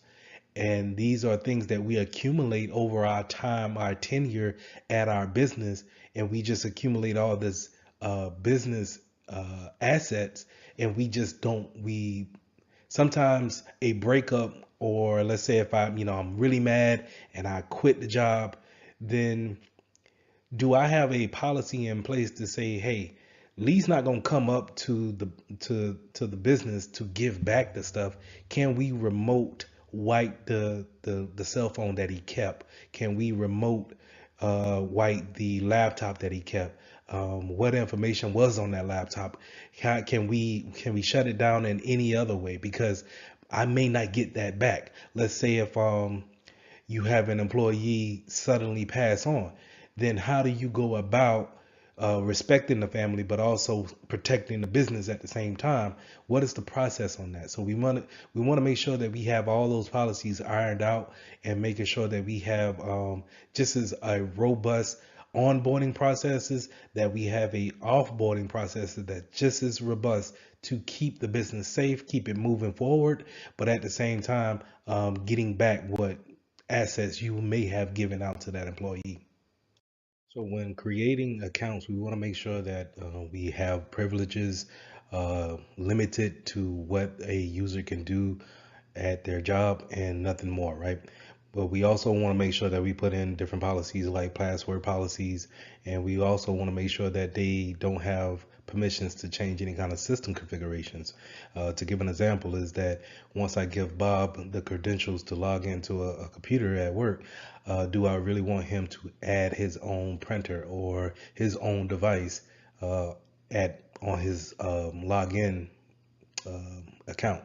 So we want to make sure that we don't give them any kind of system configuration rights, and have, unless it's part of their job to do so. So if we have Susan who's just got added onto the IT team, then she needs to have a privilege account in order to allow those type of changes to happen. Whenever we have guest accounts for our third party vendors that come in, we need to make sure that they have an anonymous log on, something that we're going to throw away as soon as they're done with whatever business that they're bringing on to the company. So we want to make sure that we really limited their accounts to only the things that they need, and that's pretty much just internet access. But we want to make sure that we lock down those type of accounts. So we touched on group-based policies just a tad bit whenever I was talking about we create a group. Let's say we create a group for marketing, the marketing team, and we want to make sure that they can go to their marketing printer. They can talk to each other all within the department just fine. They can share files with each other. They can look at the files that each other has made, and we want to make sure that policies for that group accounts for everyone that's in that group. So if we can create a group in Active Directory with a certain amount of policies for a particular group, and we know how their business and their operations work, we can limit their permissions only to their job needs. And so whenever we have someone come on to the organization or leave the organization, only thing we have to do is really just take them out of the group, and or put them into a group in order to have those permissions or to take those permissions away. Now let's talk about admin accounts, super user accounts, root accounts. These are accounts that are pretty much can make any changes to the network. But as a security professional, you don't want to give someone super user account, or in the industry, sometimes we'll say a God account, to where they are the only ones that can make the changes. Now, I get it if the corporation or the company is very small and it's a handful of administrators, it may be an account that has a a super user does all account. But we want to make sure that we're very careful with these type of accounts, because these are what the intruders, the attackers, that's what they're looking for. They're looking for these type of accounts that can do all and go wherever they want to go on the network and manipulate anything that they want, because it has the permission to do so. So instead of me as a hacker trying to create my own account, why not just get an account that already has those permissions already applied to them? So we want to make sure that if we do have administrators on our network, that we give them permissions to make changes. But what changes can they make? Can they change passwords? And if they can change passwords, can they change group policies? And if they can change group policies, maybe they can't allow websites or disable antivirus software. So we want to make sure that we give them permission, but not all the permissions. And we want to make sure that we understand how the business works, how accounts work, and that way we can delegate the permissions accordingly. Now, going along with those admin accounts, sometimes you will run across these service accounts, and a service account is kind of like this generic admin account that you may get with a product that you just bought or you just got out of the store. So let's say if you just bought a router or an extender for your network, it may come with a service account, a generic admin account that has the permissions of a administrator. The thing to be aware about those type of accounts is that a lot of us do not understand where they're at. So the router in your house may have a service account actually stamped onto that physical router. So, whenever you can, just pause this video and go and look at your router and see if there's a service account linked to it. It may have a username of admin and the password of an admin. And if you would to plug in the web page for your device, you could use that credentials to get in and make the changes on your router.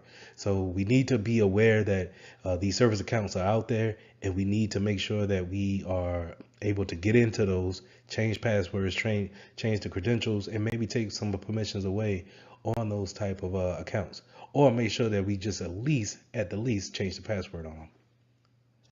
So this slide pretty much reiterates what I said in the previous slide with the generic accounts, and they're kind of like generic admin accounts. But we also have shared accounts that, let's say, in certain examples, would be kind of like we're working in a bank and we need to print checks. Maybe we have a standalone machine that's off in the corner somewhere, and we're just using that as tellers to print checks. Well, instead of giving people permission for that, since it's a standalone machine, we may have a one login machine, login credentials for that machine. And then now it's shared among the 10 or 11, 12 people that's in that particular branch for that bank. And so we need to make sure that those credentials that's on those standalone machines that are shared accounts, we want to make sure that our users are very aware about the security of those accounts, and then making sure that we go in as administrators on that account. And then, like I said, kind of trimming it down, trimming the permissions down to where it can only do but so much damage. Now, when you're building out your accounts, you can get real granular on how much information you want to put in there. But from a security standpoint, how much information do you really want to put into your attributes when it comes to building your accounts?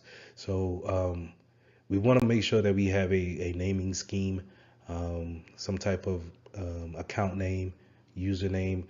Is it going to be first and last name? Is it going to be first initial, last name? Is it going to be something totally different, where it's just like a randomized letter and number scheme that can be assigned to your users? Just keep these things in mind. It's good to have is user friendly whenever your username is first and last or first initial last name, but when it comes to, let's say, reconnaissance on the hacker side, if I'm doing any kind of reconnaissance on, let's say, LinkedIn, then if I have a name in place and a company to link it to, then I can easily figure out the first part, which is your username. And then now the hard part would be the password. But if I had a random jumble of letters and numbers, then now you're making it much harder for the hacker to figure out usernames at least. Now, yes, it is kind of harder on your clients to remember something new, but you do run the risk of some clients or some users writing down their username and password. But I would rather go with having that than you're never going to change your name. You're never going to, the likelihood of you changing your name is low. So I would rather go that route versus of having something random for your username versus usernames being your name or initials. So we talked about the account password policies a little bit, and this is we want to make sure that we have a strong policy in place, and we have a rotating policy. And what I mean by rotating policy is meaning that our users change their passwords on a 3-month basis. from what I've seen, is pretty much standard. We want to make sure that we have a length character of somewhere from between 8 to 14 characters. We want to make sure that it is complex, where we are using a combination of alphabets, numbers, special characters, things of that nature. Remember, whenever we make the character or the password longer, that is harder to brute force. So that's why, if you ever wonder why uh, it needs to have all of these contexts into a password, it's because the brute forcing technique takes a lot longer to actually put in, and different characters and different type of symbols when it comes to our passwords. So again, we also want to make sure that we change it every 3 months, or the more you change it, the better. But we also want to make sure that we don't have a reuse on our passwords. I've seen some places where they allow 10 password changes, and then they allow you to reuse after the 10th password change. But some places I've also been where you get no reuses, and really it shouldn't be um, any excuse for reuses. You should be able to take small phrases and encrypt it, not encrypted, that's the wrong word, but cipher different letters and symbols into a small phrase in order to create your new password. I'll show you a video on how I come up with passwords, and how you should teach your users how to do the same thing. Also, lastly, we can have password hints, or some type of forget password link for our users that's having trouble with their passwords, and we can have security questions set up in order for them to go the next step in order to reset their passwords. So, like I said it earlier, I wanted to show you how I make my passwords, and how I go about whenever I'm forced to change my passwords, or not really don't want to say forced, but it's good practice to change your passwords. I take a short statement like this: I love cookies, and then I'm going to go about putting my uppercase and lowercase in there, as well as just throwing some numbers in there, along with my favorite dollar sign. So I replace my circles, I replace my O's with zeros, as well as threes are probably going to represent the E's. If I have any A's in there, that's going to be represented by four. And then I use a symbol. I use let's say a star, or underscore. I might use a dollar sign. So I use all of these things just to kind of really start with my phrase, but just change letters out in order to make it more complex. But I'm still following that same phrase, right? So whenever I'm typing in my password, I know that it's I love cookies, but I have it embedded in my brain that I'm replacing some vowels with the numbers. Now, along with those account attributes, you can have account restrictions, such as like a geo mapping, or some type of network location, to where you're having access to your network or not. So the first thing that pops up in my mind is kind of like a VPN.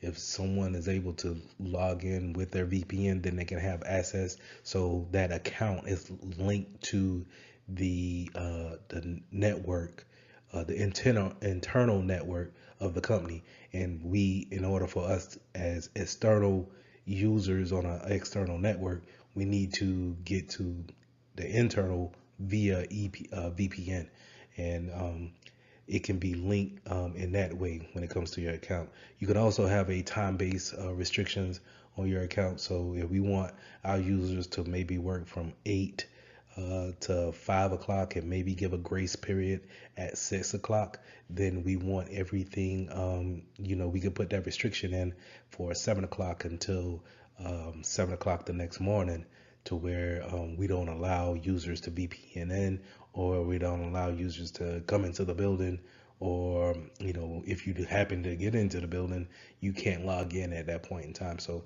these things allow for better security, as far as if there's no reason for us to be working at 2 o'clock in the morning, then we can put the restrictions in. So if we do see any activity at 2 o'clock in the morning, it raises a red flag. We can take the appropriate actions. Now, from time to time, we want to make sure that we have account audits. Auditing is just checking behind the processes in place, the configurations that are in place. In this case, the accounts that have been put into place in the groups. What type of permissions did we put out there? Do we have the right permissions for the marketing team? Do we have the right permissions for our financial team? Do we need to take things away? What have we learned? And then are we doing it right? This is pretty much how a audit should work. And then it helps us to perform better because we can always go back and say, hey, you know what? This is not allowing us to be more secure, and it's not allowing the business to move forward. So we can always have these audits to help us out cleaning up what we already have in place. So let's talk about account lockouts and disablement of accounts. So we want to make sure that we have this type of a policy implemented into our organization for several reasons. You want to lock out, of course, someone when they get their account or password wrong, maybe after 5 times. A thing that you may or may not know is that after 30 minutes time waited after your fifth chance and a lockout, then your account is automatically unlocked. There is a configuration in there to where it stays locked, and then the only one that can unlock you is the IT team or whoever is the administrator over the Active Directory. But we want to make sure that we are locking accounts out and that we are disabling accounts that are not needed with the company anymore. We want to make sure that if Bob leaves the network, or I'm sorry, Bob leaves the company, then we disable his account, not necessarily delete his account, but disable his account in order for him to not use that same username and password in order to, maybe go to an external login or network and then get back into the business side of the network, log in with his old account that we never disabled, and then be able to pull or transfer files or what have you. So we want to make sure that we disable. The reason why I said we don't need to delete is because maybe we need to keep some files that he had. Maybe we need to search his account. Maybe it's a necessary duty that we go through his account and make sure that he didn't do anything malicious. So we want to make sure that that account is disabled, but not necessarily deleted. So in further classes, we'll go over how long we should keep certain documentations. So this is another attribute to what you want to do when it comes to disabling an account. So when bringing on individuals, making users onto our network, we can either have them grouped into certain groups and then they have permissions and rights that way, or we can have based off the resources that they're going to be working with, or the ownership is going to determine what type of rights that they have. So when it comes to ownership resource ownership, then we're going to talk about discretionary access control. That's hey, you work for me, so I'm going to say that you need to have access to these documents, and that's discretionary. On my discretionary, I'm going to give you access or request access. And then you have role based. Role based is more likely what you're going to see into the real world. You're going to be able to be lumped into a group. If you're working in the marketing department, then you will be lumped into the marketing group and get the policies and the permissions that the marketing group will receive. And the same thing goes for finance, HR, different departments that you may have in a 9 to 5 type of organization. So just to kind of go into ACLs. ACL stands for Access Control List, and this is where we pretty much we give people permission based on their role or group or time in the organization. We give them permission on what they can and cannot do when it comes to their username and the resources we have on the network. So maybe you cannot print to the printer that's on floor 15, but yet you can go and see whatever documents that we have in for the contracting group. So when creating different users, we want to make sure that we have different standards for those type of users, and we want to make sure that we don't give them more permissions that they actually need to do their job. A lot of times we can go ahead and just give someone all the assets in the world. Yes, it creates less work for us to actually come back and maybe dumb down those permissions. It creates less work that way, but from a security standpoint, if you're giving them that much access to different things on your network, then you're opening yourself up to a bigger risk of being attacked. But when developing ACLs, we not only just have role-based access controls, we can also have mandatory access controls, which is abbreviated for MAC.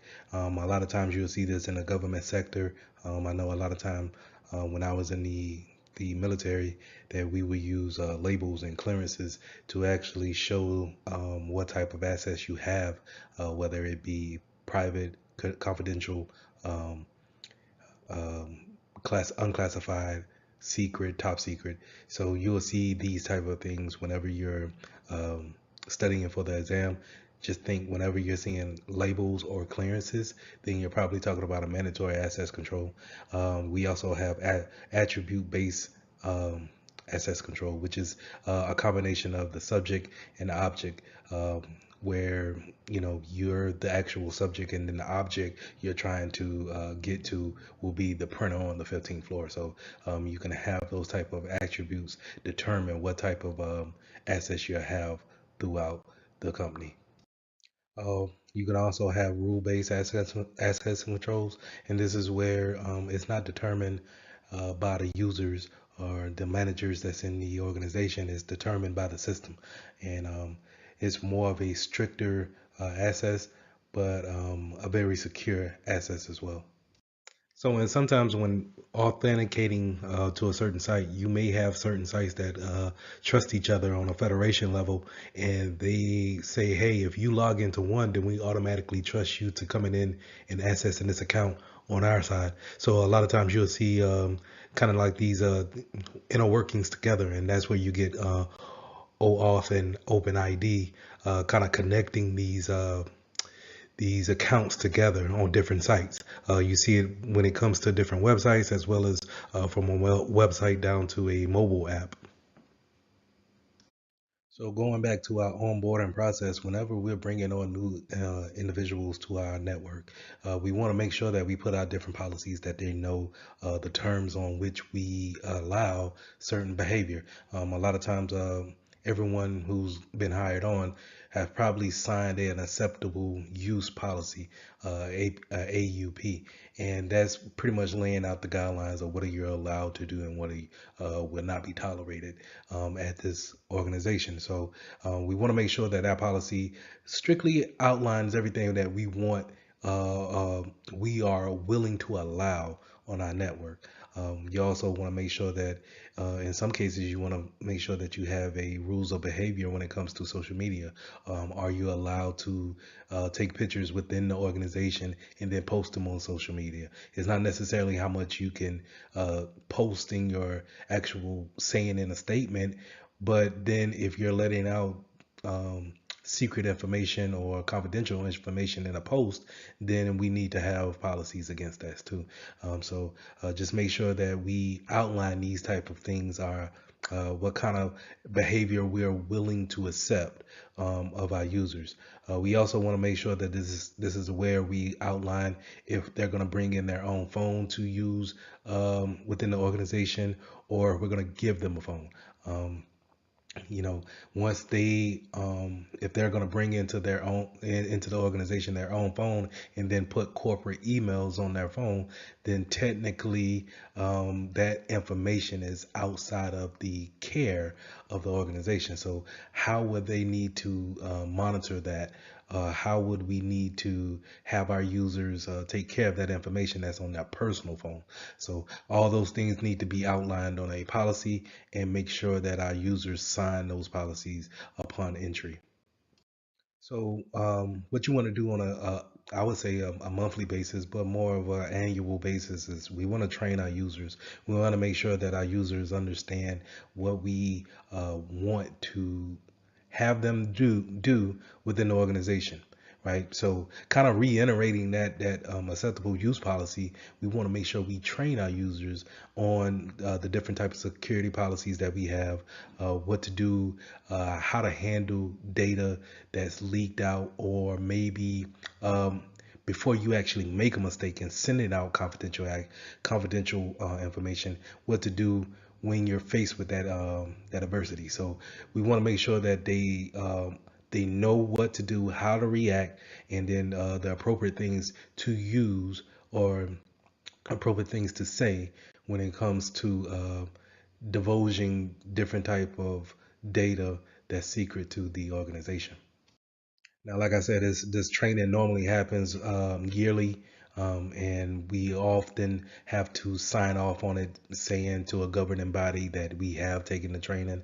But a lot of times you can have those training broken up into different types of methods, right? So not only can we have them go into a certain website and do different scenarios and simulations with a computer-based training, but we also can have phishing campaigns that go out throughout the year, quarterly, or maybe twice a year, if you really want to just kind of test the waters when people are getting into their workflow, making sure that they're going in and doing the things that they need to do on a daily basis. We might want to just throw a phishing campaign out on a quarterly basis, and making sure that they understand what a phishing email looks like, because sometimes when you get into that flow of just working, looking at emails become redundant. So you want to make sure you test your users to see if they're on their toes, and see exactly how a good phishing email looks and how to react to it. So the key points to remember when it comes to identity access management is that this is a baseline of when users come onto our network. What do we give them permissions to do? What do we give them permissions to see? And how do we manage that as they go through their tenure here at the business? So just knowing that if you have a good grasp on your users, and when it comes to their accounts and how it's made, and then the properly disposing of them, put you in a great position to not have to worry about their accounts being compromised and then being taken advantage of by an unworthy individual. So lesson 9, let's talk about securing network designs. How are we gonna put things in place in order to make our network more secure, and keeping them out of sight of the bad guys.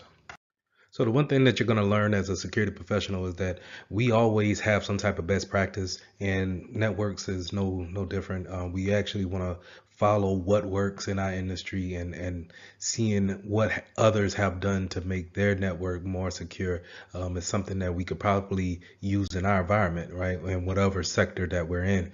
But a lot of times we want to make sure that when we start designing our network, that we actually set things up in a secure manner. We have security in mind. So we want to make sure that we not only think about what type of encryption that we want to use on our networks, but we also want to know about the single points of failure. Is it easy for one router or asset point to go down, and then now no one can get on that network?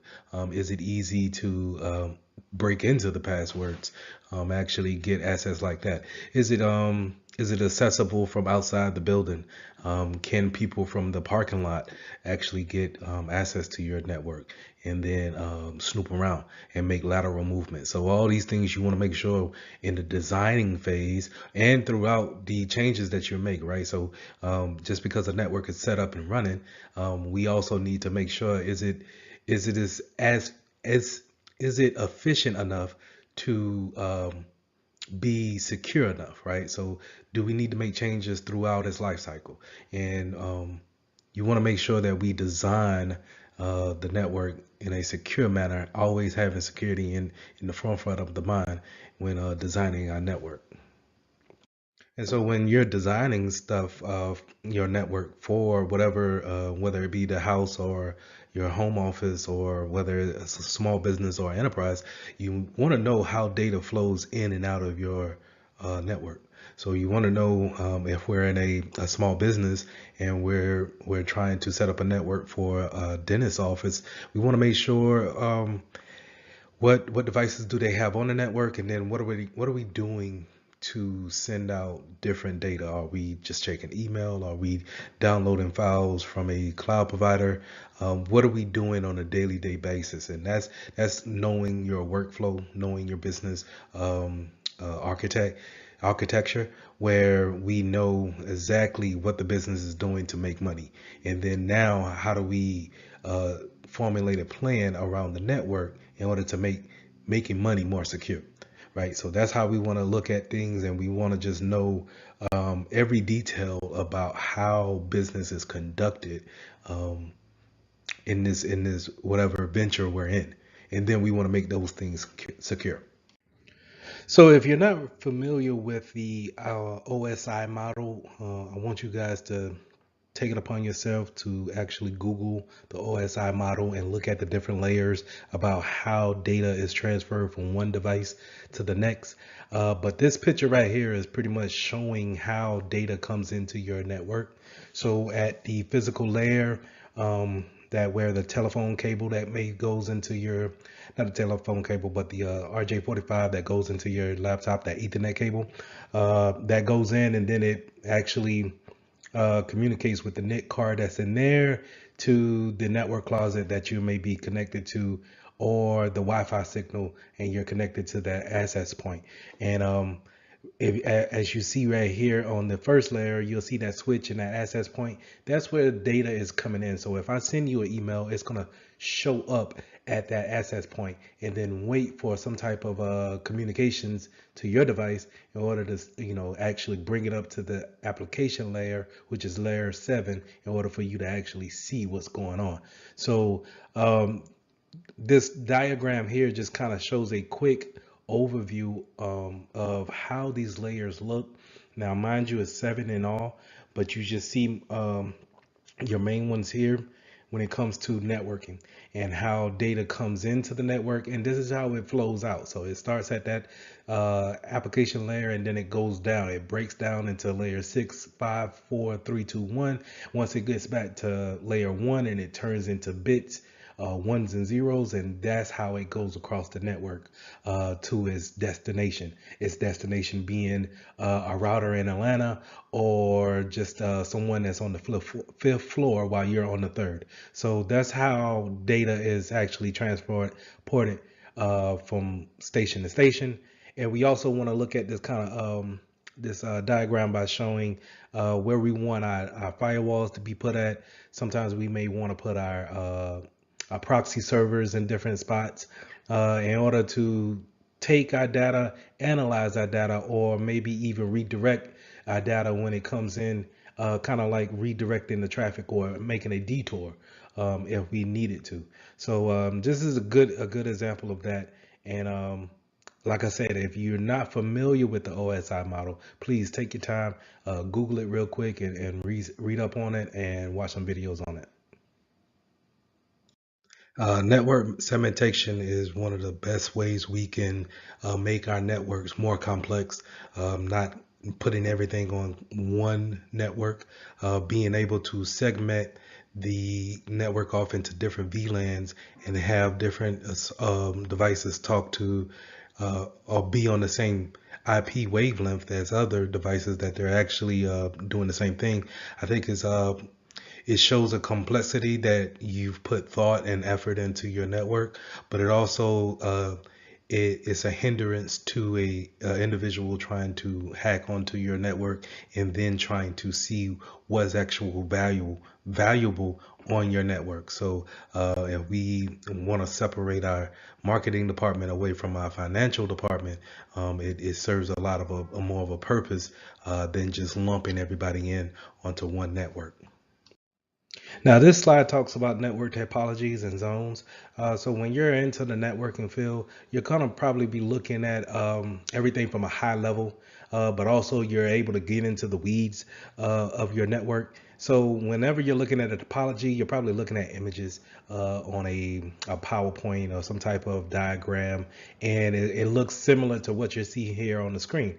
And so in order to have it logically in your mind of how the building is set up network wise, this is where you get topologies at.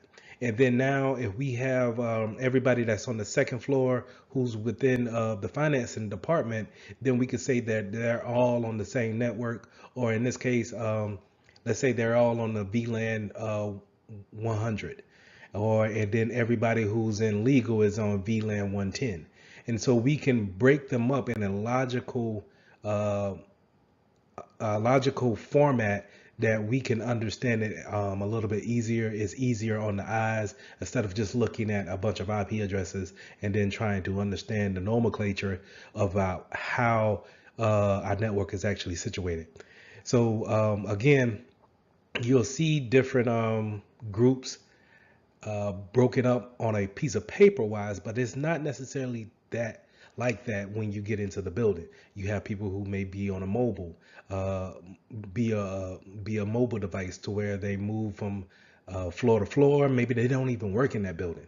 But we have them on a particular VLAN in order to receive updates or to receive any type of permissions that we want them to have or maybe take away.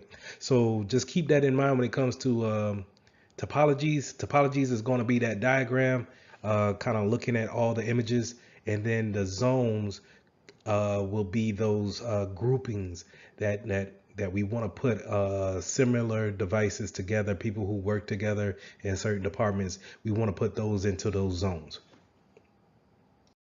So DMZs is a place where we can put some of our servers that are web facing out into this kind of like an isolated area. So it blocks off the traffic that comes from the outside where our users are actually interacting with the server, and then it's a backdoor into our network, right? But it stands in the middle of the outside world versus coming into our internal network. And a DMZ sits there and takes all the, let's say, orders for t-shirts, and then it pushes the information or the data from that DMZ into our internal servers where we can take the data and fulfill the order of that t-shirt. So DMZs is a good way of just kind of isolating something that we need for it to be out to our customers or our users, something that they can touch and actually put information in, but we don't want them to actually come into our internal network and then place those same orders or put in different information, different data on our internal networks, because you don't know who they are, right? So we can use DMZs for this action. Now we also have something called basting host, and it's kind of the same thing. Or you'll hear some people may use honeypots, something that's out there sitting, um, away from the internal network, but is accessible for um, outside networks, or if in the case of a honeypot, then it's out there for a hacker to actually see and then actually try to manipulate. And then what we're doing as security professionals, we're logging that information down and learning from whatever tactics that they're using on that machine.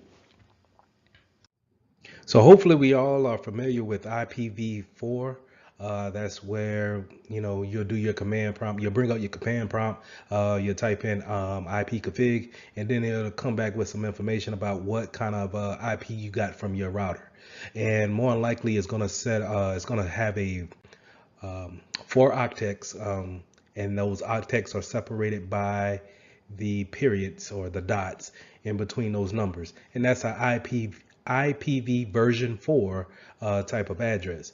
The thing about that is that it's set to many, it's only set to so many addresses in the world. So that's why we have different classes, and different businesses have different types of classes of IP addresses. So if you think about it, if we're set to so many IPv4 addresses, then eventually someone will have the same IP address, right? So if we set them up in classes, then we can use something we call NAT, network address translation, to when we send information outside of our network, then it uses NAT to change into a public IP address, and then uses NAT again to change back into a private once it reaches its destination. But on this slide, we're talking about IPv version 6, and version 6 is pretty much it's a never ending type of address, to where it's enough to give everything in our network and a unique address, as well as our internet of things. So we're thinking watches, doorbells, let's say smart refrigerators, our cars, anything that needs network address, we can give it a IPv version 6 address, and it'll be able to communicate just as well when it comes to the network. So the main things that we want to make sure is that, IPv6 has a more secure it has a more secure version to it than IPv4. But the thing is that everybody is not equipped or ready to make that switch from IPv4 to 6. So you will see more people using 4 than actually 6. So just keep those things in mind. But it is a more secure method of using network addressing. It's just that we're not ready to actually make that transition over. So not only to having, VLANs and segmentations physically on the network, we can have certain things such as having a data center, alternate data center that's out there, or a data center that's not in the necessary same region as us. A lot of people now may go to the cloud and have that be their data center. That the cloud gives this access of having a greater availability factor to your actual data center that your company may have. Is robust in the cloud, to where the availability is there seamlessly forever. And so it has a greater chance of the data has a greater chance of being accessed versus if, let's say, if there's a big storm coming into the city and your data center is in the same city as your building, and then now no one can work from home because not only is the city out of power, your data center is also out of power. Therefore, no one can access the data. So the cloud kind of eliminates that single point of failure, so to say. We can also have zero trust. And zero trust, the implementation, the thought behind zero trust is just constantly validating and not trusting one federation to another, right? We're constantly validating any input that we get. And therefore, if we're constantly validating, then pointing out any type of action that is not validated or authenticated, then it's easy to point out and then actually discard of. So when it comes to networks, a lot of times you're gonna hear as a security professional, it's the man in the middle attack, and that's where we're sniffing that network. We're intercepting that traffic that's going across the airwaves or on the landline, and we're actually observing that type of traffic and seeing if we're able to see what's going across the network, right? So we want to avoid those type of attacks. Again, you'll see a lot of people, as a security professional, we'll see a lot of times that's being associated with Wireshark. having that tool be able to sniff the network and then gather those type of packets, right? But we also have spoofing, and a lot of times you'll see, especially on this test, we'll see where spoofing is associated with MAC addressing. So where even though MAC addresses are supposed to be unique to every device, MAC addresses could also be spoofed by certain software to make it seem as if you're supposed to be on the network. So a lot of old networks probably, if we have only a small amount, let's say 10 PCs that we want to have on the network, if we wanted to provide security, we'll just say, hey, for these 10 devices, we'll take the 10 MAC addresses and then make them we'll make sure that they're the only ones that can get an IP address on the network. Well, sometimes I could spoof that, and then now instead of you giving me a DHCP constantly changing my IP address, you think that I'm already on the network, so you automatically give me one, right? And now I'm spoof my way onto the network, and now I can traverse wherever I please, or see if I can traverse, right? We also have ARP poisoning and MAC flooding attacks. ARP poisoning is just the broadcasting of unsolicited ARP replies, trying to spoof MAC addresses. And then we have MAC flooding, where we're over flooding the switch, trying to trigger a unicast flooding. So we want to make sure that we understand these type of attacks do go on, and that's why it's so important to understand the man in the middle, being able to be onto our network and sniff our network and then apply these type of attacks to our network. So we also want to provide a prevention on looping within the network. So we want to apply the spanning tree protocol, where we don't want to cause what we call a denial of service on ourselves by having a broadcast or a flooding unicast given out on the network, constantly sending packets back and forth, and the units don't know what to actually do with it because it's coming in so fast. So it causes a denial of service within the network. So we want to make sure that we set it up with the spanning tree protocol in order to provide a better so just in case we plug in different Ethernet, or we plug in a Ethernet into a wrong port, that we don't cause a network outage, right? So this is what we want to make sure that this goes into our planning and designing the network in the beginning, right? So in order to protect us, we kind of want to have port security. So on those routers and those switches, if you ever seen them, we have, sometimes we don't use all the ports on them, right? But sometimes when configuring these switches and routers, we leave those ports activated. So whenever you do plug in an Ethernet cord, you may be on DHCP, so you automatically add it to the network, right? So, and we want to go into the configurations, the settings of those devices, shut those type of ports down, disable them, and then carry on. And if someone needs to actually use them, then we put in the proper change for it and actually enable those ports in order for use. We also may want to look into MAC filtering, right? So any MAC address that we're not familiar with doesn't get an IP, doesn't get onto the network, and that way we can cut down on the MAC spoofing that's could be going on our network, right? So we want to make sure that we put these type of things in play. Just goes back into our planning, our setting up our architecture, on how we actually want to configure our devices once we get them open and out the box. So network access control is when we want to put some type of endpoint on devices, like a laptop. And so whenever we have people come into our network, not everybody can just get onto our network and then start browsing or doing snooping around, different types of folders that may be on our network. So we want to put this type of, let's say, an agent on our desktop or our laptops, and just to kind of have like that a common piece to know that, hey, this device is a known asset.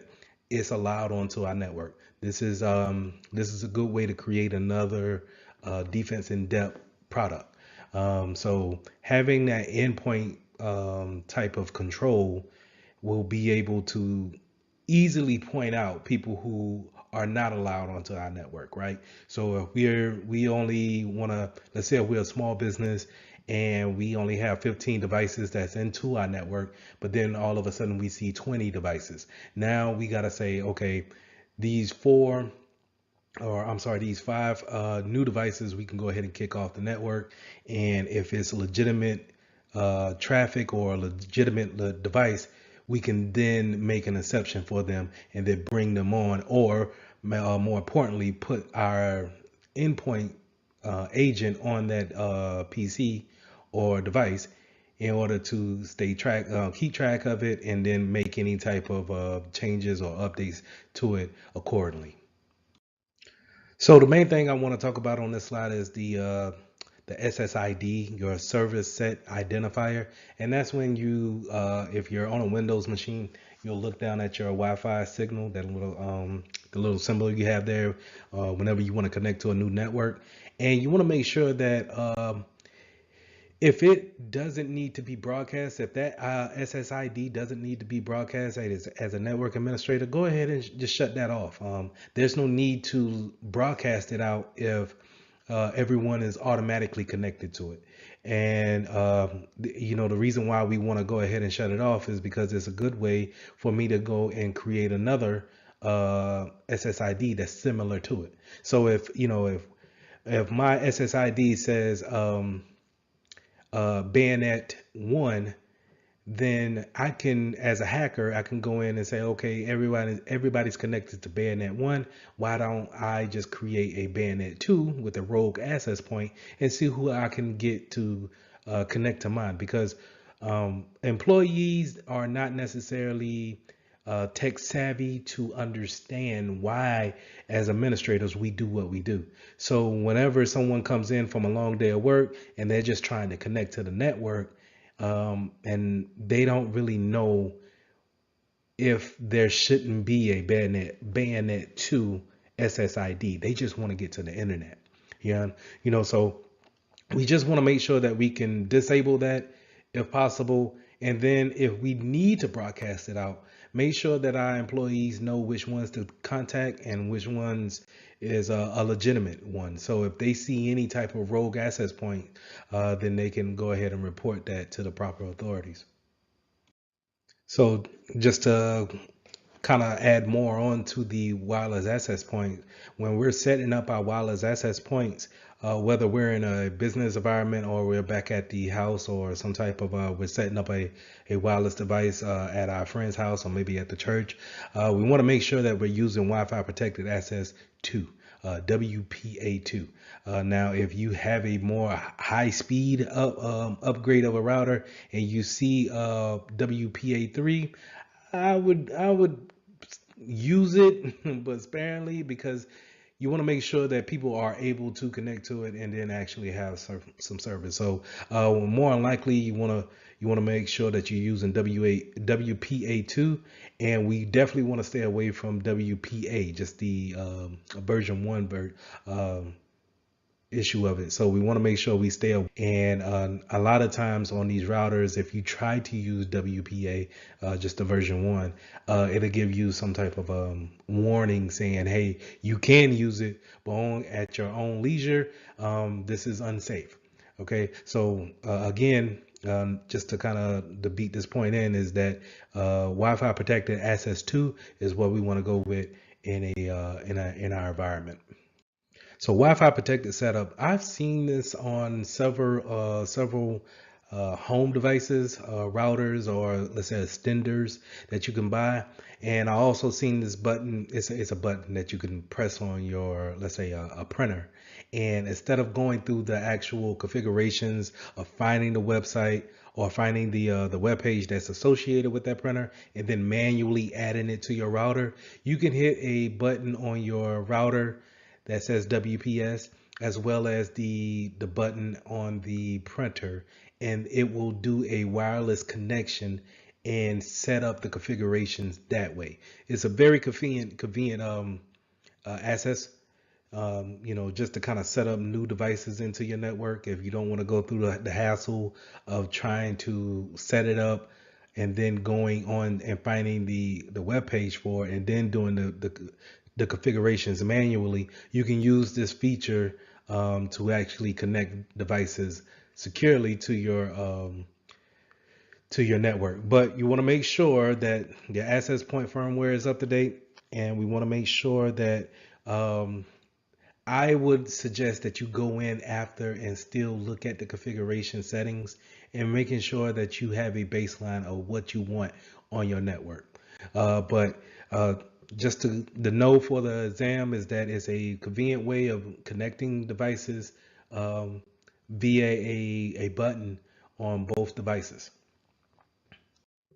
But say if you're in an environment where you need people to connect to your Wi-Fi, but you don't necessarily need to track them. So you don't want to put that agent on there, that endpoint agent, in order to keep them safe and protected from anything else, or keep yourself, protected from anything that you don't want them to do to your network. You may want them to go through a open authentication or a captive portal, and this is what you see a lot of times when you go to a motel or some type of a coffee shop, and it has a public Wi-Fi. But whenever we connect, is that it brings you to a splash page, a setup page of saying, "Hey, you're connected." But in order for you to carry on with, sending data back and forth or web surfing, we want you to, one, comply with our policy, and then two, we're going to use this type of encryption while you're actually using our internet. So this might be, like I said, is good for places where you're seeing open Wi-Fi connection and people are coming in and out all the time in order to use the Wi-Fi, and then that's it. You may never see that device ever again. So this is how you can keep yourself protected, but yet at the same time provide that service.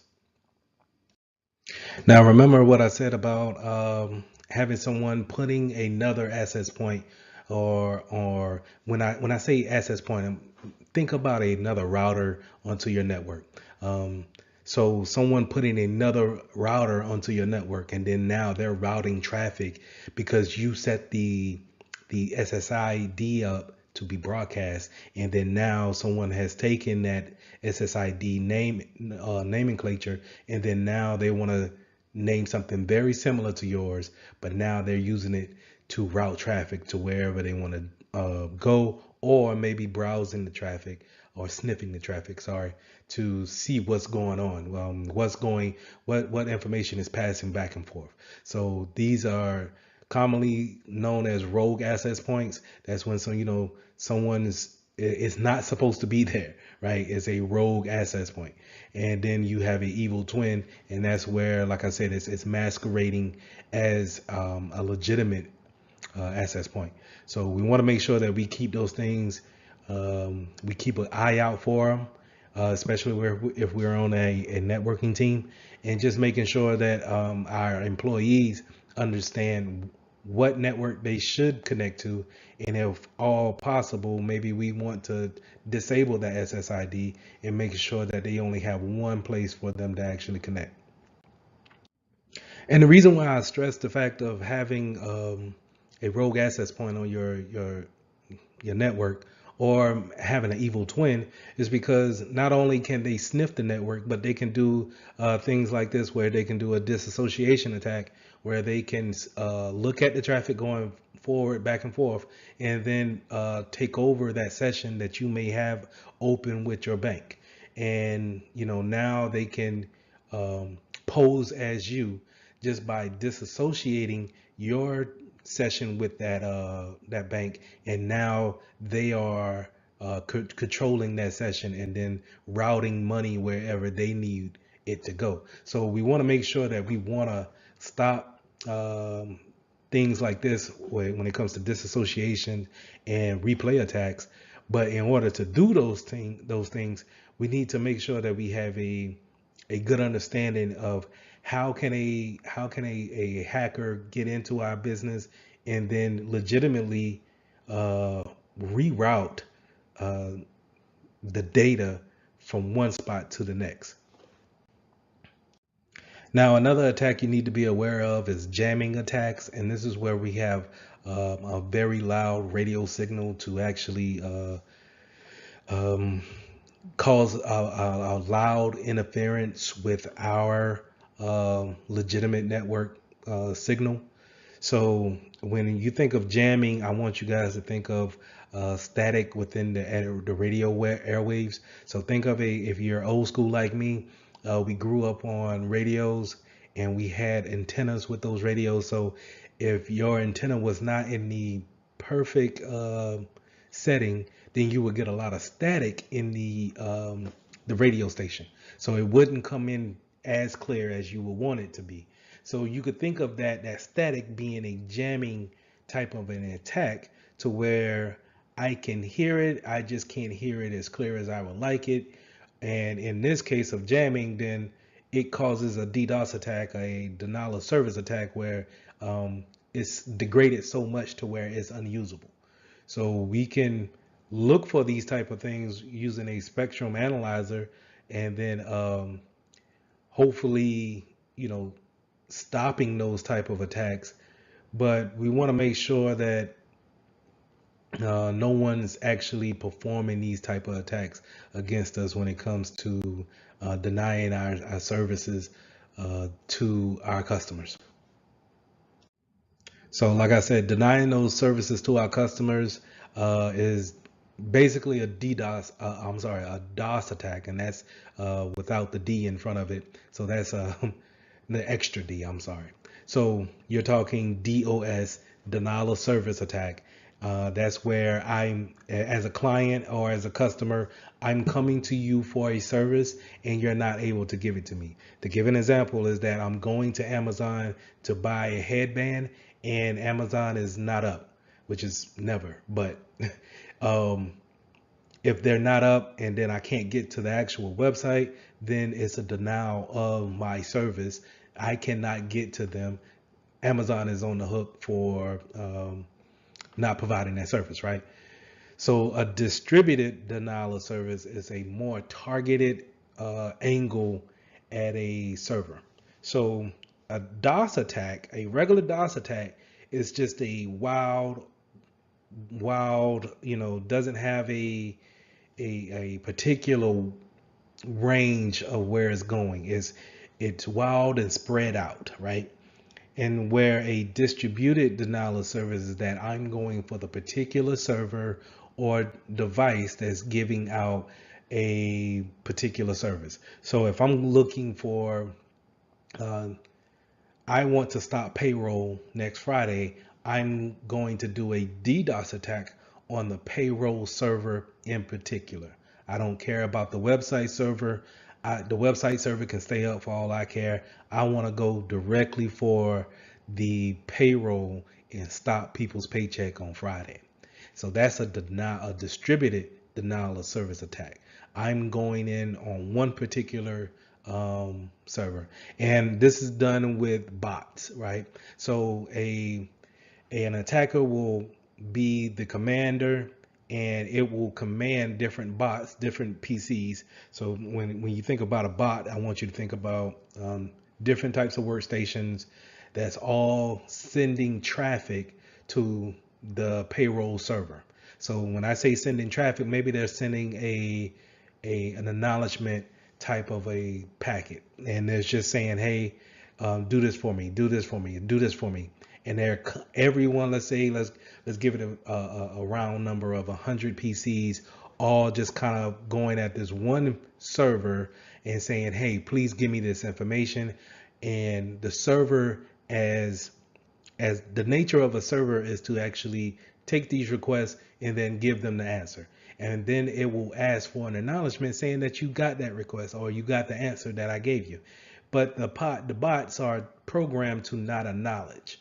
So a server can get overwhelmed if so many requests come in and there it's waiting on a response back to those requests and it's never coming, so now it's in a hung up state, causing the denial of service. Okay, so that's a distributed denial of service where we're taking a number of bots and we're attacking this one particular server wherever it may be, and we're causing a particular service to go down.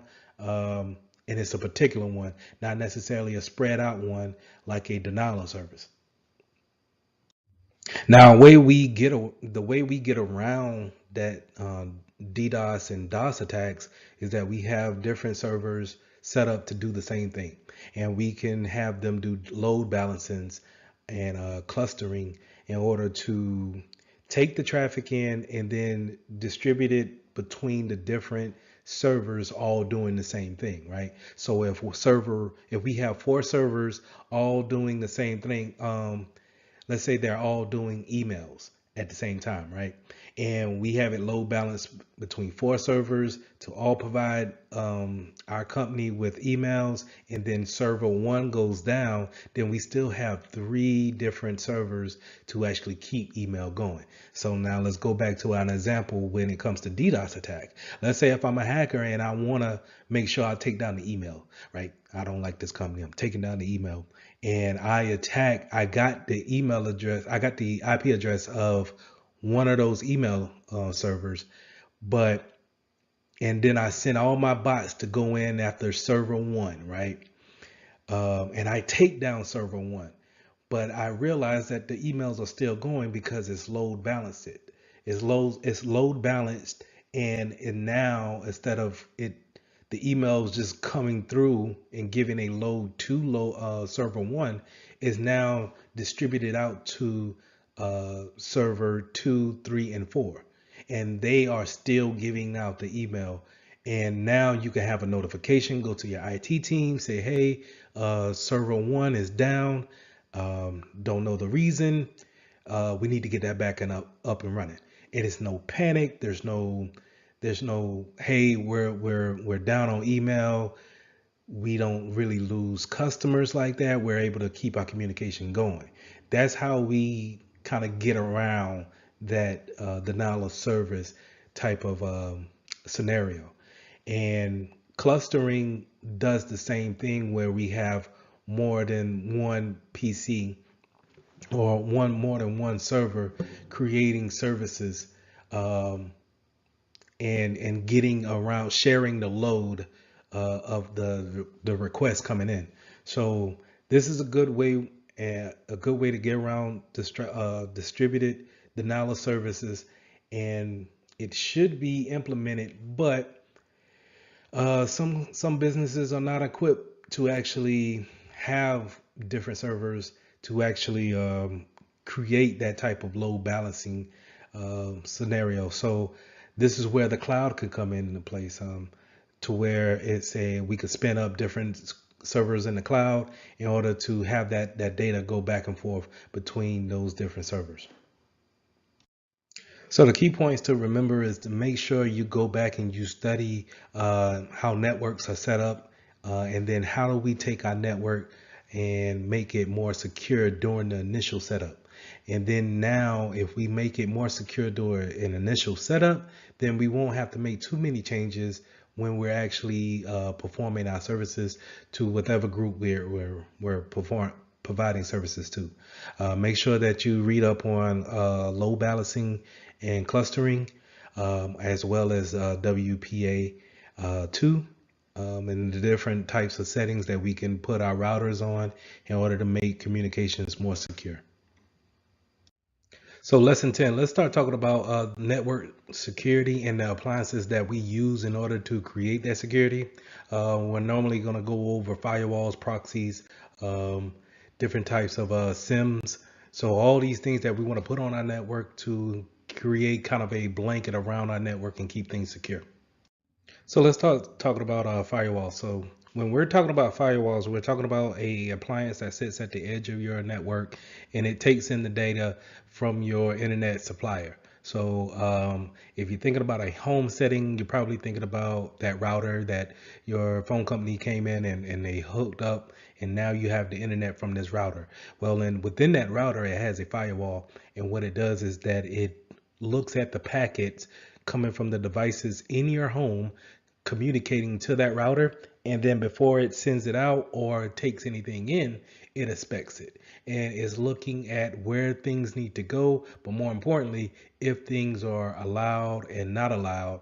um, when it comes to a list, a access control list, if it's allowed or not allowed. If it's not allowed, then it drops the packet. It doesn't come into your system or in your network. Now, if you're thinking about a more enterprise network, we're talking about a network firewall that's probably sitting out there and it's its own different appliance. It is not mixed in with its router. It probably goes right to the DMARC, and that DMARC is where the phone company will put their internet connection in, and then that firewall is just going to connect to that connection in order to bring that traffic in, and then that firewall is probably going to have its own configuration page that we'll go to, and we'll set our rules up on what we want to allow in or grow out. So just understand that your firewall is sitting at that edge, that perimeter, and is looking at the traffic going in and out. Now, whenever you come across the word stateful inspection firewalls, you want to understand that it's keeping a log of the connection that's going in within the network. So just think of along with the access control list that is checking to see if you're allowed in or we need to deny you, is going to keep a record of whoever makes a connection.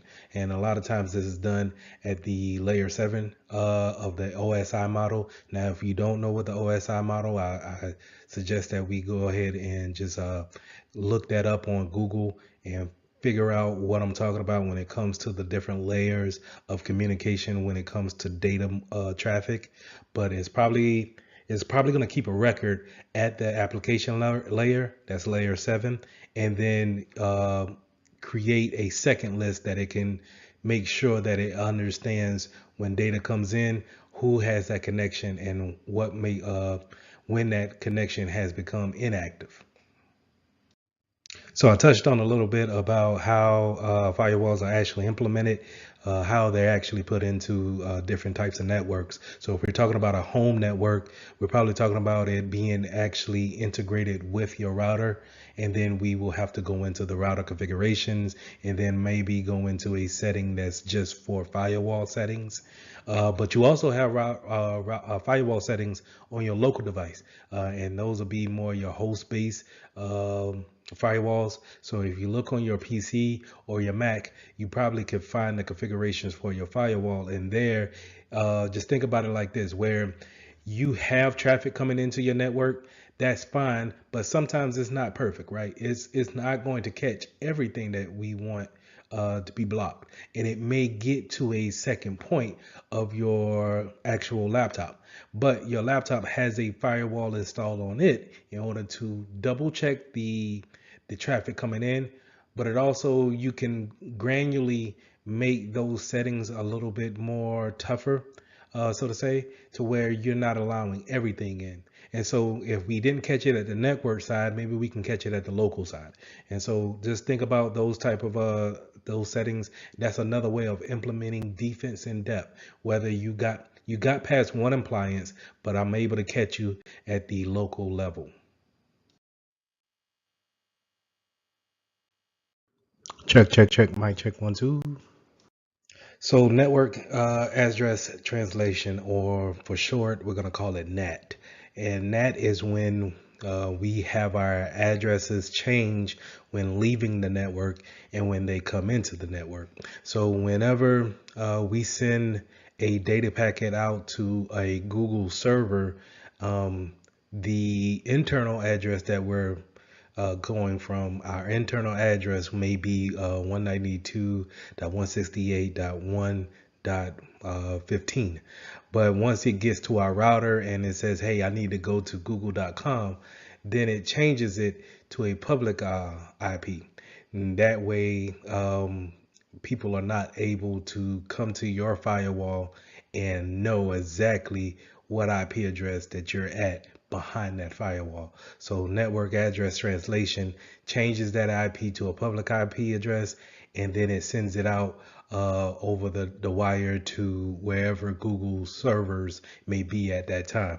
And then on the way back, the router should be smart enough to take that public IP address and say, oh, okay, let's change it back to the internal IP addresses and send it to its proper owner that's here in the internal network. So going back to firewalls don't necessarily have to be physical appliances that you buy from a company and they ship it in through a box and you unpackage it and then mount it in a server rack. You can actually have these things if you're utilizing a cloud service. You can have a virtual firewall that's actually housed by the cloud provider, and you will utilize that application to actually filter out packets that's coming into your cloud network, or sit it at the end of your network, and now you have it filtering out those packets. So just to know that it's not always something that's out of the box physical that you can touch, and then you fix the configurations that way. We can have places to where we can use and utilize these virtual firewalls to actually provide more security to things that we have out there in the cloud. So network-based intrusion detection system. So IDSs at the network level they will sense an attack, and they will track that attack. That's the difference between a prevention system and a detection system.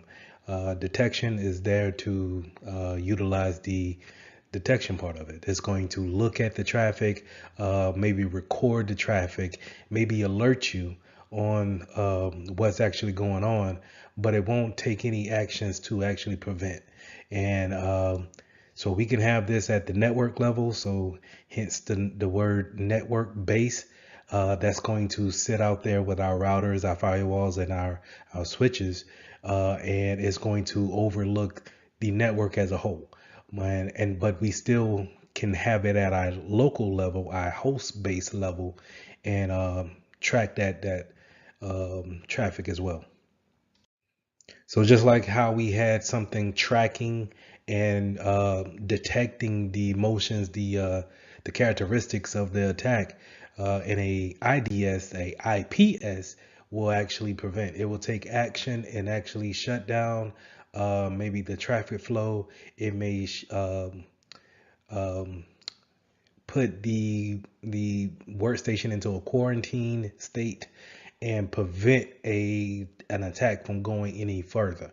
So again, breaking down what we see here on the slide, a network base, meaning it sits on our network and it oversees everything that's coming into our network and leaving out. And then the intrusion prevention system prevents attacks from going any further. Now they also can still detect and still monitor and give us alerts as well as the IDSs, but it takes that extra step by actually preventing the attack. So whenever we're talking about systems that have a signature-based detection feature, is more likely going to pull down some type of definitions and is going to look at those definitions and then compare the malware to them. And then if they match up, then they're probably going to say, hey, that's an attack, or this is a virus of some sort. Normally you see signature bases, this feature in antivirus malware protection software. So every day your antivirus application will receive definitions of the latest virus that's out. And what it does is it keeps a database of it, and then whenever it sees something that's new to your system, or it may, whenever you perform a scan, it's checking the signature based database against the files that you have on your computer. And then if they see a match, then they will quarantine whatever file that is, ask you if you want to, delete it, or it will go ahead and take that action and actually go through with deleting that file. So a lot of systems just won't be signature-based systems. Some of them actually go off the behavior-based detection or some type of anomaly-based detection. So to explain that, you have to know what normal is in your environment. So you can't be a company that's constantly changing what the normal is, or hey, we did do things this way, but now we're doing it this way. Because what these systems do is they sit on your network and actually see, record the actions that's going down, and then they determine a baseline, or you configure a baseline, and then anything that's outside of that baseline or that actual foundation that you set is considered a abnormal behavior, and is detected and then flagged as such, and maybe even prevented. So in order to have these systems in your network, you really need to have a good grasp on what is actually normal for us. And then these systems are great to have, because any deviations from that could be looked at as a abnormal condition. Now, other appliances that we need to be aware of is next gen firewalls, as well as content filters. And when we're talking about next gen firewalls, I want you guys to think about the way your application talks to the internet. And what I mean by that is, to give an example of Microsoft Word, you pull up Word and you get to type whatever document that you want to make, or you get to read whatever you want to someone sent to you.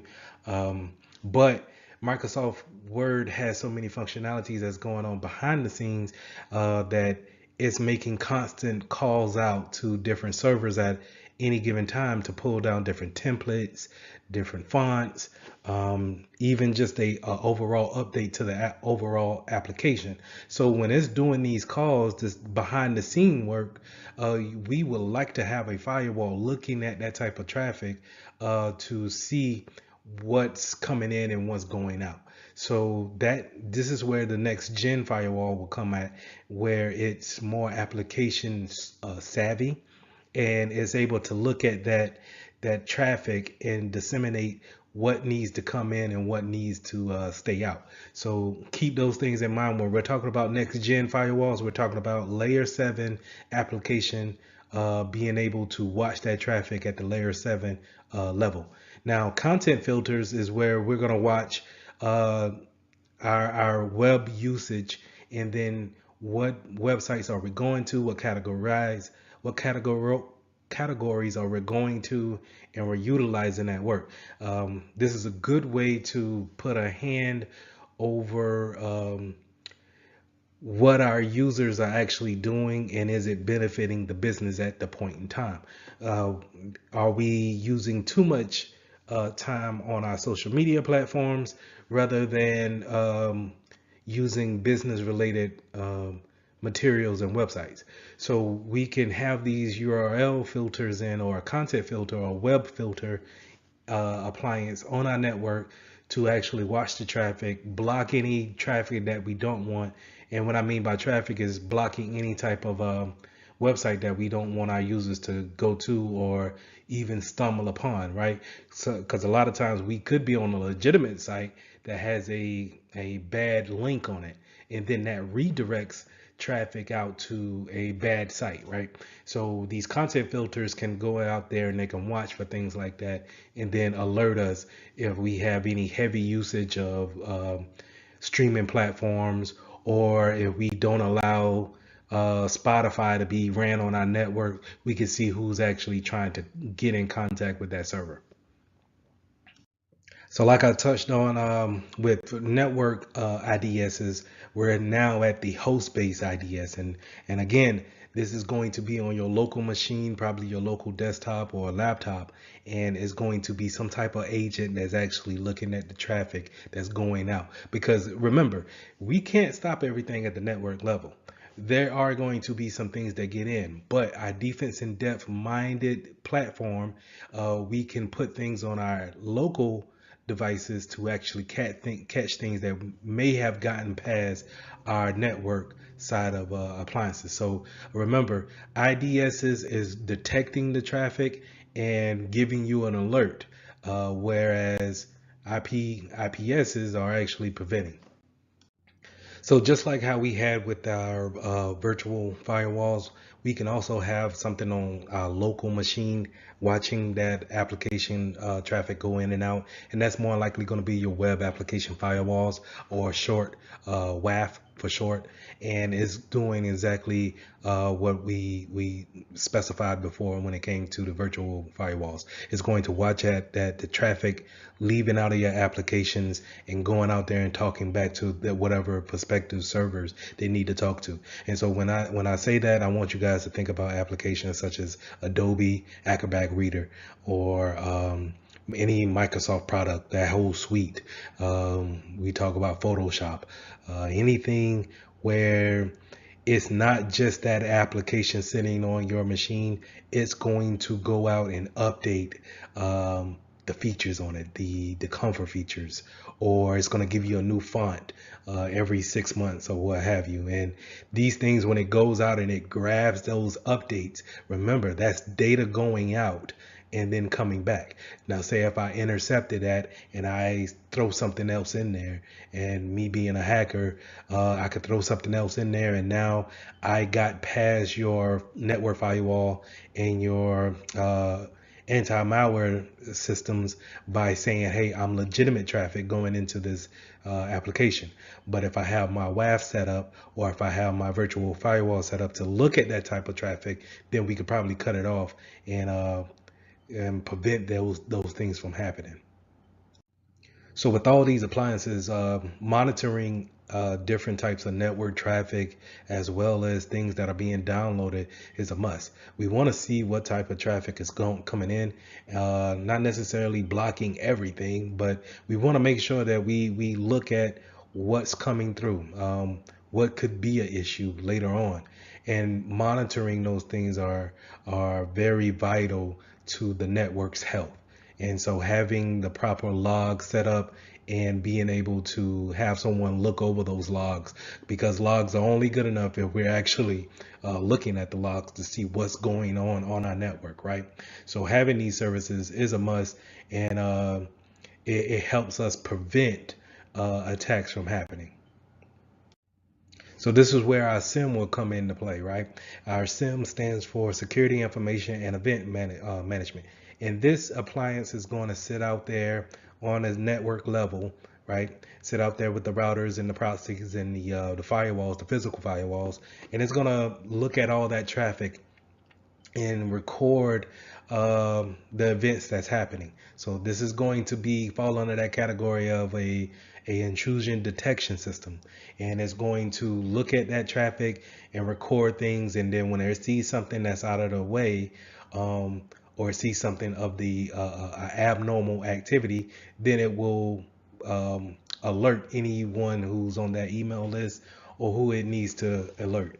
Right now, you can have some systems excuse me, you can have some systems actually take precedence over that and actually prevent attacks from happening, but more than likely your SIM is going to be there for reference and logging information.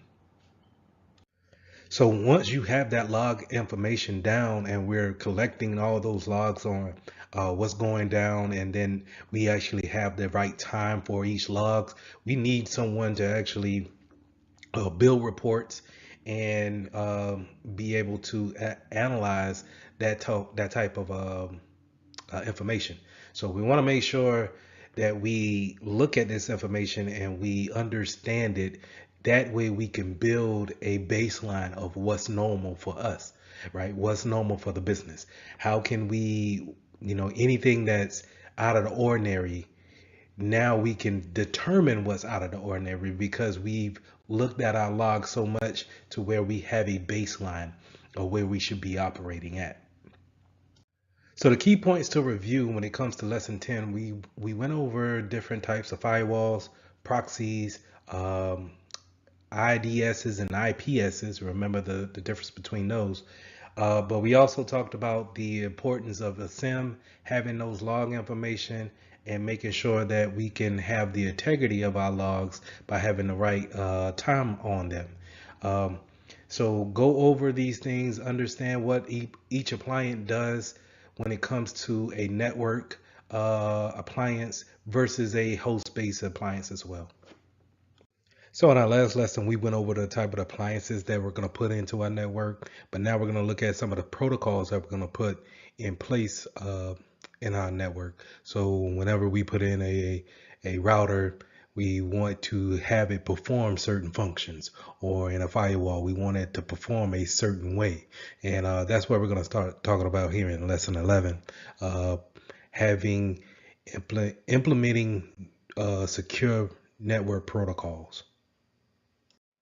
So let's start off by doing some network address allocation. So whenever we are building a new PC, or we just got a new PC from Best Buy, right, and we plug it into our network, and or we connect it to the Wi-Fi, it's going to pick up a IP address automatically. And 9 times out of 10, it's going to probably change every 2 weeks, right? And this process is called DHCP, Dynamic Host Configuration Protocol. This is where your router is configured to give out a new address, a new IP address to devices. So whether it be a laptop, your tablet, your smartphone, or let's say uh, a random doorbell, a smart doorbell that you install to your house, is going to get a different IP address. Unless we make those things static, it will change from week to week, or you can even make it even more change from a day-to-day standpoint, or whenever it disconnects from the network, right? And so we want to keep things like this in place, because when you're talking about a person that's not supposed to be on your network, who's looking to take advantage of a IP address that they may have did some research to find on our network, if it's set to change every time that they disconnect from the network and then it comes back on as a different IP, then we constantly keep and a hacker guessing on what IP address could be the CEO's laptop. So keeping that constant changing in the IP address is a very good thing. So staying with the router, we want to, in bigger entities or enterprises, routers could just be used for routing, right? Just kind of having a routing table, giving out IP addresses, and then making sure data leaves back and forth. But in bigger enterprises, you'll have an appliance that's strictly for DNS, domain naming system. So whenever someone needs to go to an IP address that's out there on the internet, in the public of the internet, computers, they converse back and forth with each other via the IP address, a public IP address of a server name. So if I wanted to go to ESPN.com, my PC and the server at ESPN doesn't communicate like that. It doesn't look and say, hey, I'm looking for ESPN.com. Can you please point me in that direction? It will say, I'm looking for IP address, and then whatever the IP address of ESPN servers, that's what it's going to look for. Now, to bring that into DNS, DNS is there to convert the English version or a readable version into a IP address. Okay, so whenever I want to go to the IP address of ESPN.com, DNS is there to have the other person on the other end see that I'm looking for ESPN.com. So the reason why we want to make sure that we have this in place is because a lot of times having someone poison the DNS list could redirect traffic to servers or websites that we don't want to go to. So just to kind of follow up on that previous slide, DNS poisoning is just that man in the middle, changing that chart table, making sure that they want you to go where they want the compromised website to be. So if I wanted to go to 8.8.8.8, which we all know is Google's servers, but if I can get in there and manipulate the DNS charts and say, hey, well, whenever someone goes to 8.8.8.8, send them to my IP address that's here at you'vebeenhacked.com. So just making sure that DNS poisoning is something that we stay aware of, and that we don't want our users to be redirected at any given time. So, like I said before, being in a bigger environment, you may have a server that's dedicated to just doing DNS queries and looking up different types of websites and comparing them to the IP addresses. And so we want to make sure that that server is well secured. So we want to make sure that our access control list on that PC, that server is locked down, and it coincides with the things that we're having in our environment. We also want to make sure it's patched. Just having the regular maintenance on our servers and our workstations, it prevents them from being attacked on vulnerabilities that we know about. There's no reason why we shouldn't patch our machines.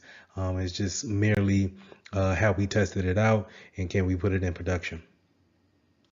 So making sure we have secure directory services is very important when it comes to who can do what on different servers. So just to kind of drill down into it a little bit more, when it comes to access control policies, we want to make sure that people can either have read-only permissions. Maybe they just need to see it for auditing purposes when it comes to changes or files on that server.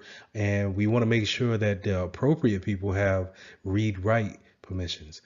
So everyone doesn't need to have the permissions to make changes. And that's what write means, right?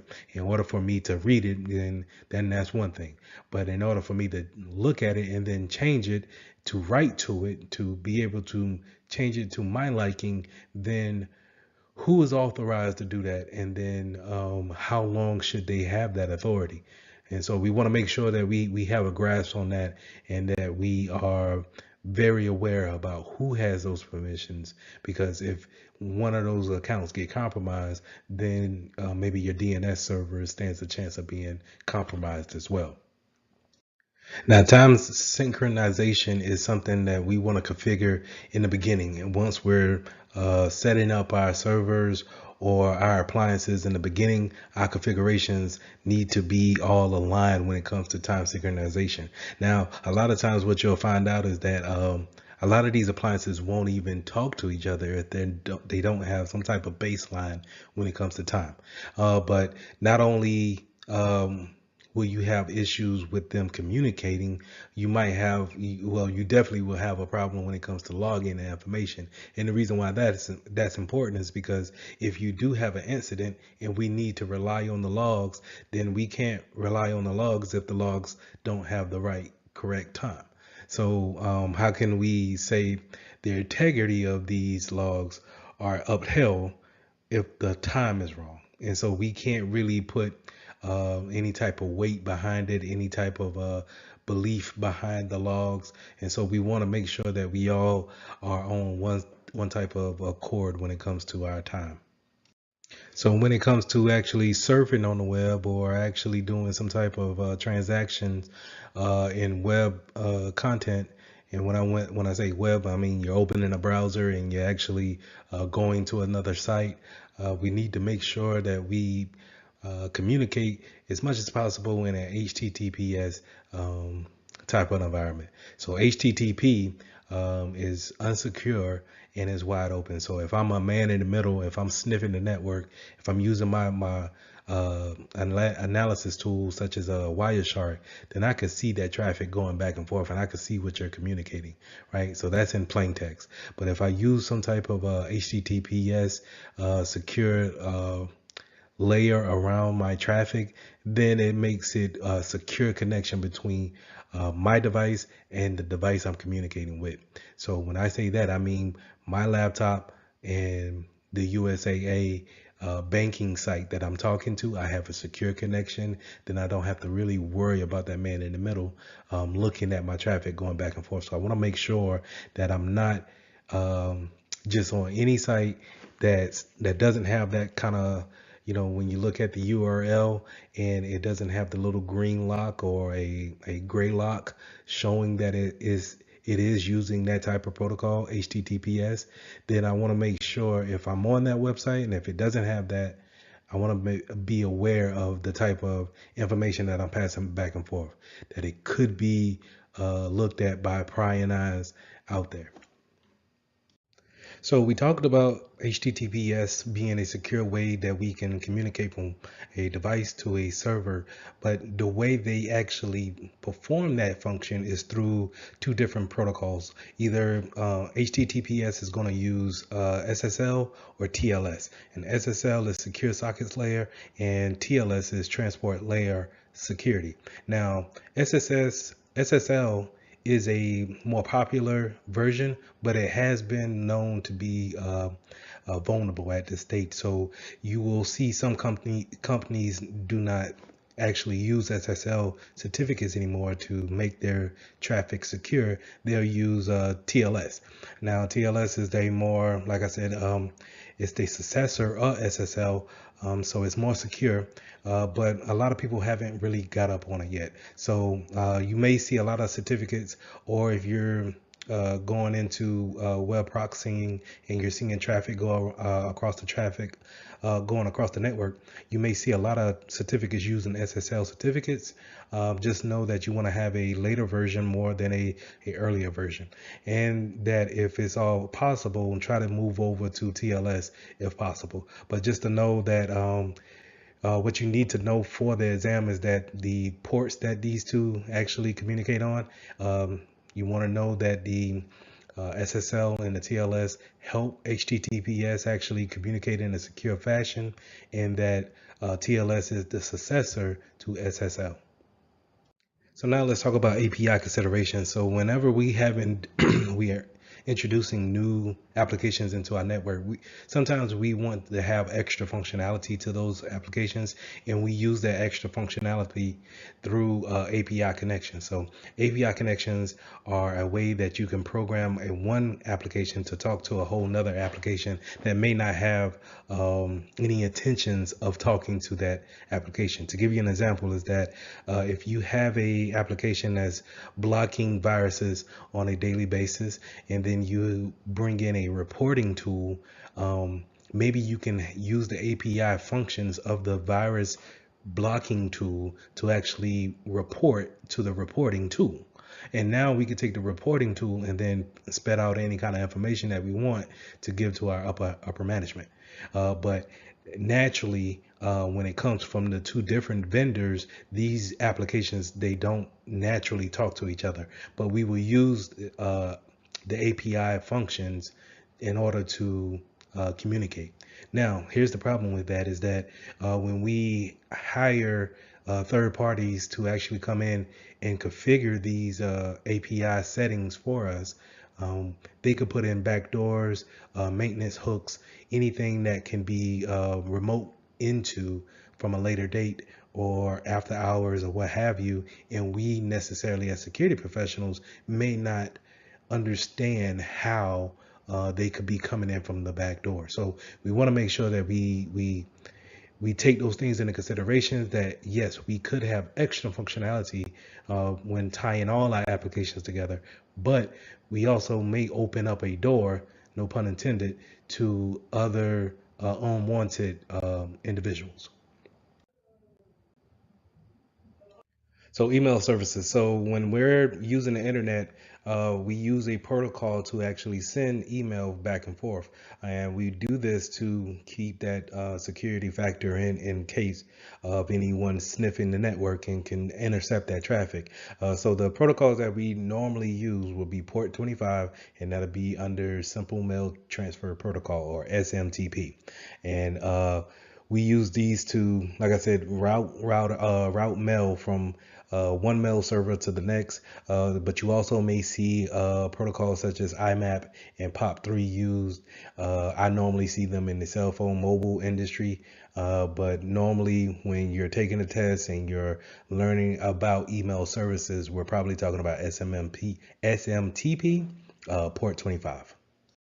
Now, another way we use the internet to communicate with each other is by voice and by video, and especially now with so many things being remote, we're using video chats and voice over IP more than ever. So when it comes to VoIP, I want you guys to think about replacing your own landlines, where the telephone company comes in and they patch in a hard wire to the telephone post, and it goes out to their operation center, and they're connecting calls that way.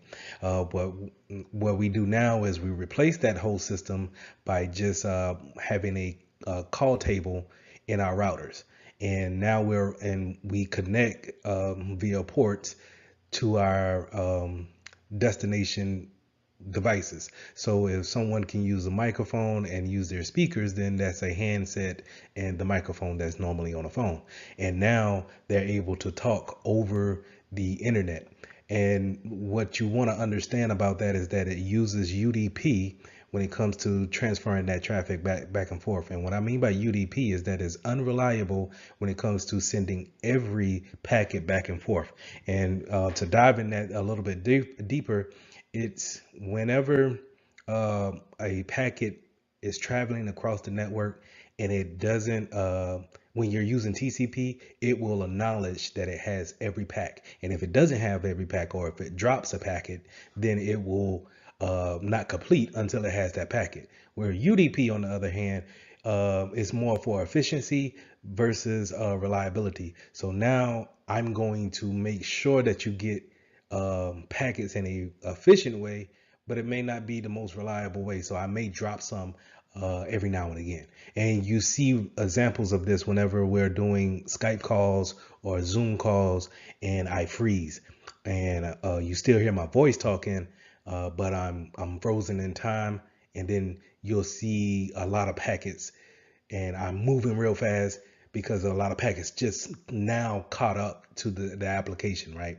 And now instead of actually stopping to make sure all those packets get in, UDP is a protocol used to not care about that. So we're just trying to make sure that we match up the voice and the video at the same time. And so we may have to drop some packets. You may get that stuttery pixel look, but it's to, carry on a conversation in somewhat real time. So let's go over some remote access settings, some ways we can use VPN to connect securely from our devices back to our secured network that's behind our firewall. So in this case, what you're seeing here on the slide is that client is pretty much at a remote site, could be their home, coffee shop, or where have you, and they're probably checking into a remote a VPN client that's sitting on their desktop or whatever devices that they have. And what that device does is it checks into the concentrator that's back at the office or a building that they want to connect back to that network, and then it creates a secure tunnel from one device, which would be the client's PC, back to the network's local network. And so now that traffic that they're able to manipulate or change or create on their desktop can now be securely transferred from the coffee shop all the way back to the office, and not worry about anyone sniffing the network, taking that information, and then being able to read it, because we have created that secure tunnel using a VPN agent. Now, in the second scenario here, we have a branch office that's out, let's say in a different county or a different state. And in some cases I've seen, and they have their own network that's separate from the headquarters network, right?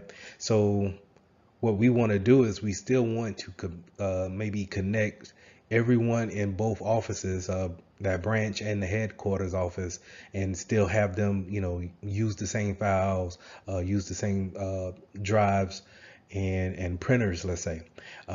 So in that case, we still want to give them their own firewall, router, and gateway, but we also want to make sure that they have a VPN connection back to the head office.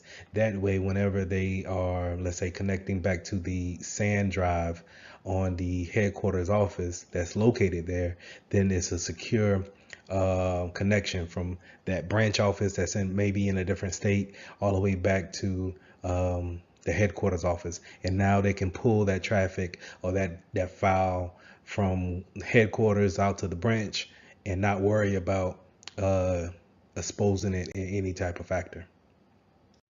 So whenever we're talking about VPN, I want you guys to think about IPsec. IPsec is the protocol that we use in order to create that tunnel to make sure that we are sending packets from one destination to the next using that tunnel action, right? Making sure that nothing is being seen by prying eyes or someone sniffing the network. So we use this protocol IPsec in order to create that tunnel and keep things confidential.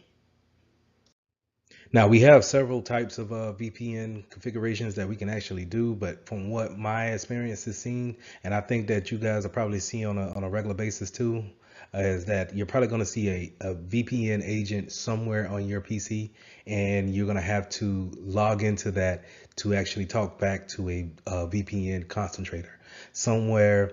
So your agent is 9 times out of 10 going to be talking to a main controller type of a system in order to create that tunnel. And this is probably the most common part, and I think it's the most cost efficient one. So this is probably what you're going to see. I think the most famous one that I've seen is Cisco AnyConnect, and it's just you can create, you can use your username and password that you normally use in your business network, and then you can also have a multi-factor authentication piece to it, where you can possibly put in a code to actually keep that other have your authentication piece be that more robust. So that's what you're probably going to see in the field, is just a client sitting on a desktop and it's reaching back out to a VPN concentrator.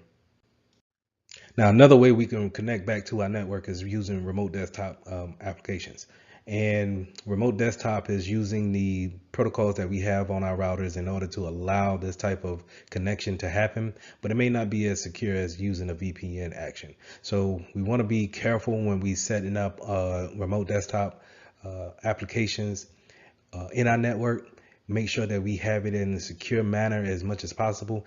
And if I would suggest not using remote desktop unless you're in the network. You're actually on that network's, let's say, physical location. If you're home and let's say you have a laptop that's from the network, and we can still use remote desktop to go back to a server that may be on the physical local network back at the business, I would say that's probably a little much, to where we're probably just need a VPN access, right?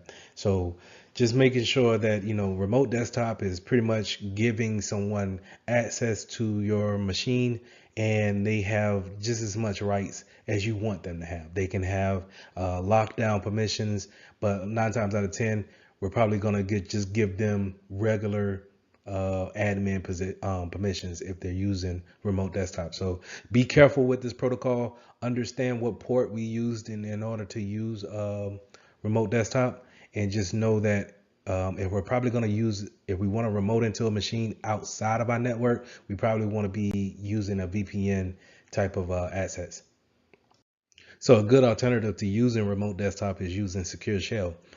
This is where we can have a client connect to a server by using keys in order to create that security factor that remote desktop may not have come configured with. So using SSH to log into a server and create or change the configurations may be a good choice if you don't have a VPN access to actually go into, or remote desktop is not set up, or you just want to be more secure and suggest, hey, do we have a secure shell type of option to use?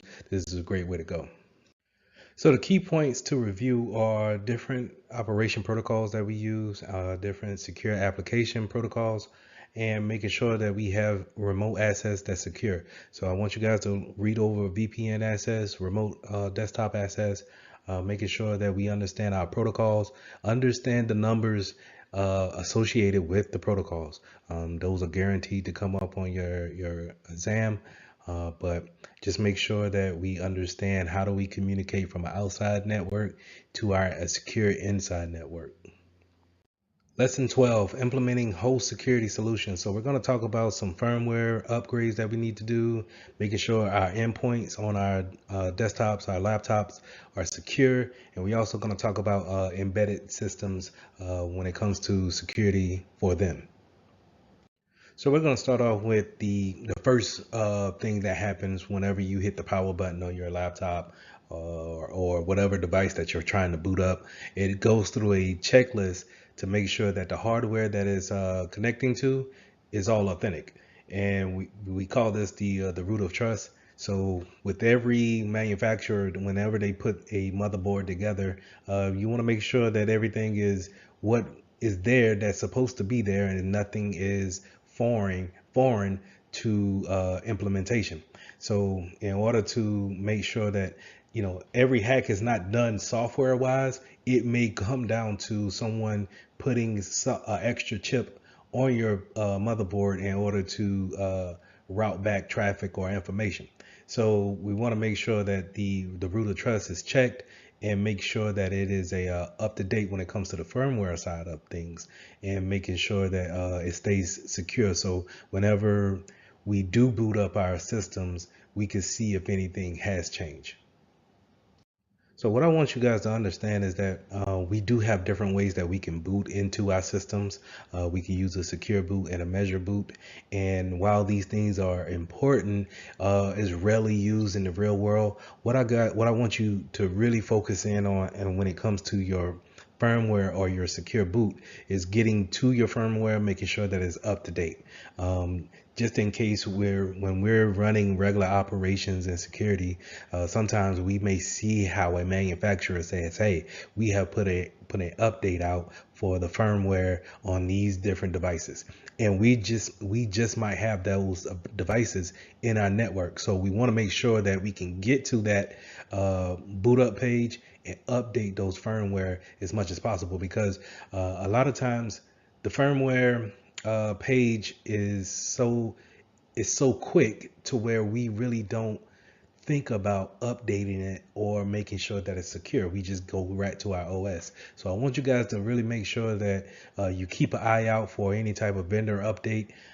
Keep an eye out for firmware updates, and making sure that you can get to your firmware page and then upload the latest update. Now, in some cases, you'll see where IT departments secure and encrypt the whole hard drive that's on a device.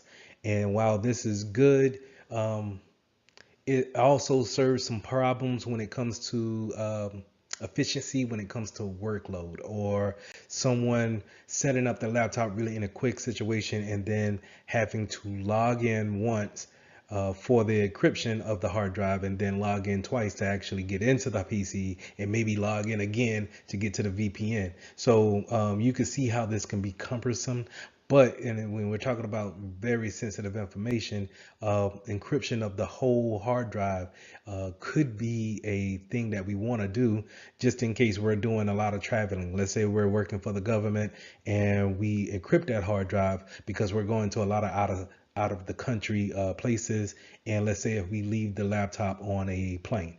Now if it's unencrypted, then someone can run a password cracker on the login screen, hopefully get in, and then look at all the information that we have there. But if it's encrypted from the hard drive standpoint, then they have to know that password first in order to get the keys, in order to unlock that encryption to get into it. So as we working in the security department or IT, we're going to deal with a lot of vendors. There's no way around it unless you just have everyone that really kind of does everything in your shop.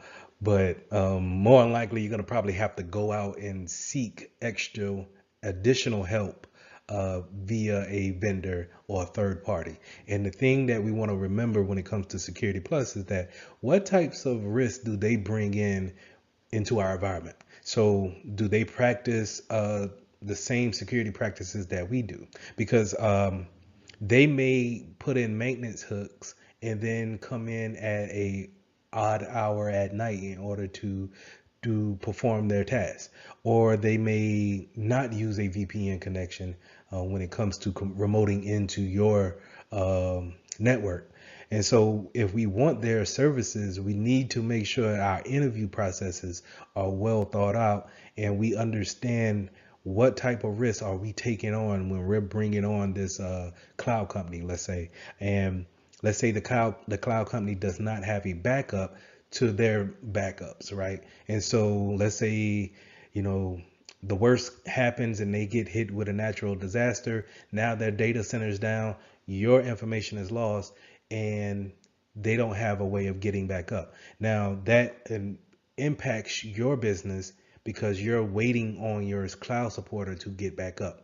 And so that's a risk that you have to factor in and you have to take account for, that if our data is unavailable because vendor A is not available, what do we do? How do we suffice for that? How big of a risk should we want to take on that?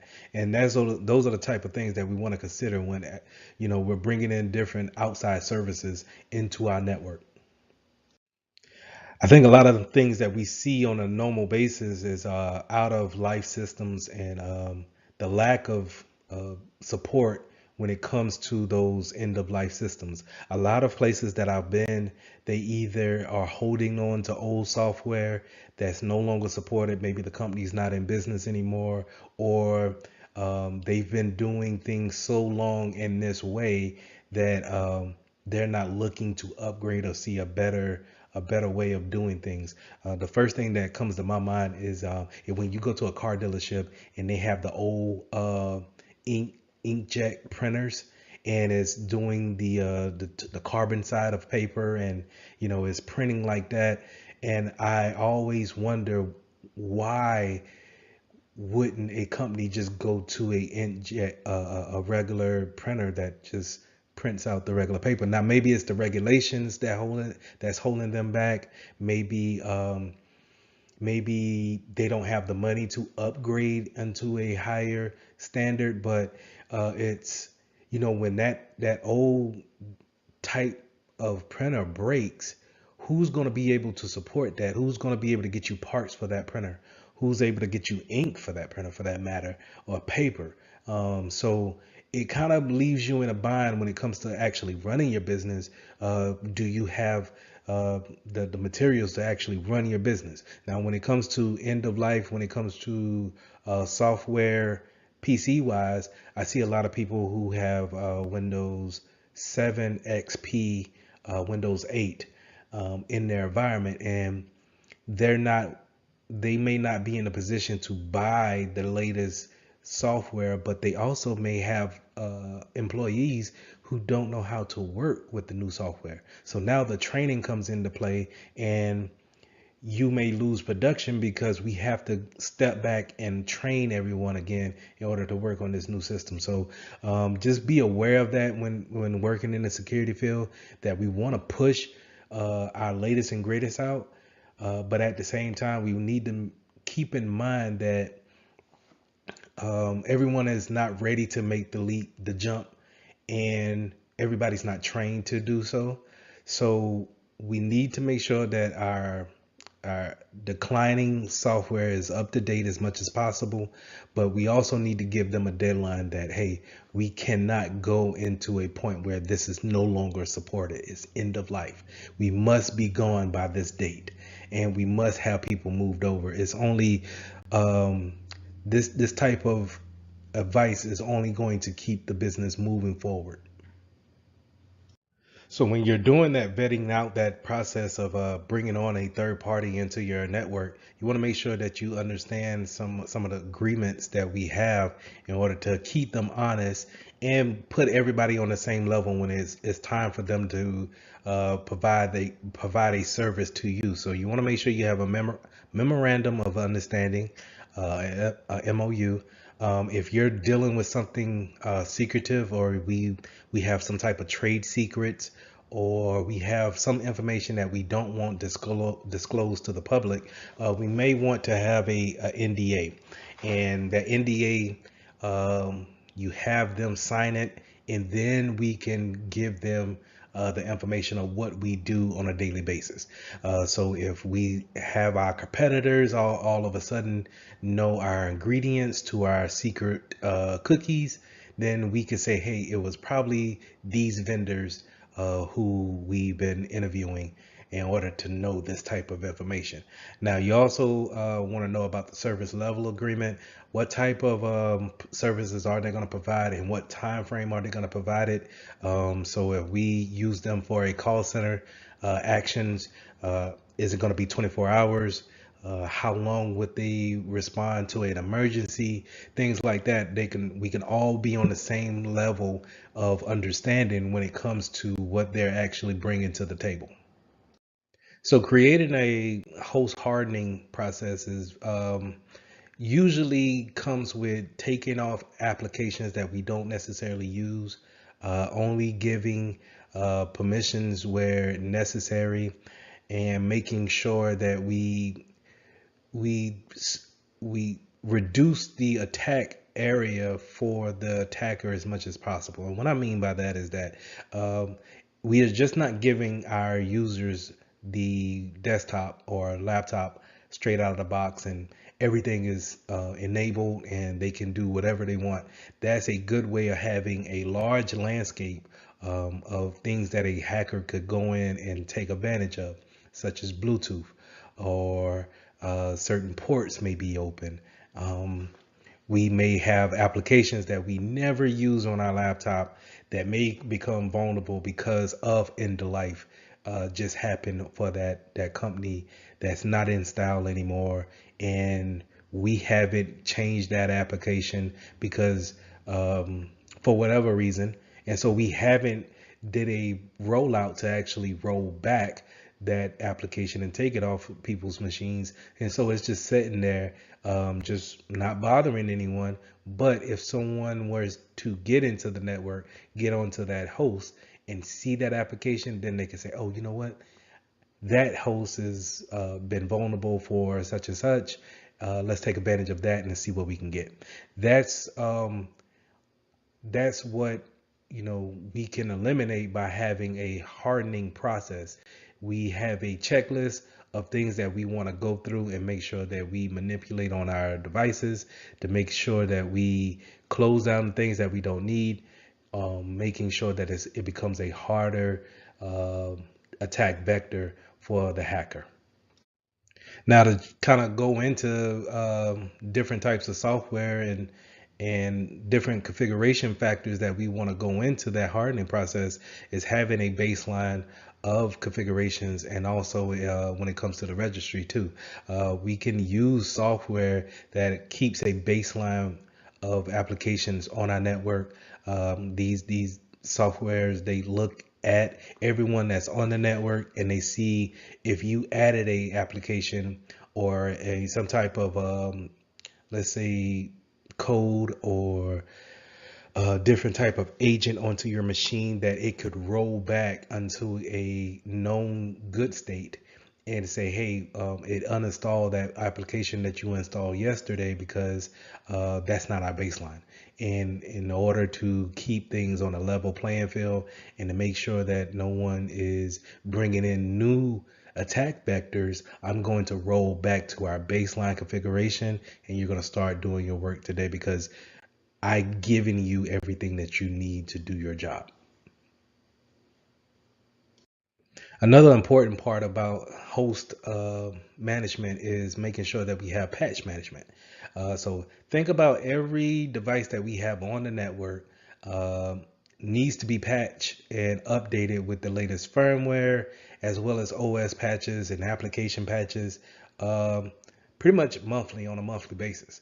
And so making sure all these things are up to date and that we're not introducing any type of vulnerabilities because of the lack of patching is very important. Now, when you think of patching, I want you to think these are known vulnerabilities that are looking to be fixed through patches. When Microsoft gives you the warning and says, hey, it's time to patch your machine or update your machine, it's saying to you, hey, we noticed that there's something uh, bad with your machine to where a hacker could take advantage of and get information from you.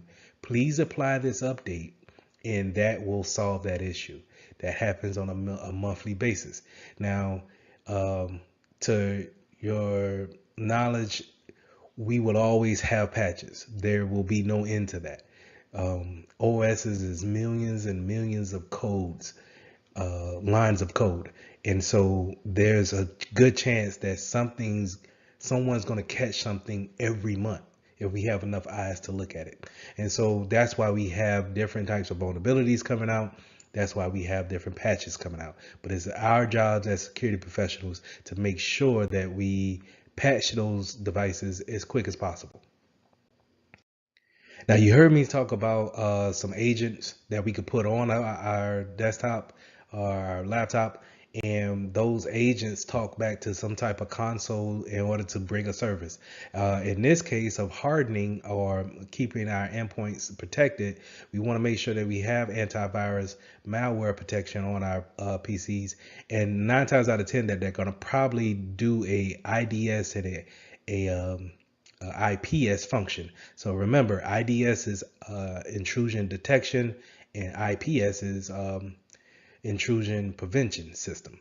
And so the antivirus will be able to detect, and it's also be able to prevent by blocking the virus. Right now, we also want to have something kind of like a DLP agent where it will see if any sensitive information is leaving our laptop, and we want to make sure that it can be put in place too to detect it as well as prevent it from actually happening. So having these endpoint agents on our PCs is probably something that we want to put into our baseline configurations and making sure that they are up to date as well. So all these things we want to take into consideration when it comes to having patches and making sure that we are protected overall when doing our daily tasks.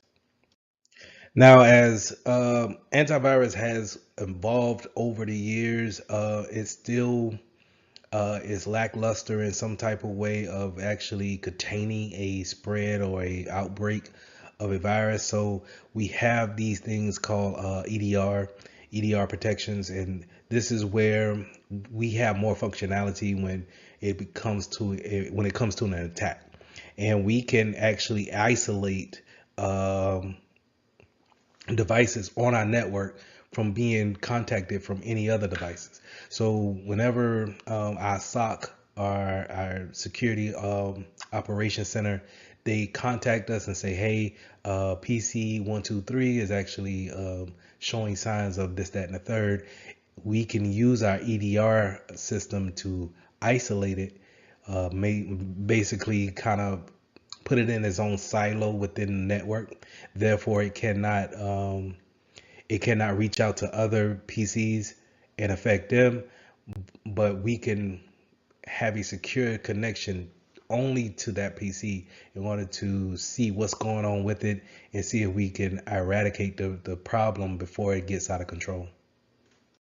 So when we're talking about antivirus, more likely we're going to talk about a signature-based software that's going to download code that's similar to the malware that came onto the computer or would be coming onto the computer. They take this database that they download, these signatures, and they compare it to whatever files that you download or you add to your system. And then if they match, then they will flag it as a virus and quarantine it or delete it altogether. So this is what we mean by signature based, antivirus. Now, heuristic is getting a baseline to what's normal, and then anything that's abnormal, we will flag it as being malicious. We need to also be aware of embedded systems. These are things that could be low powered Internet of Things, things that we could just plug into our PC and maybe get some extra functionality out of them. I like to think of a smartwatch or kind of like a, not necessarily an Apple Watch because that has a lot of functionality, but let's say like a Garmin watch or a Fitbit.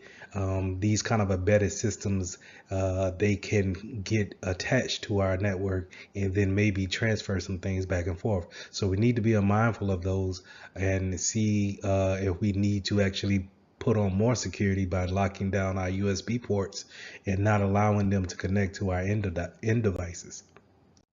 Now, in the cities, you have these industrial control centers or systems, and these are things that's in place that's controlling some type of, let's say, water system that the city uses to give everyone a clean system of water. Now, these systems that control these mechanic operations, they are not your typical, Windows 11 or latest iOS product. It is a old operating system that can't take any type of update. There hasn't been any code to update them.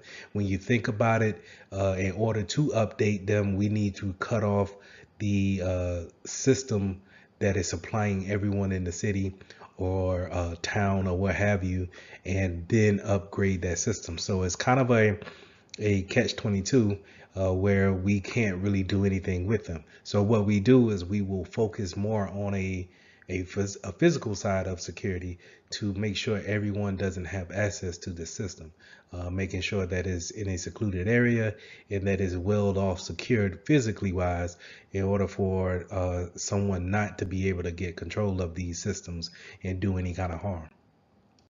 So like I mentioned with the water system, these systems also goes into, energy power plants, industrial, different types of facilities and logistic facilities.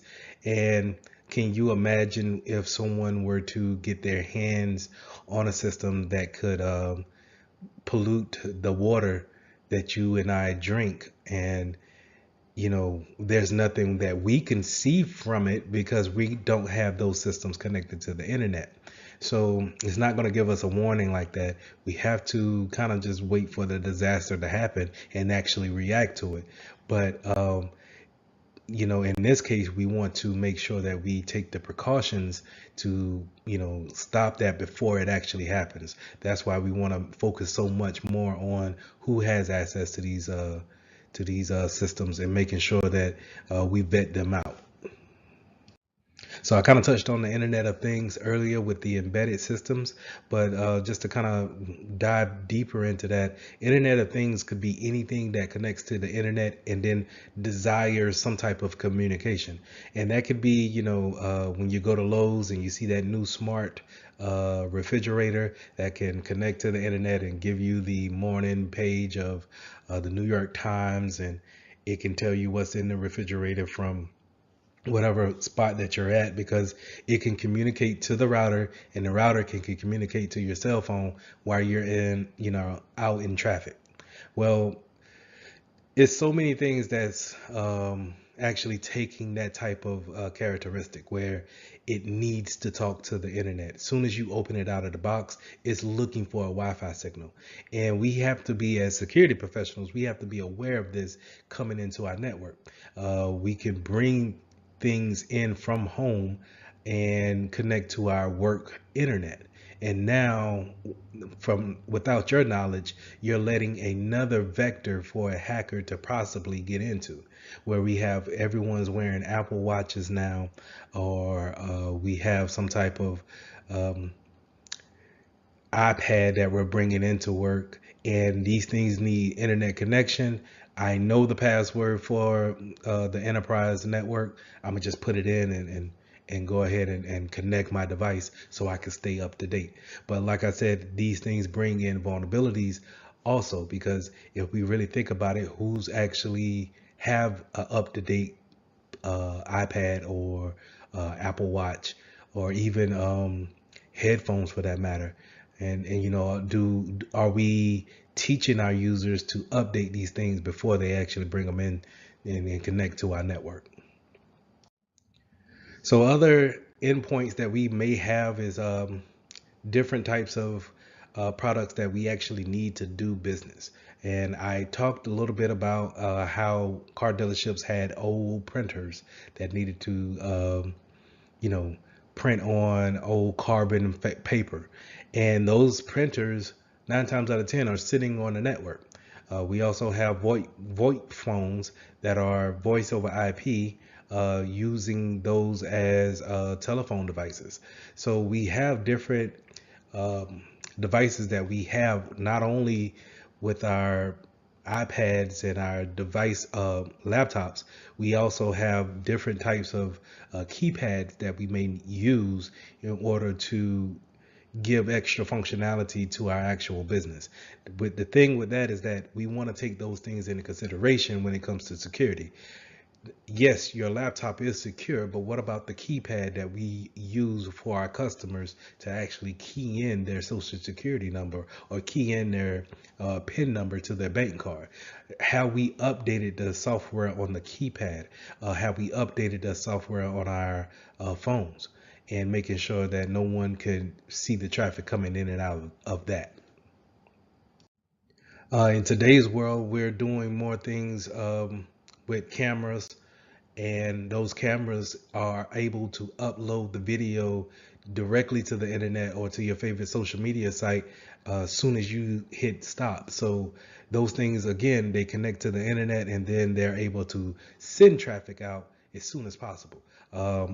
And we also have this thing where drones are giving they're shooting footage, and then they're able to send it to whatever cloud provider that they may be connected to. And all these things are great for functionality. They're great for the studio, and they bring that extra um, efficiency to work. But when it comes to a security side of it, and it comes to someone looking into hacking your network, these are open vulnerabilities flying around in the sky.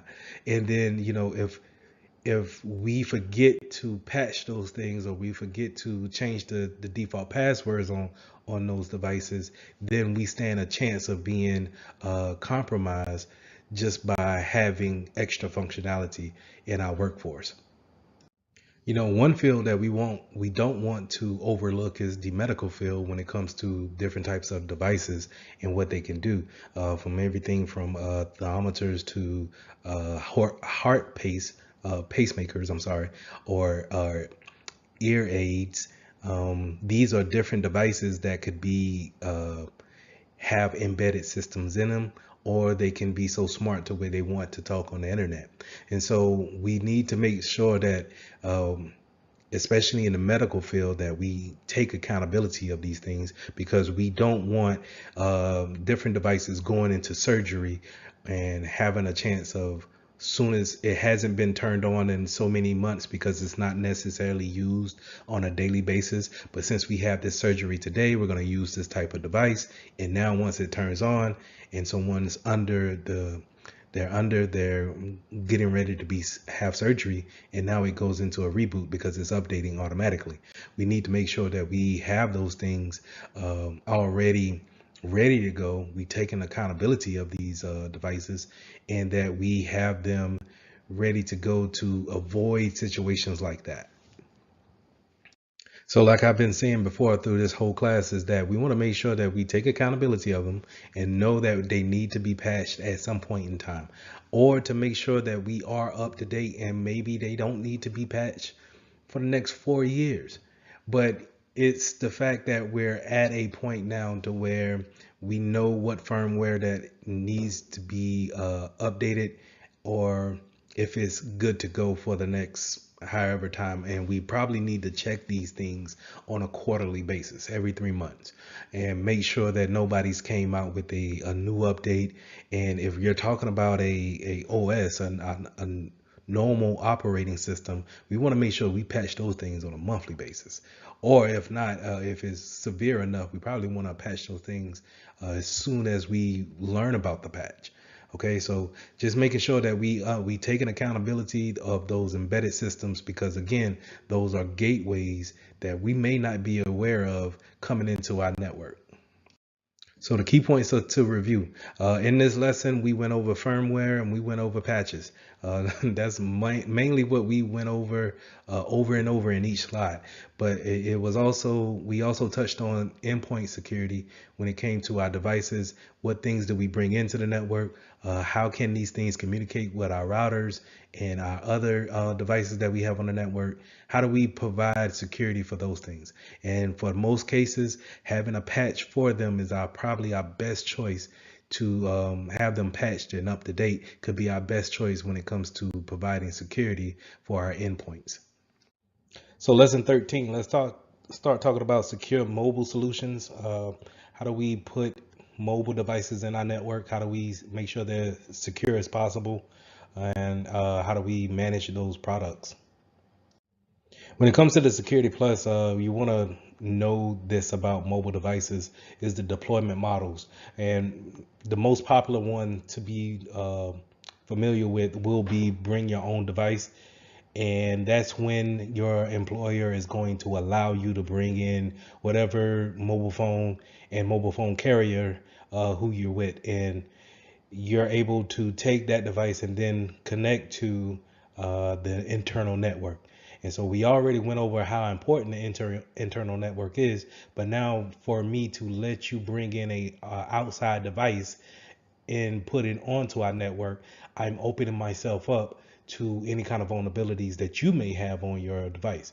So you have some places that go about this model because it cuts costs, right? But some others may issue you a phone. They may tell you to choose your own phone. So they may have different carriers and they tell you to pick between an Android or iPhone or what have you. So different types of deployment models, but the one that we really want to focus in on is bring your own device. That's the one that poses the biggest risk, in my opinion. Being able to let you just bring in whatever phone that you have, and now you can open up business documents on your phone. Now, whenever we're introducing mobile devices, we want to have some type of management system that can control the type of applications that we have on there, what type of patches that we want to push out. We want to have some type of system to say, hey, we want either a code that you put in, so like a PIN number, or do we want you to put in a pattern, or do we want you to use biometrics? We want you to use facial recognition to unlock the phone, what have you. So we want to make sure that we have these systems in place that we can manage our phones from a remote spot. Also, if you're going on let's say a trip and you have your business phone with you, this management system can have the ability to remote wipe any type of phone, or the phone that we're actually issued out. We can remote wipe just in case one of our clients, our users, loses that phone for whatever reason. We can send a signal to it, so instead of someone hacking into it, we can remote wipe that phone out. So this brings us to the different types of phones that we have to really choose from, and it's going to be between Android and iOS. Here we see how Microsoft Azure is actually controlling the Apple OS environment within our network. So a lot of times you'll see a Windows shop, and when I mean Windows shop, meaning a business that's fully Windows, or they're heavily Windows with some MacBooks maybe sprinkled throughout, but they're heavily Windows, and yet the mobiles, the side of it is heavily Apple. So it's kind of funny to me how the mobile side of the industry is strictly Apple, but yet when it comes to desktops and PCs and servers, we're probably more heavy on the Windows side. But anyway, Microsoft Azure is actually controlling or managing the Apple phones that we have on this network, And this is a good way of saying what type of applications do you want on your phones, your customers' phones. What type of patches do we want to make sure that they see and that they actually get notice about, so they can actually apply those things.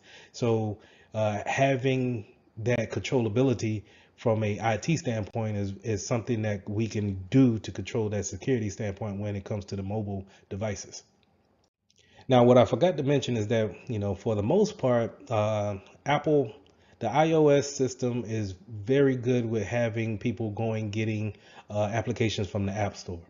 Um, where, on the other hand, in the Android community, is not necessarily as, I want to say, as secure to get a good a good application from the Google Store, so to say, for your Android device. And the reason why I say that is that Android gives you a lot of playroom when it comes to the developers side of things. So if you ever notice how iOS is very structured, is pretty much cookie cutter based for every phone that you see. So if you know how to work a iPhone 4, you will have no problem with the 12 or 13. It's pretty much the same thing. Maybe some features that we may not know of, but it doesn't take much to figure them out and then actually use them in your day-to-day activities. Whereas in the Android gives so much leeway and play for the developers to customize their applications as well as the OS, is that you can easily get something that may have a lot of vulnerabilities in it from the App Store. And that's a downfall. To me, that's a downfall for Android, but I love the customization of it. But that's me being my own opinion. But in the enterprise, we want to make sure that we understand from a security standpoint that this customization to our applications and to our phones may pose a threat, right? And so we want to make sure that we have some type of software that can also, not only if we have Apple devices in our environment, that they can talk to Apple as well as Android as well, and making sure that we can push out those patches and making sure that we keep that management console around those devices.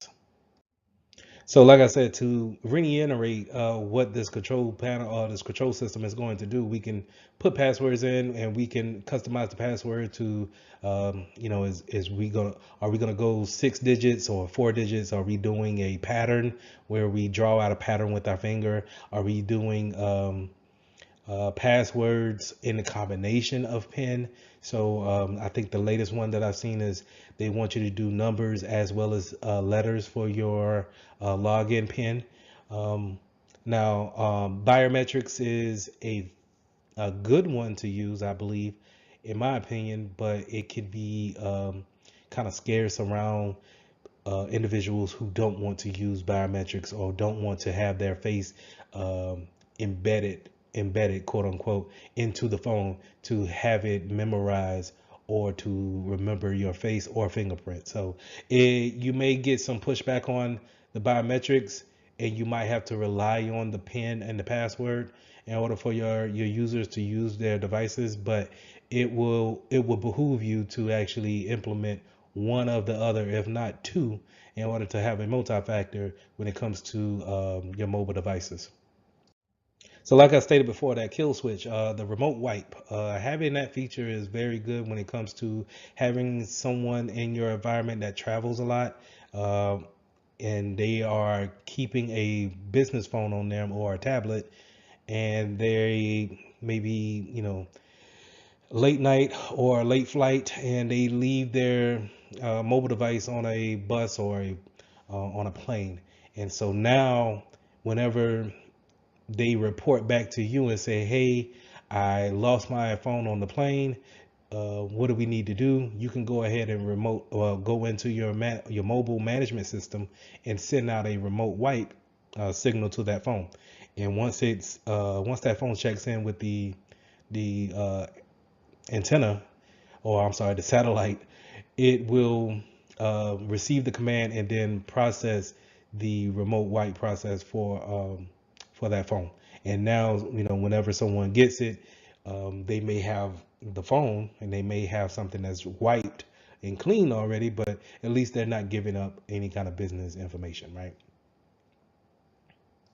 Sometimes you might want to put a full disk drive encryption on your mobile devices. So I think in the other class I mentioned how we will want to encrypt the whole hard drive on your laptop, just to kind of ease our notion of any type of lost device. And then once it's lost, then let's say I lost it in a place where it cannot reach the satellite, and therefore it can't get the remote wiping signal in order to wipe. And so now it's just pretty much open. But if I have put a full encryption on it, then that person, whoever may seize it, they gotta know the key or the password in order to get past that first layer of defense in order to see the contents of the mobile device. Now, in the conjunction of having a remote wipe session or feature, you can have location services on there as well. So tracking the phone, tracking the tablet is also a good way of keeping up with it, seeing exactly where it did someone leave it there, or if it's out of the reach of whoever was responsible for it. So geolocation and then geofencing and geotagging will fall into this category, and that's basically putting a tracking device on that mobile device, making sure that it, once it talks to the satellites in space, right, it's talking to those satellites, it's getting a geographical location on it, and then reporting back to that management server that we are using to actually manage our mobile devices. So just keep in mind that you've seen this thing before. If you ever have used the Android and it says find my phone, more than likely it's sending out a Bluetooth signal to that phone to actually find it. That's kind of a low grade point of it, but a better example would be Find My iPhone for the Apple products, and that's going to have you log into a management type of a console, right? Your Apple ID, you use your Apple ID to log into your account, and then once you want to see where that iPhone is, it's exactly what you see here on this slide, where it shows you a map and it shows you the geolocation of where your iPhone or iPad is at. So application management is important to understand what's the baseline of our phones. Do we want our users to put any type of application on their phone, or do we want to keep it to business only applications? And I think the first thing we want to do is just put that out in the policies first of what's accepted and then what we will not accept, because every application is not meant to be used on a business phone, in my opinion. So we want to set the baseline for it first, but then we want to use our management system to actually, if we want to roll back any type of add-on applications to it, or maybe restrict any type of download of unauthorized apps. So we want to make sure that we lay a baseline, and then we let our users know, hey, you can put bank applications on your phone, but we're going to refrain from using any kind of social media applications on our phones. And the reason why we want to do that is because, and especially for that actual scenario when it comes to not letting someone use social media applications on their phone, is because it comes down to content management, right? If we're able to look at different types of business emails on our phones and then mistakenly upload those things to a social media platform, then we are essentially leaking out information into the outside world, the public, right? That's what I'm trying to have you see when it comes to data loss, is that it's almost like an imaginary line around the business that I want you to think about. But the different ways that data can actually leave the business and go into the public side is many different ways. So it doesn't necessarily have to be through an email from the inside of the building to the outside. It could be a mishap. It could be someone taking a picture of the inside of your building and then posting it in LinkedIn. And now, if I'm a hacker doing reconnaissance, I can just look at your profile and figure out, oh, okay, they have this type of doorway, they have this type of locks. I need to prepare myself in this type of manner, right? So that's what content management kind of goes into. Um, do we want to take that risk of having people leak out information uh, intentionally or unintentionally? Another risk that we take into consideration when it comes to mobile devices is rooting and jailbreaking. It used to be a hot little thing to do when to get a Fire Stick, an Amazon Fire Stick, and then jailbreak it in order to get so many channels on it, right? Same thing goes for mobile devices or any kind of customization to the iOS platform, is that we take it and then we jailbreak it, quote unquote. And then now it unlocks this kind of a special feature set. But jailbreaking causes a vulnerability, right? It opens another doorway to the sensitive information that may be on the phone. So how do we take accountability of that? How do we prevent that type of action that be happen? Or can is it something that we just need to accept, and then we set our policies up to punish whenever if we ever find out that something does happen like that. So the next thing I want you guys to think about when it comes to mobile devices is, how do we actually connect, right? Are we using telephone connections? When I say telephone connections, I mean, are we using the actual phone carrier's connection in order to communicate on the network? And or are we using some type of Wi-Fi signal? So for those who don't know, those are two different networks that we could be connected to. So if we're just, let's say we're not using Wi-Fi for that point in time, and we're only using the AT&T bars, then that's a whole different network than versus if we're connected to the local Wi-Fi that we're in the building, right? Also, because not only could somebody be leaking or sniffing the network on the Wi-Fi side, you could see some type of leakage on the networking, the telephone company side as well. So we want to be mindful of that. We also want to be mindful of, if we're going to give our customers, our users, hotspots in order to connect. Maybe that might be a better secure way in order to transfer the data back and forth. It's not about transferring personal data. It's about the business data being on that phone or accessible on the phone. If that makes sense. Is not so much that I'm worried about who am I calling on my cell phone. It's the fact that I can open up a professional email and read sensitive documents on that phone or on that iPad. And now I'm connected to um, this game that I downloaded, but on the back end of that game, it allows remote users to go in and then look at the kernel or transfer or transverse through my phone to see what type of files I have opened or saved downloaded on the phone. Right. So that's the thing that I want you guys to really get when it comes to the importance of why even worry about mobile devices.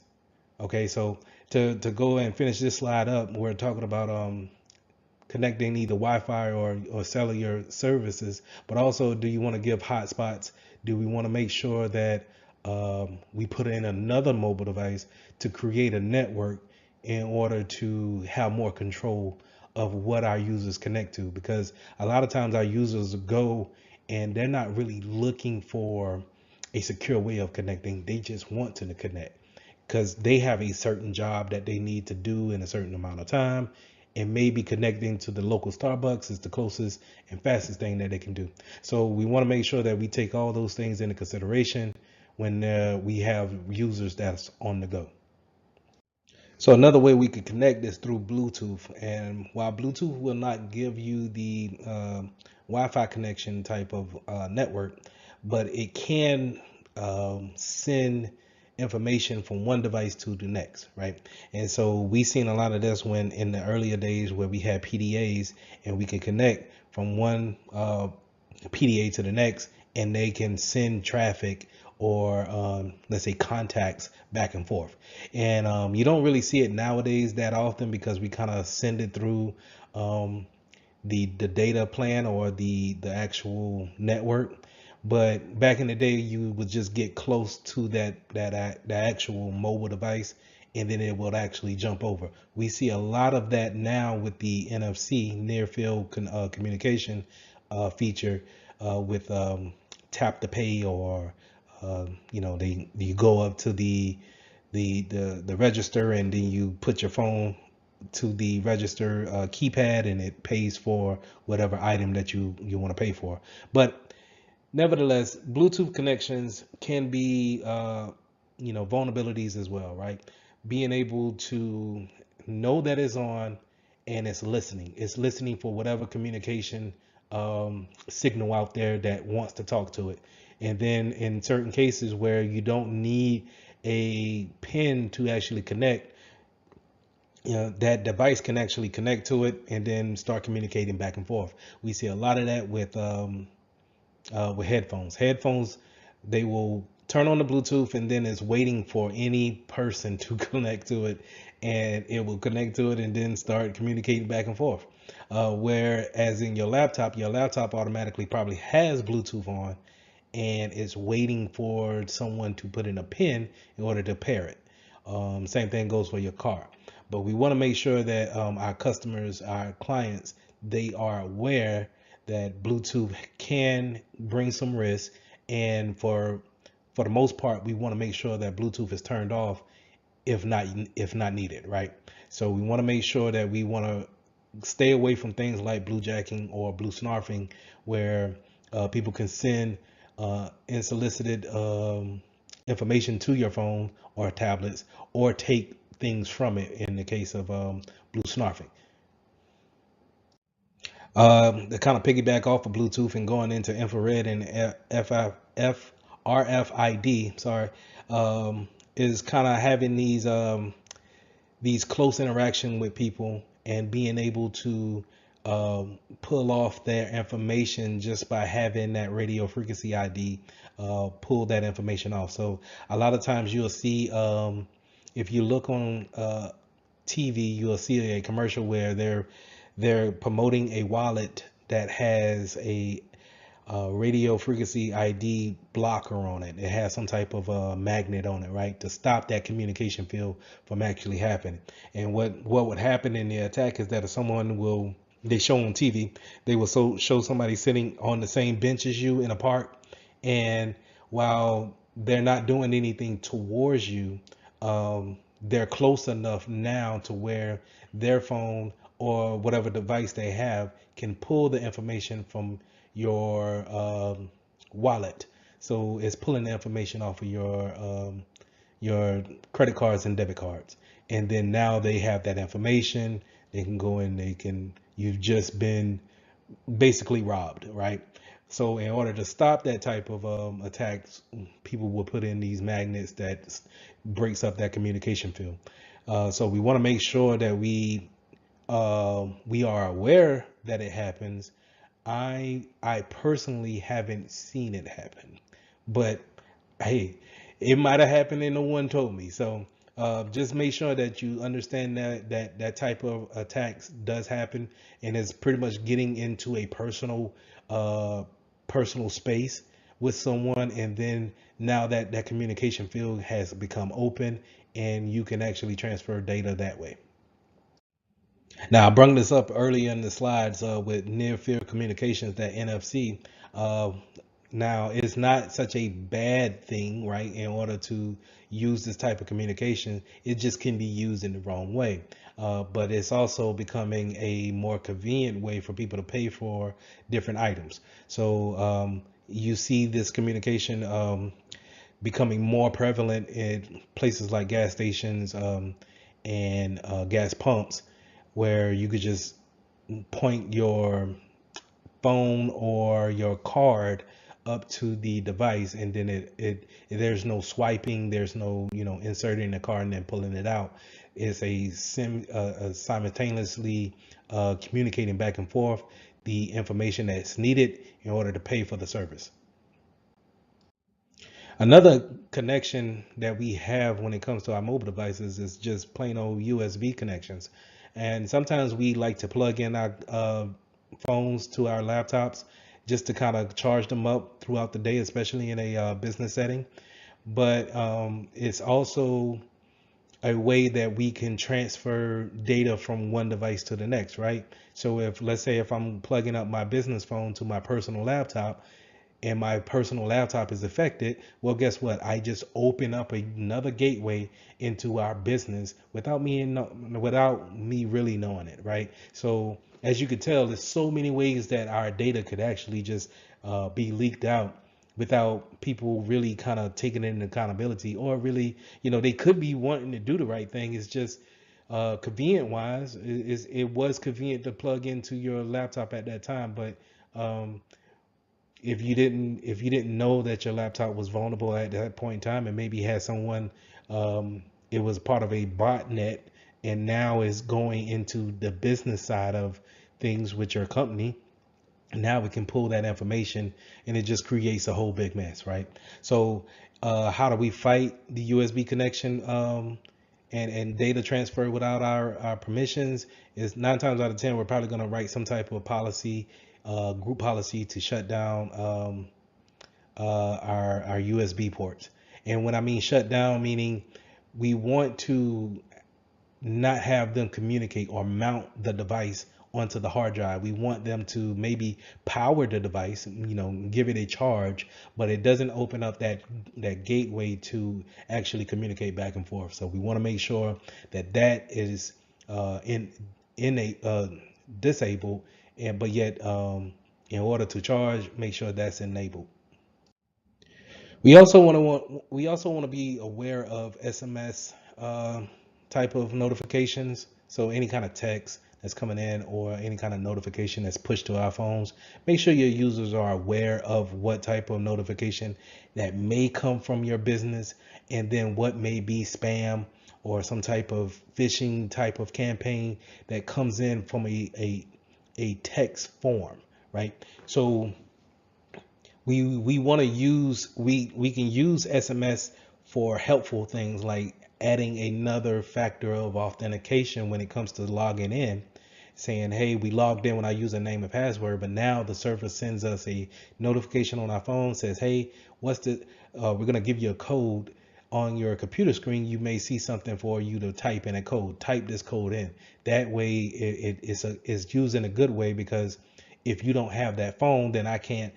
9 times out of 10, I'm gonna say, hey, my user will have their phone on them. So in order to know that this is you using this username and password, I'm gonna send this to your phone, because you should have that too. And then now plug that in. Now you are authenticated. I trust that this is you, right? But at the same time, it could be something used in a bad situation, where I'm sending you a link in a text message, and I'm asking you, hey, would you take a look at this file that the finance department shipped over, and it's from a random number or a random person, and you don't know anything about it, but they use the terminology that you're working with. So you click on it, and now you open up that gateway to someone else to actually go in there and see what's going on. So overall, we want to make sure that we have our mobile devices patched as much as possible to ward us away from any type of vulnerabilities that may be on our mobile devices. Just like how we want to take care of our PCs and our laptops and servers, we want to take that same approach when it comes to the firmware on our actual phones. When Android and Apple say that, hey, we have updates ready, it's for security reasons, and for functionality as well. You may get a little bit more of a functionality standpoint, so Apple may give you some new emojis, but if you really read what's going on when it comes to the updates, they're saying, hey, this update is to provide more security to the phone, basically. So just make sure that your users are updating their phones, making sure that they are connecting to a Wi-Fi connection and pulling in all those over-the-air updates and updating those firmware. So the same thing goes for your mobile cars, right? Your actual Teslas and your new high-speed car. That's it takes an over-the-air update. You might want to connect it to your home Wi-Fi in order to receive such a big package like that, and then now apply it to the car firmware. So in this lesson, we went over several things that can help you out when it comes to your mobile devices and the management of them. We want to make sure that we give our functionality to our customers, our users, and making sure that they can do their job efficiently. But at the same time, have them understand that these are just small computers that they have in their hands, and that they can open up other gateways for people to come in and actually see uh, business data on those phones, those tablets. So making sure that we have the proper management system for them, and that they're up to date, putting in the proper policies to making sure that we have the applications that we want on our machines, and that our users know how to properly manage them under their care. So let's get into lesson 14. This is securing application concepts. We're going to talk about different types of web application attacks that we may encounter, and how do we put things in place to ease that pain if ever faced with that challenge. So when it comes to your applications, you want to make sure that you have proper coding whenever you're working in an environment where you have a department actually creating an application. You want them to actually use proper coding. And in order to do that is pretty much based on validation of the code. So whenever someone writes the code, you want someone else backing them up to read that code and validate that it is proper code, and that you take any kind of mistakes out of it. So we want to make sure of that, but we also want to make sure when giving permissions to let's say like a third party application where we don't know the source code to that application, we want to make sure that they don't have more permissions that's needed in order to run the application, because hackers, what one of their traits is looking to have more permissions than actually needed. And so if I have more permissions, then I can manipulate and have the application do what I want it to do, because I have the permission to do so. Now, when we're talking about developing an application in-house, we're talking about building code. And like I said before, we want that input validation. We want to make sure that code is actually validated by someone else who did not write the code. This way we could prevent things like buffer overflow, where we have we want a set number of characters to only go in to our, let's say, field, our username field, right? To give the example that you see here on the screen, is that you have a set number, but let's say the hacker says, hey, I'm going to put some extra characters in there to see if it sends a error code to the database, and therefore spills out the information that I would like to see in a memory bank somewhere. So this is how you get kind of like a memory leak, where it leaks out information because the server doesn't know how to deal with the extra characters that's put in. It's so we need a buffer there to actually say, hey, this is the capacity, this is the limit of what you can actually put in. So if let's say for most usernames it's between 8 to 12 characters, and let's say I put in, but let's say there's no buffer, and I put in a whole script of code into that username box. Well, it may send an error there, because remember, servers are there to actually try to figure things out and understand what you're trying to do. It's listening for a command and then trying to give you the results. And so hopefully if I put all of that script into that username box, it may kick back some information that I wanted, such as give me all the usernames and account numbers that's in your database. Okay. And we want to look out for DLL injections as well. This is where it's kind of like when I was just explaining with the buffer overflow, that server is looking to give you some type of answer because you requested something from it. And that's the way we need to look at servers. Servers are there to actually serve you in some type of way. They're trying to give you some type of service. Well, a DLL is some extra functionality to that application that's trying to give you some extra function that makes your life easier when it comes to using the application. The first thing that comes to my mind is maybe like when you're using a calendar, it will give you the calendar for the next, I don't know, 25 years, right? So that extra functionality on, let's say, the application being Microsoft Outlook, well, that DLL driver that's sitting in the background of the application is built only to get that information from the server to say, hey, I want the next 25 years of calendar months, and we're going to store them until the user is ready to see them. But if I manipulate that DLL, whenever it calls out, I can have it call out to a rogue server and then have it deliver malicious software to your machine instead of those functions that it was built for. Have that same mindset when it comes to APIs too, application programming interface. That same mindset of someone taking advantage of the extra functionality that you want to have between two applications. So we're going to use the API for these two applications that normally wouldn't talk to each other. We're going to have them talk. Imagine if someone were to manipulate that line of communication. Now it can be redirected to their will, but we can eliminate this or reduce the risk of it by having some type of input validation. Again, this is having someone look at the code after it's written. That input validation part is going to show up again and again on the test. So just be aware of it. Now let's talk about replay attacks. Replay attacks is taking tokens or cookies that we have accumulated with our web browsing and then taking those cookies or session keys and then replaying it back to restart the session again. And then if I'm a hacker, then I'm going to manipulate whatever I want to after that. So if I go to a spot, let's say my banking account, and they give me a session key in order for me to do some transactions, but then I'm compromised in a way and the hacker sees my session key.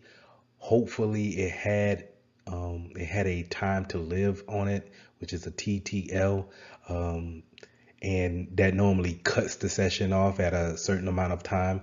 But sometimes you could take those session keys and put them back into a browser and it still has your account open.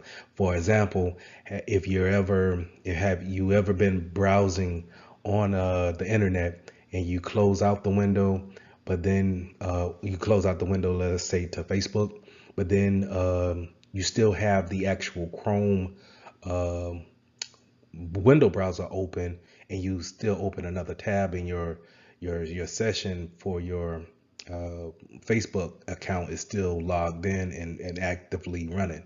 So those are kind of just ways of seeing how your session can actually live without it being timed out, automatically going to a log out state.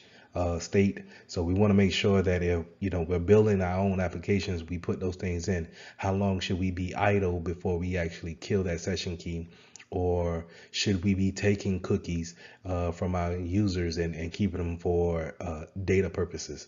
So these are things that we want to keep in mind when building our applications. We also want to be aware of these session hijacking and the cross-site request forgery.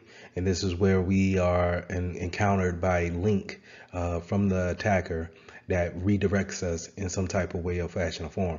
The main thing that we want to remember here is to teach our clients not to trust everything that we see when receiving emails or links in chats or links that are sent to you via the text.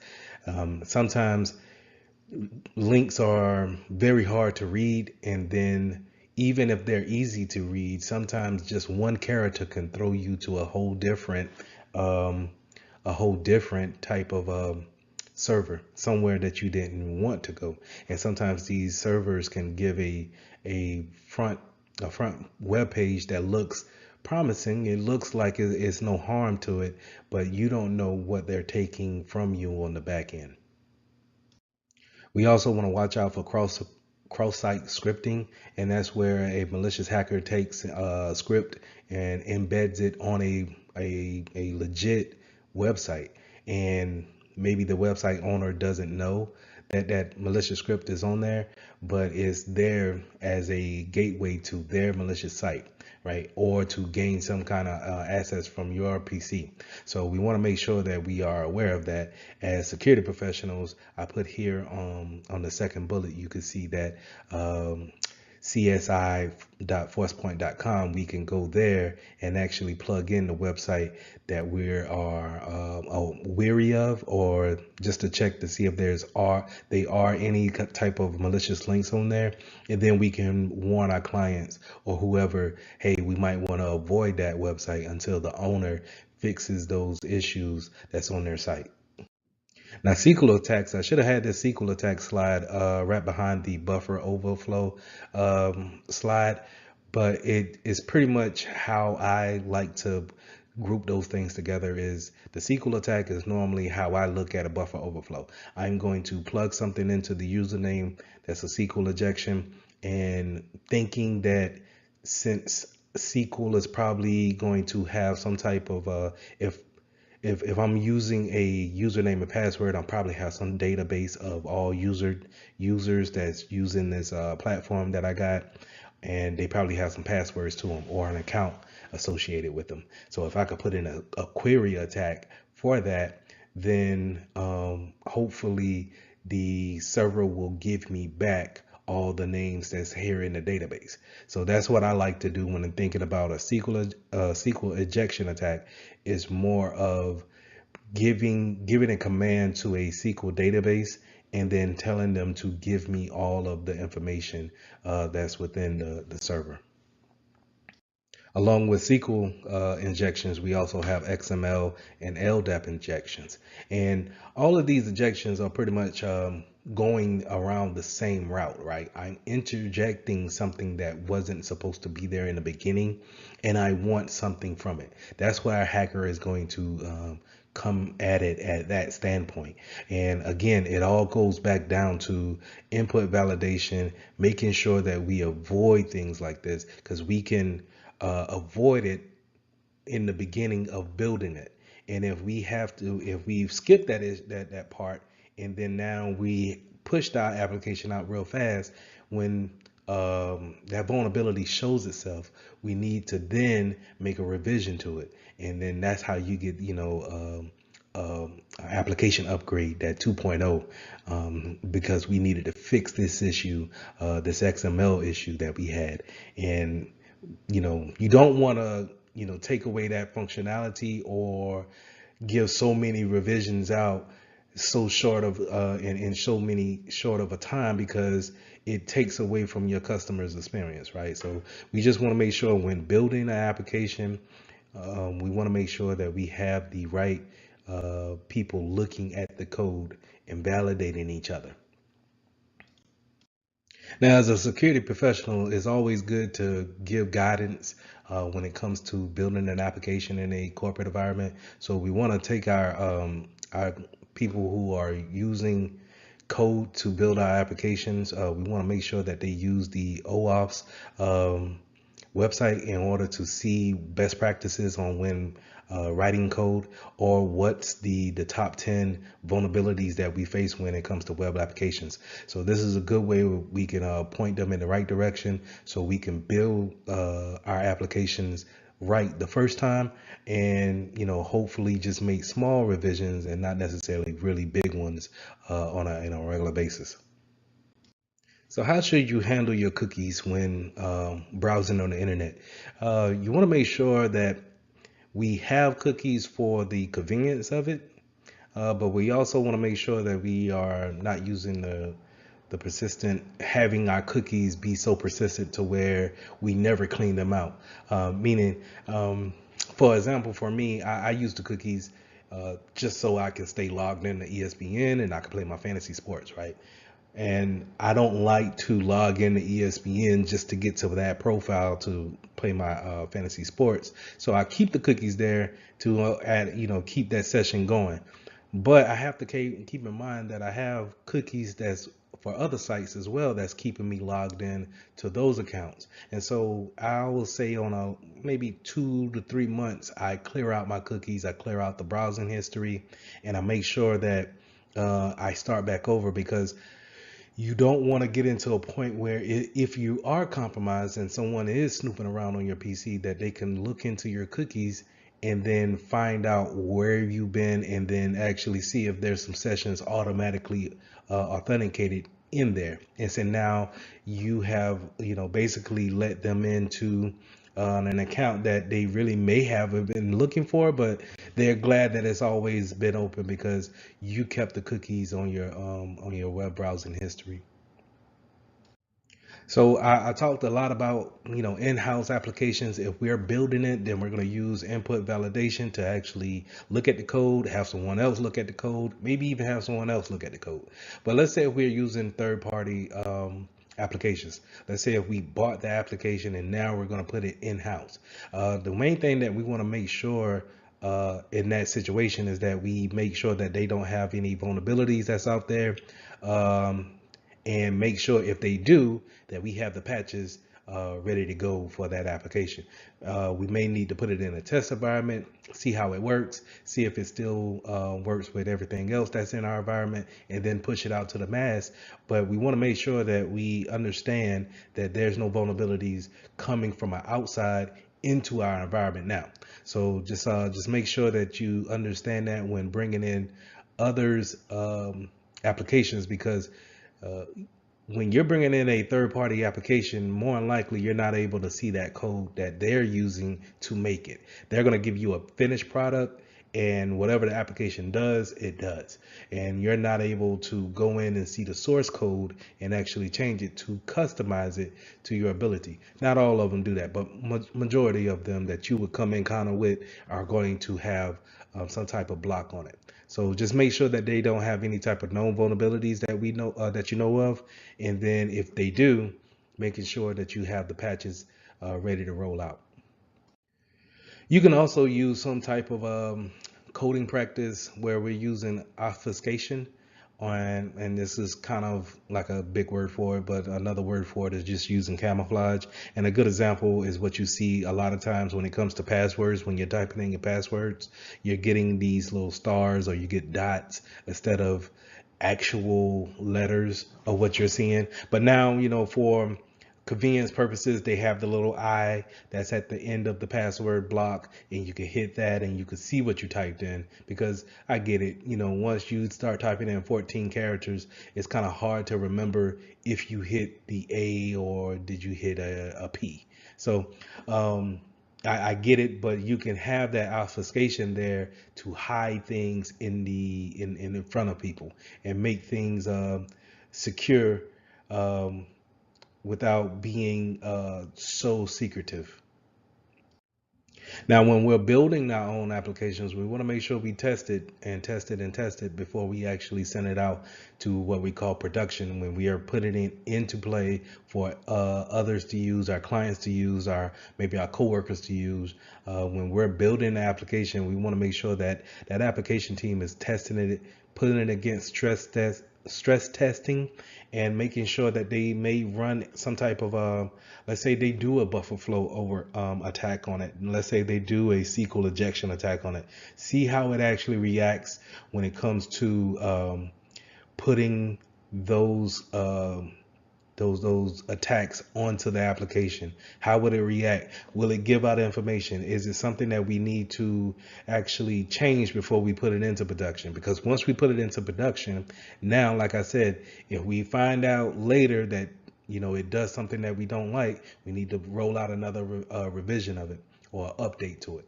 Right. So we want to make sure we do all these the fuzzing and these stress tests beforehand before we actually push it out to the public.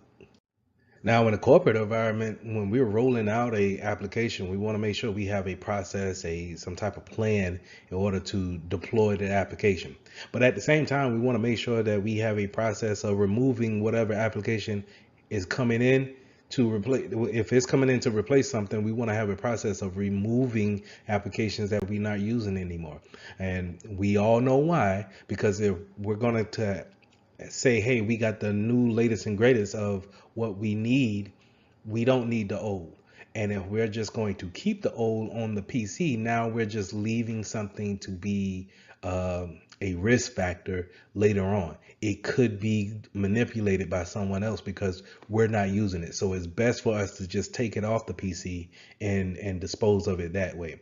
But we also, going back to deploying the new application, we need to understand that we need a rollback plan just in case something happens, or the rollout didn't go as planned, or someone turned off their PC that night and now they couldn't receive the application over the internet.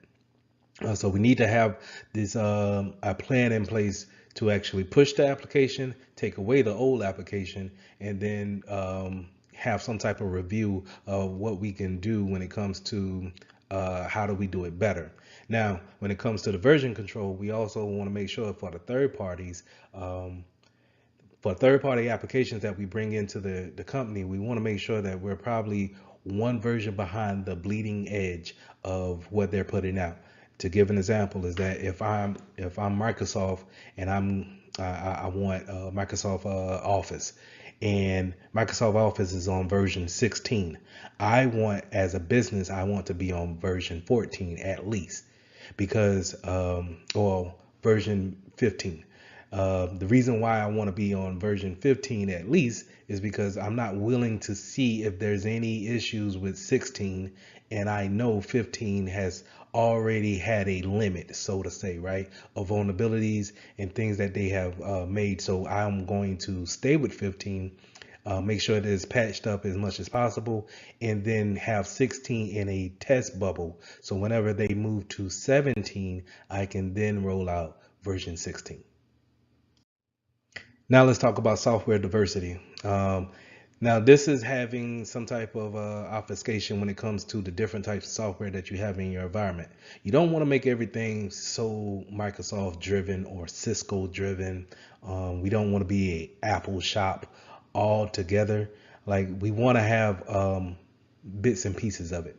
The reason why is because when you are just one shop, let's say if everybody's a Cisco is on Cisco devices, and then Cisco comes out, the company comes out and says, hey, all of our devices are vulnerable to remote coding and remote coding vulnerability, and it's a very critical vulnerability, and for right now we don't have an answer for it. Now everybody in the shop is pretty much vulnerable to this attack. In turn, it brings a big risk to you having to stop operations because you are vulnerable to to this vulnerability. The one that comes to mind when it comes to an example is SolarWinds. SolarWinds just had a big vulnerability to where it pretty much crippled the applications across the board. Well, you had a lot of companies that would get that whole stack, because not only SolarWind will offer some type of network appliance or device, they would also offer a application for help desk, or they may offer some other application for logging and SIM activities. So across the board, across that whole stack of applications, now you can't really do anything because all of this, all of the applications associated with them are vulnerable. So we want to make sure that we have a good diversity of vendors in our environment. We want to make sure that we're not all using the same products, but they work well together. We want that. We want things that work well together, but not necessarily made by the same company.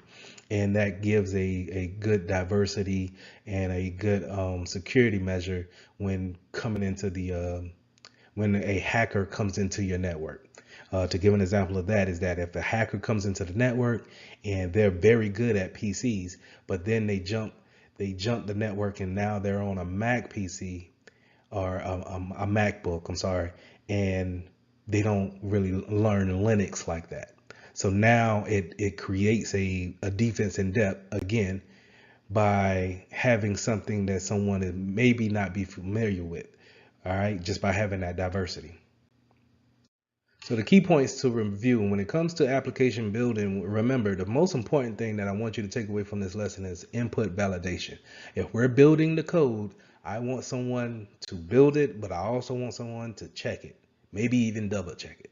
All right. Now we went over different types of attacks that could happen when it comes to coding, and we also went over some type of remediations that we could put in place when it comes to the attacks that go against our different applications. So lesson 15, let's go over implementing secure cloud solutions. We're going to go over the different types of deployments. We're going to go over different types of services that you can get in the cloud. And then we're going to go over how we should carry ourselves when putting things into the cloud, and how do we scan for different things when they're going back and forth from our local environment to the cloud environment. So there are 3 cloud deployment models, and we're going to go with public, private, and then hybrid. And with the public means that anybody can use it, whether you're a business or you're a private entity, or you're just a community service group. Anyone can use this public deployment model when it comes to the cloud. The one that comes to mind is AWS or Google, like Google Drive, or you want to think of a Microsoft account. Those are public domains when it comes to the cloud. Now you have private, where it's just like that's your own section of the cloud. So no one else is going to be able to be on the same server that you're on. No one will, if you're not, you pretty much bought out that section of the cloud for your own personal or business use. Then you have community.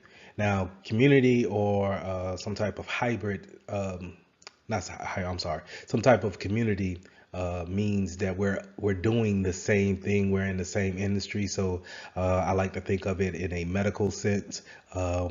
Where you may have a big hospital that needs to put information into the cloud, but you also may have a small dentist office that want to put things in the cloud. Since we're in the same medical field and we deal with the same type of data, 9 times out of 10, we're probably can get together and get into a cloud deployment in that community section.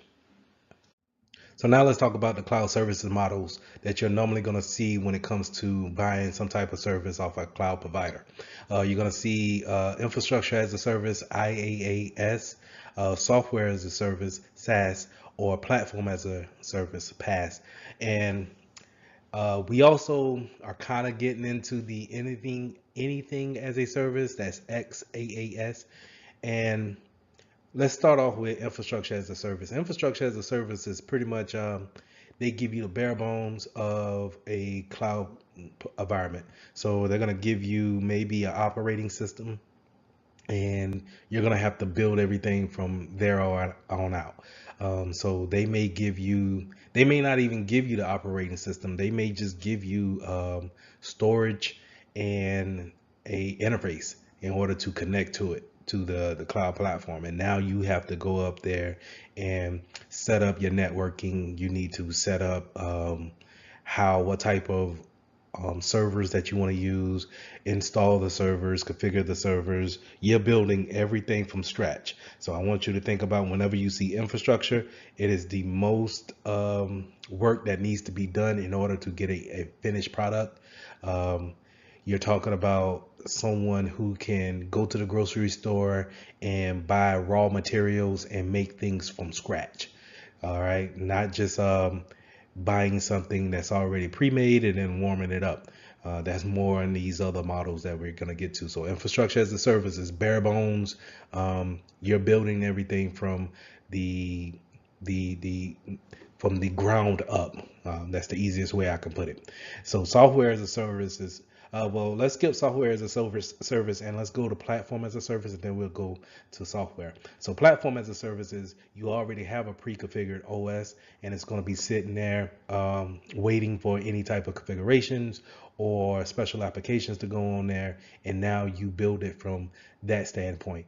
But like I said, infrastructure, they won't even give you the OS. They'll just give you basically a box. All right, if you want to think about it like that, a empty server, and they say here you go, and it just have the bare bone minimums. But the platform, at least it will give you a baseline, some type of OS that you want to build upon, and it has that infrastructure already configured in it. So you'll have the networking, the CPUs, the memory. You'll have all those things allocated, and you'll have a OS to work upon building your application or building however you want to build your database on top of that. Now, software as a service, they're going to only offer you the application pretty much, and these are ready to go, and you have less work to actually configure. Um, it's going to be pretty much, these are the layouts. You don't really get too much of a configuration or customization to your company. So a good way of thinking about this is things that we already use on a everyday basis. So if you have an email account with Yahoo, Gmail, or Hotmail or whatever, those are software as a services. They're already pre-configured for you, and you just pretty much log in and you use them. Another one will be any type of Dropbox, Google Drive. These are software as a service type platforms where you log in, and now you can change like who can see whatever, but you can't see no code. You can't take the application off and see what's running the application behind the scenes. So you can't see that OS behind the scenes that's running the OS. I mean the application. You could just see the service that you're seeing, right? And those are the most ready to go out of the box. We can use it within a matter of days of configurations, where platform as a service and infrastructure as a service may take, you know, to weeks to months before they're actually ready to be put into production.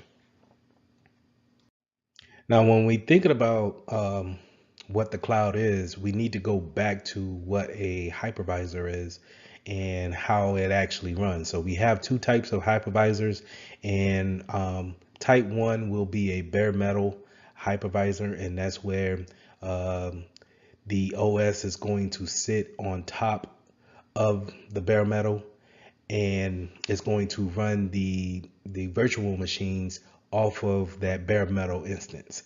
Okay, that will be the picture off to the lower right hand corner, and that's where you're going to see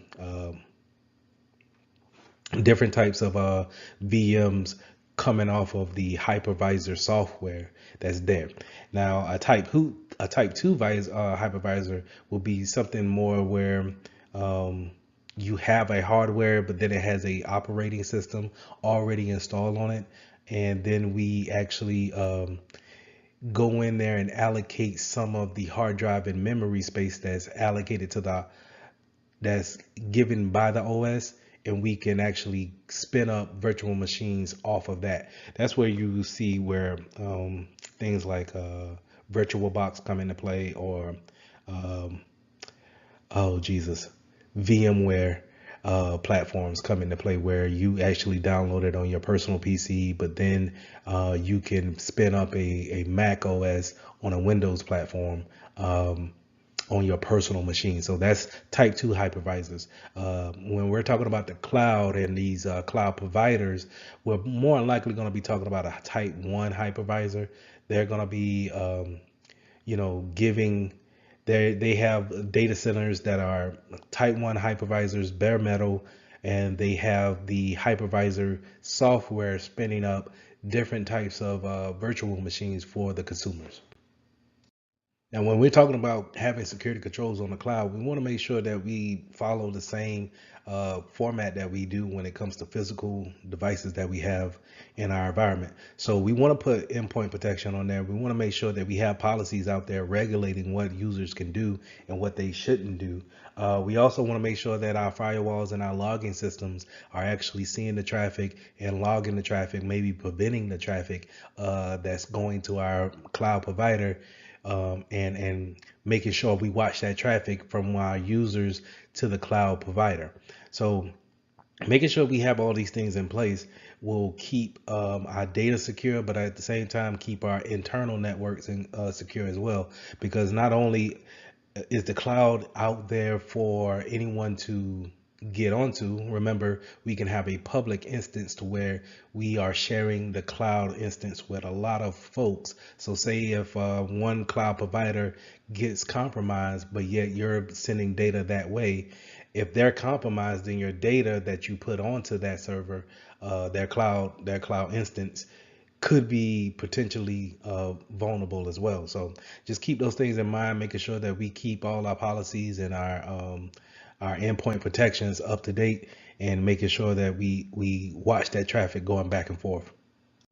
We want to make sure that we are aware about how much power we want to pull from the cloud environment. So the reason why the cloud is so popular is because of its elasticity, resiliency, being able to expand, contract at a very short time. Given the fact from which we came from of buying RAM or buying storage and then waiting for delivery dates, we can have changes to our environment in a matter of minutes. So you want to be aware of the type of CPU and RAM storage that you get on your cloud instance. You want to make sure that you have something that's uh, allocated within your budget. Let's say that you don't want to overkill something that doesn't. You don't need that much power. You don't need that much storage. So just make sure that you have something that works into your favor, and you don't have to really worry about having too much or too little worth of power.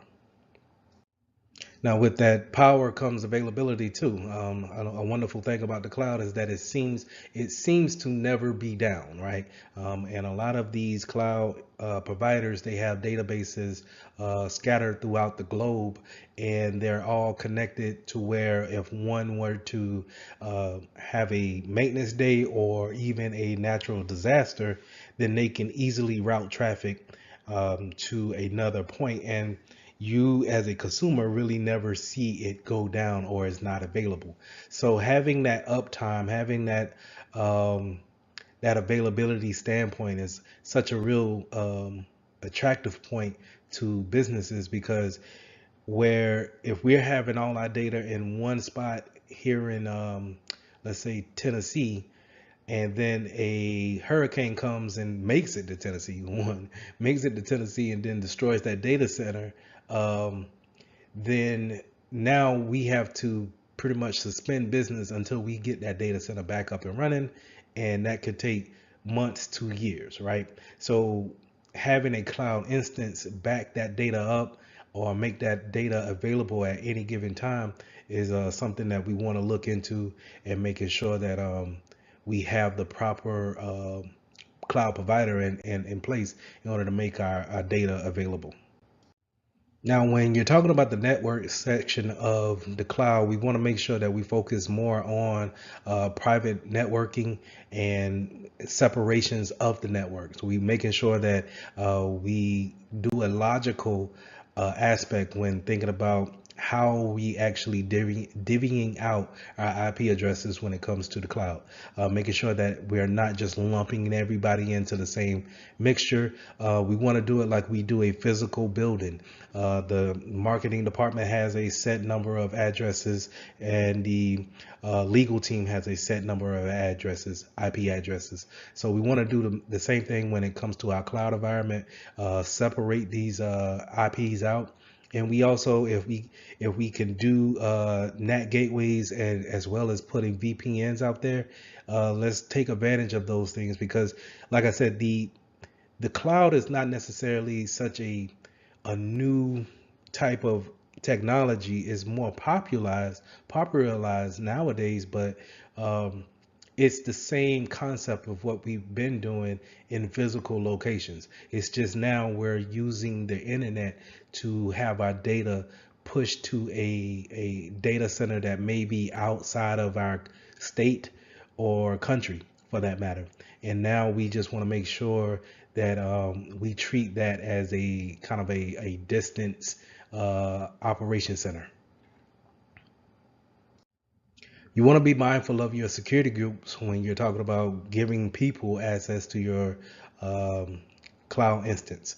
So we want to make sure that if we're building any type of identity or usernames or any type of users in the cloud, we want to make sure that we follow our best practices and give them only the enough permissions to do the job, and making sure that we follow the directions of if someone leaves, then we take away permissions from our cloud instances as well, because we don't want to just think about our Active Directory software that's physically in the building. We also want to make sure that the username and password that they use to log on to the cloud instance is also disabled whenever they leave the company. And sometimes it can be lost within the whole concept of working. But we need to, as security professionals, be aware of that and have that in our plans and steps to make sure that the identity access and management part of it stays true. Now, when we're talking about moving data from your local machine out to the cloud provider, we want to have something that's kind of scanning those documents or data and making sure that is not leaking any type of sensitive information. So this is where CASB will come into play. CASB stands for Cloud Access Security Broker, and it's going to sit as an agent on your local device, and it's going to look at your user putting information out to the internet or to a cloud provider, right? So whenever, because here's the thing, you don't, while as security professionals in our work environment, we may have a set number of cloud providers that we work with, but that's not necessarily who all your users work with. So to give an example of that, the security team may say, hey, you can use box.com and Dropbox for your storage outside to a cloud provider, but you may have users putting things in OneDrive, Microsoft OneDrive, or Google, and putting it in their Google Drive. And we're not aware of it because we allow everything to go out to Google. So we want them to go and search on Google and maybe look at their email on Google, right? Well, Google also offers all of those different applications, which is, cloud based. So we want something like a CASB sitting on our PC to scan those documents going to other cloud providers that we may not be aware of that our users may be using. So in this lesson, we went over the different types of cloud deployments, the different types of services that you can have, and we also went over different types of security measures that we need to put in place in order to teach our users how to use their cloud environments properly. So lesson 16, let's start talking about data privacy and then some protections we take in order to protect the data, the information that we're working with, some of the files that we work with on a daily basis. Let's talk about some of the concepts that we use to protect it. So when we first started talking about Security Plus, we always just kind of referred everything back to the CIA triad. Remember that triangle image that I showed where it said confidentiality, integrity, and availability. And then, based on how your business is set up, you will either focus on either a confidential factor or an integrity factor or the availability of the data. But however you want to focus those main attributes, it's still based on how do we protect our data, how do we make it available, and then making sure that we keep it true to the changes that we make. So that's the integrity part. So we want to make sure that we always keep those things in mind. We want to make sure that the privacy, when it comes to who can see it, the confidentiality and the integrity part is something that we also focus on. No matter if we're just needing the information to be available most of the time, we still want to make sure that the privacy aspect of it is still upheld to a high regard. This is also uh, we want to make sure that we have these things in place for data when it comes to its life cycle. And that's when, we first create a file, we first create that Word document, and we put the first words on it, and we create that file. Once we save it, it's created. And then if other people are using it, they edit it or make some changes to it in some type of fashion, we want to make sure that those things are upheld. And we want to make sure that if it's some type of important document, uh, is really comes down to what's in the document. When it goes to the retention, how long do we actually keep it? So whatever the document is, if it's legal wise, we may want to keep it for so many years, even if this person is no longer with the company. And then we need to have a proper way of disposing old data, as well as data that's actually written on physical paper. How do we go about disposing those type of information and making sure that we do it in a proper, secure way? Now, just because you create a file doesn't necessarily mean that you will be the owner of a file. But 9 times out of 10, you probably are the owner, and we need to have some type of roles and access to the types of files and data that is actually created on our network, and then who's responsible for the creation and then the maintenance, the availability of that type of data. So in CompTIA, they put roles and responsibilities on these type of individuals who actually own the data. And your data owner is 9 times out of 10 going to be a department manager, where they may not and I want to get kind of granular here, where they may not see everything that you create, but they're responsible for everything that you do create. And that's more likely a data owner when it comes to a high level, when you're looking down at it from a 10,000 feet view. So a data owner is going to be ultimately responsible for any and every piece of data that comes out within their department. The steward will actually have more of a closer insight to how the data is actually maintained, and the quality of the data. So that'll be kind of like your security analysts, your IT technicians. They're going to actually be the stewards of how this data is moving from one platform to the next. Custodians and stewards could uh, those same people can hold the same types of roles. It could be interchangeable.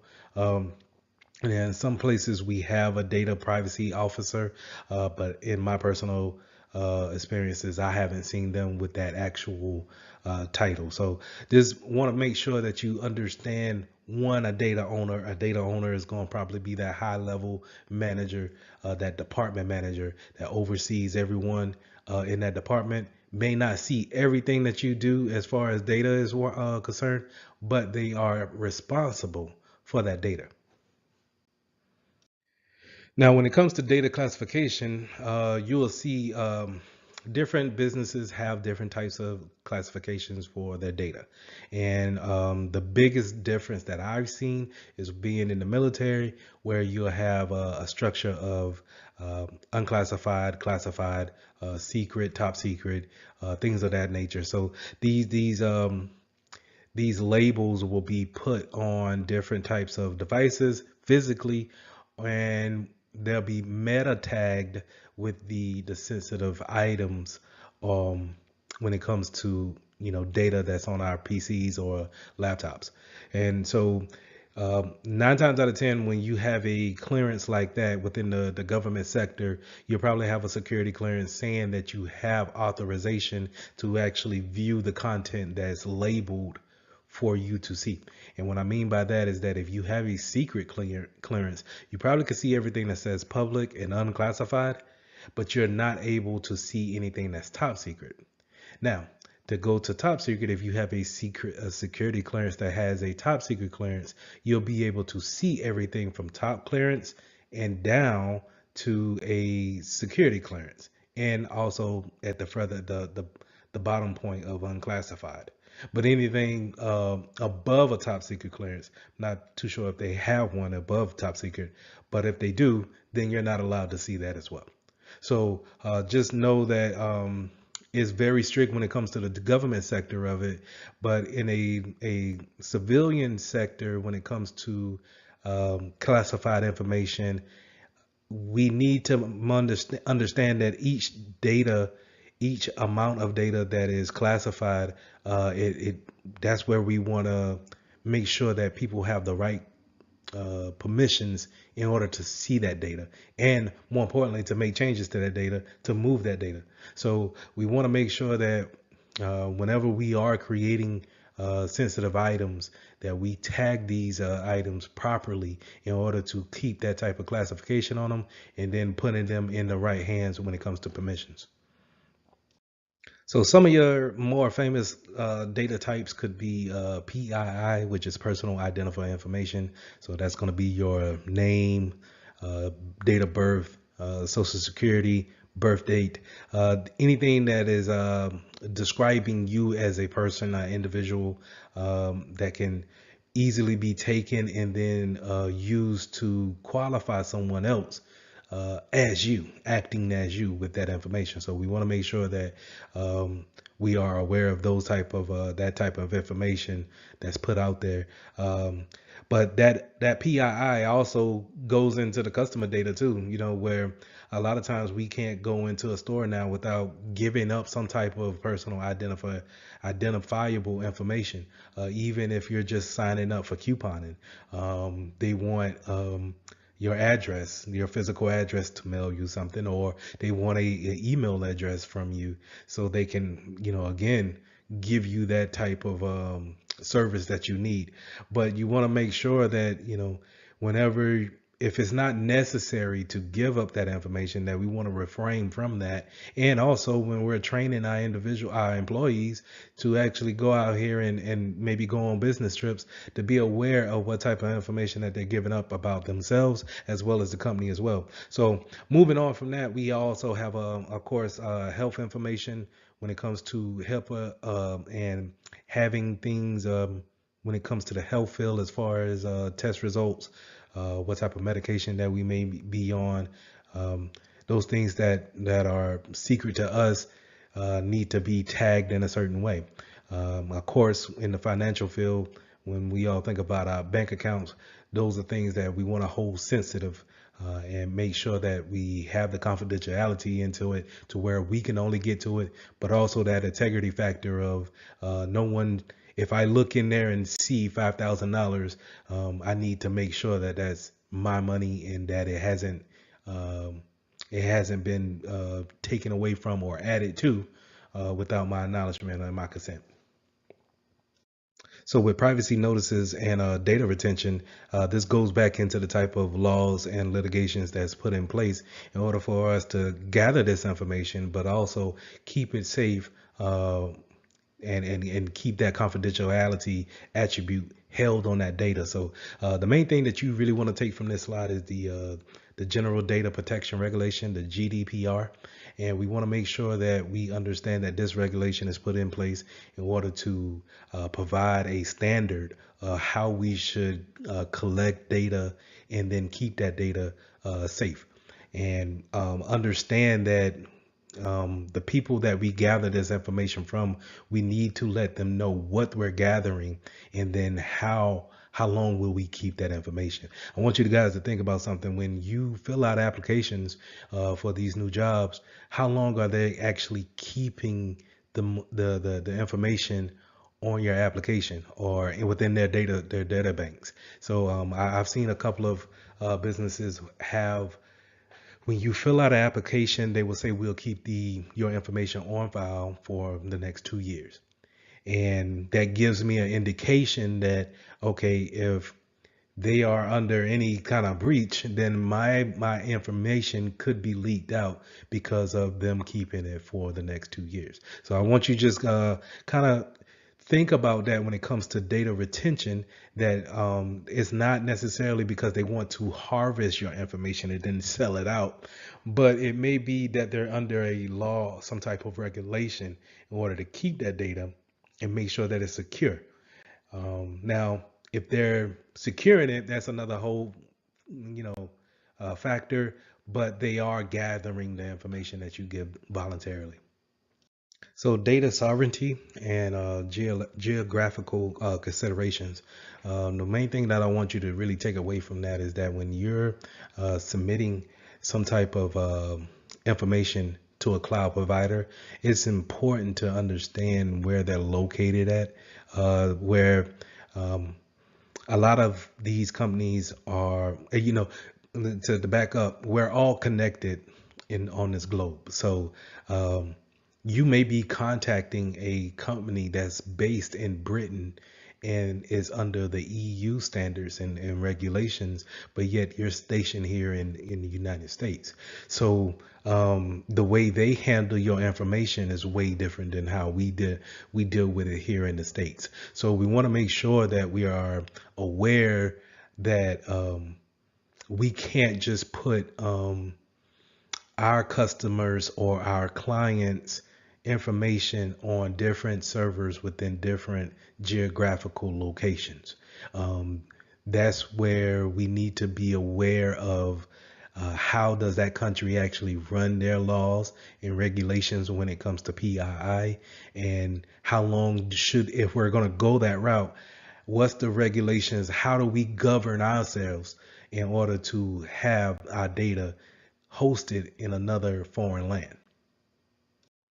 So privacy on the breaches and the data breaches. So whenever we do have a breach, it's important that we understand the process we need to take in order to letting people know that we have had a breach or data has leaked out.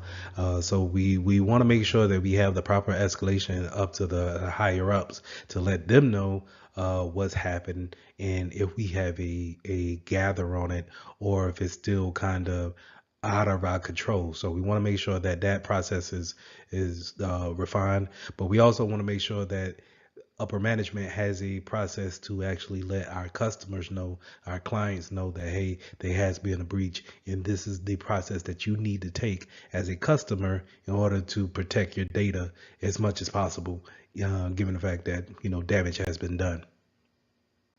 So throughout our course, we already touched on these two different types of policies and documents that we want to have in our arsenal. We want to make sure that, when it comes to data sharing and then the privacy terms, that our SLAs will have those type of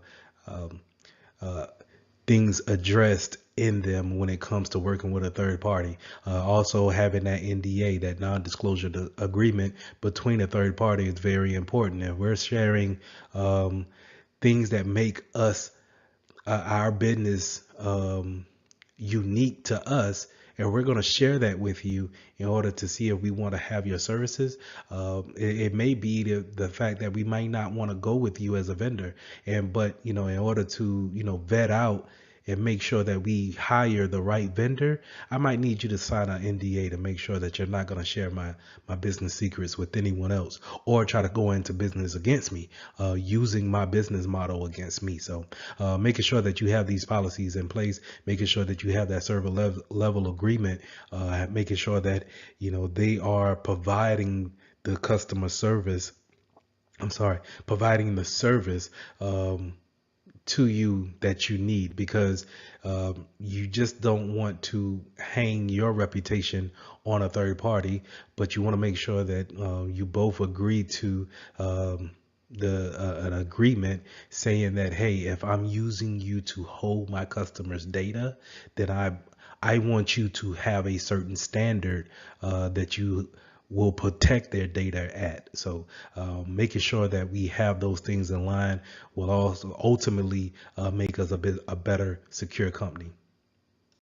So I think this slide should have been a little bit higher up in the show, but protecting the data at rest as well as in transit, and making sure that we have it protected during the use of changing it, and making sure that the integrity is correct whenever we do change it, is very important. We want to make sure that when it's resting, it's not being used at that time, it's sitting somewhere on a hard drive and just waiting to be accessed, then we want to make sure that it's encrypted. And of course, we want to make sure that we have that encryption moving data from one source to another. So we want to make sure that we have, whenever it's traveling across the network, that we have that encrypted in capsule around our data.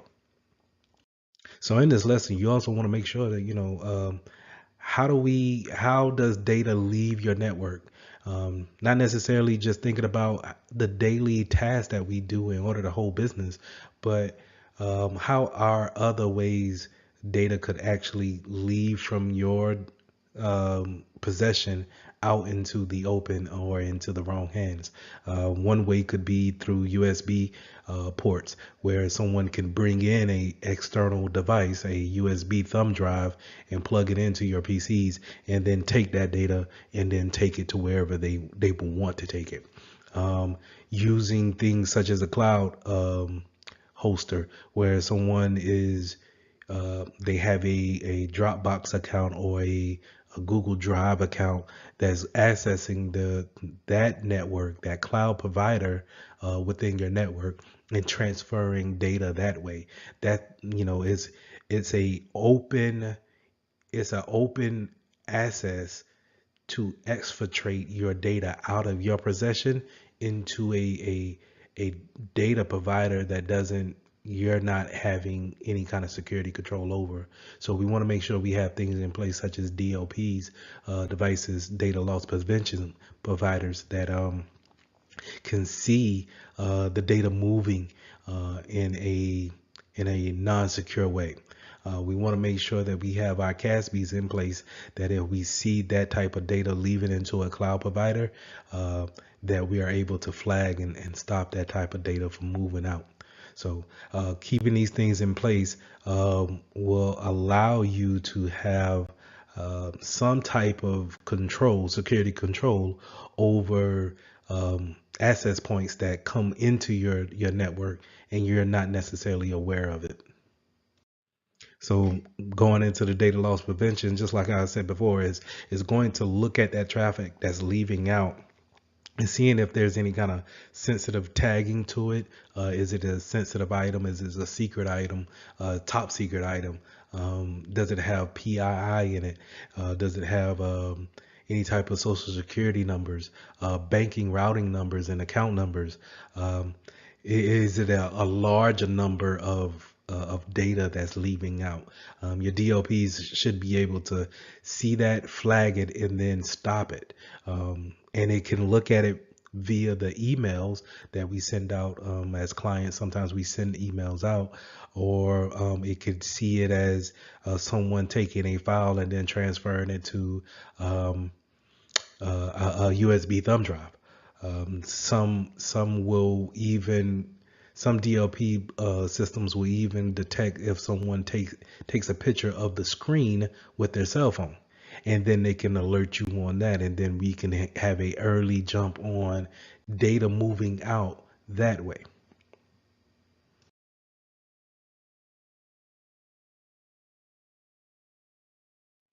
So this is lesson 17, performing incident response. So it's not about um, how to prevent a incident from happening. We're pretty much going to have an event always happening, and we need to know what to do when those events happen. And whenever those data breach happens, we want to make sure that we have taken the correct steps in order to bring the business back into working order, and make sure that we stop the breach, the leakage, as much as possible. So let's get into it. So this is the incident response process. This is where we have 6 different things that we want to make sure that we do, and they kind of all flow back into each other whenever we finish that last step. So the first thing we want to do is we want to make sure that we prepare our security controls correctly, make sure that we have everything in place. This is where we plan and prepare and design our security stack in order to make sure that we have the best security for our data. Then we want to make sure that we identify if a breach has happened. So we want to make sure that we have a good identification if a breach is actually happening, if a leakage is actually happening, going on. We want to make sure that we understand it. We have a good understanding of what it is. And then once we have that good understanding, we want to make sure that we contain it, make sure that we stop the spread of it. So if it's a virus and it's constantly spreading from one PC to the next, we want to make sure that we get those things off the network and make sure we contain it as quick as possible. Then once we contain it, we want to make sure that we eradicate it. That's to actually kill it or stop the leakage. If someone is transferring files out, we want to make sure that we have things that can go ahead and stop that file transference outside of the network. And then once we have that, we have eradicated the issue, then we can work on the recovery road if we need to actually load from backups in the case of a ransomware attack, or we need to, do some reimages on some PCs and make sure that they're starting from a clean slate. And then once we have those things in play, we want to do a lesson learned or a post-incident activity session with the people involved in the incidents. So what I mean by involved with the incident, not necessarily your victim, but your incident handling team. That'll be the people who are working in the security group to actually, work together to get things identified and then contained and then eradicated. So we want to make sure that we have a lessons learned with them, and then from there, we want to take the things that we've learned in that incident and then prepare us, going back to the first step, prepare us on the next time we have an incident that happens. And then when it comes to the recovery, we want to make sure that we understand that, hey, if we didn't identify certain products, then we make sure that we have the identification down and more in tune for the next time. And that's how these steps kind of constantly flow with each other each time. Now, as I stated before about how you'll have a team that works together that's strictly for getting a incident handled, identifying and then handling those incidents and making sure that they stop them before they become into real big problems or lingering problems. And 9 times out of 10, this is called a cyber incident response team. And these teams are specializing at looking at the flow of traffic, looking at things that are normal in the business flow, and then seeing if there's anything that they need to proceed with when it comes to actually putting the plan in process. 9 times out of 10, these are around the clock teams. So 24 hours, they probably are watching your logs, watching traffic flow in and out of your company, and then being able to alert you at any given time when it comes to an incident. For my case, my company has a third-party vendor that does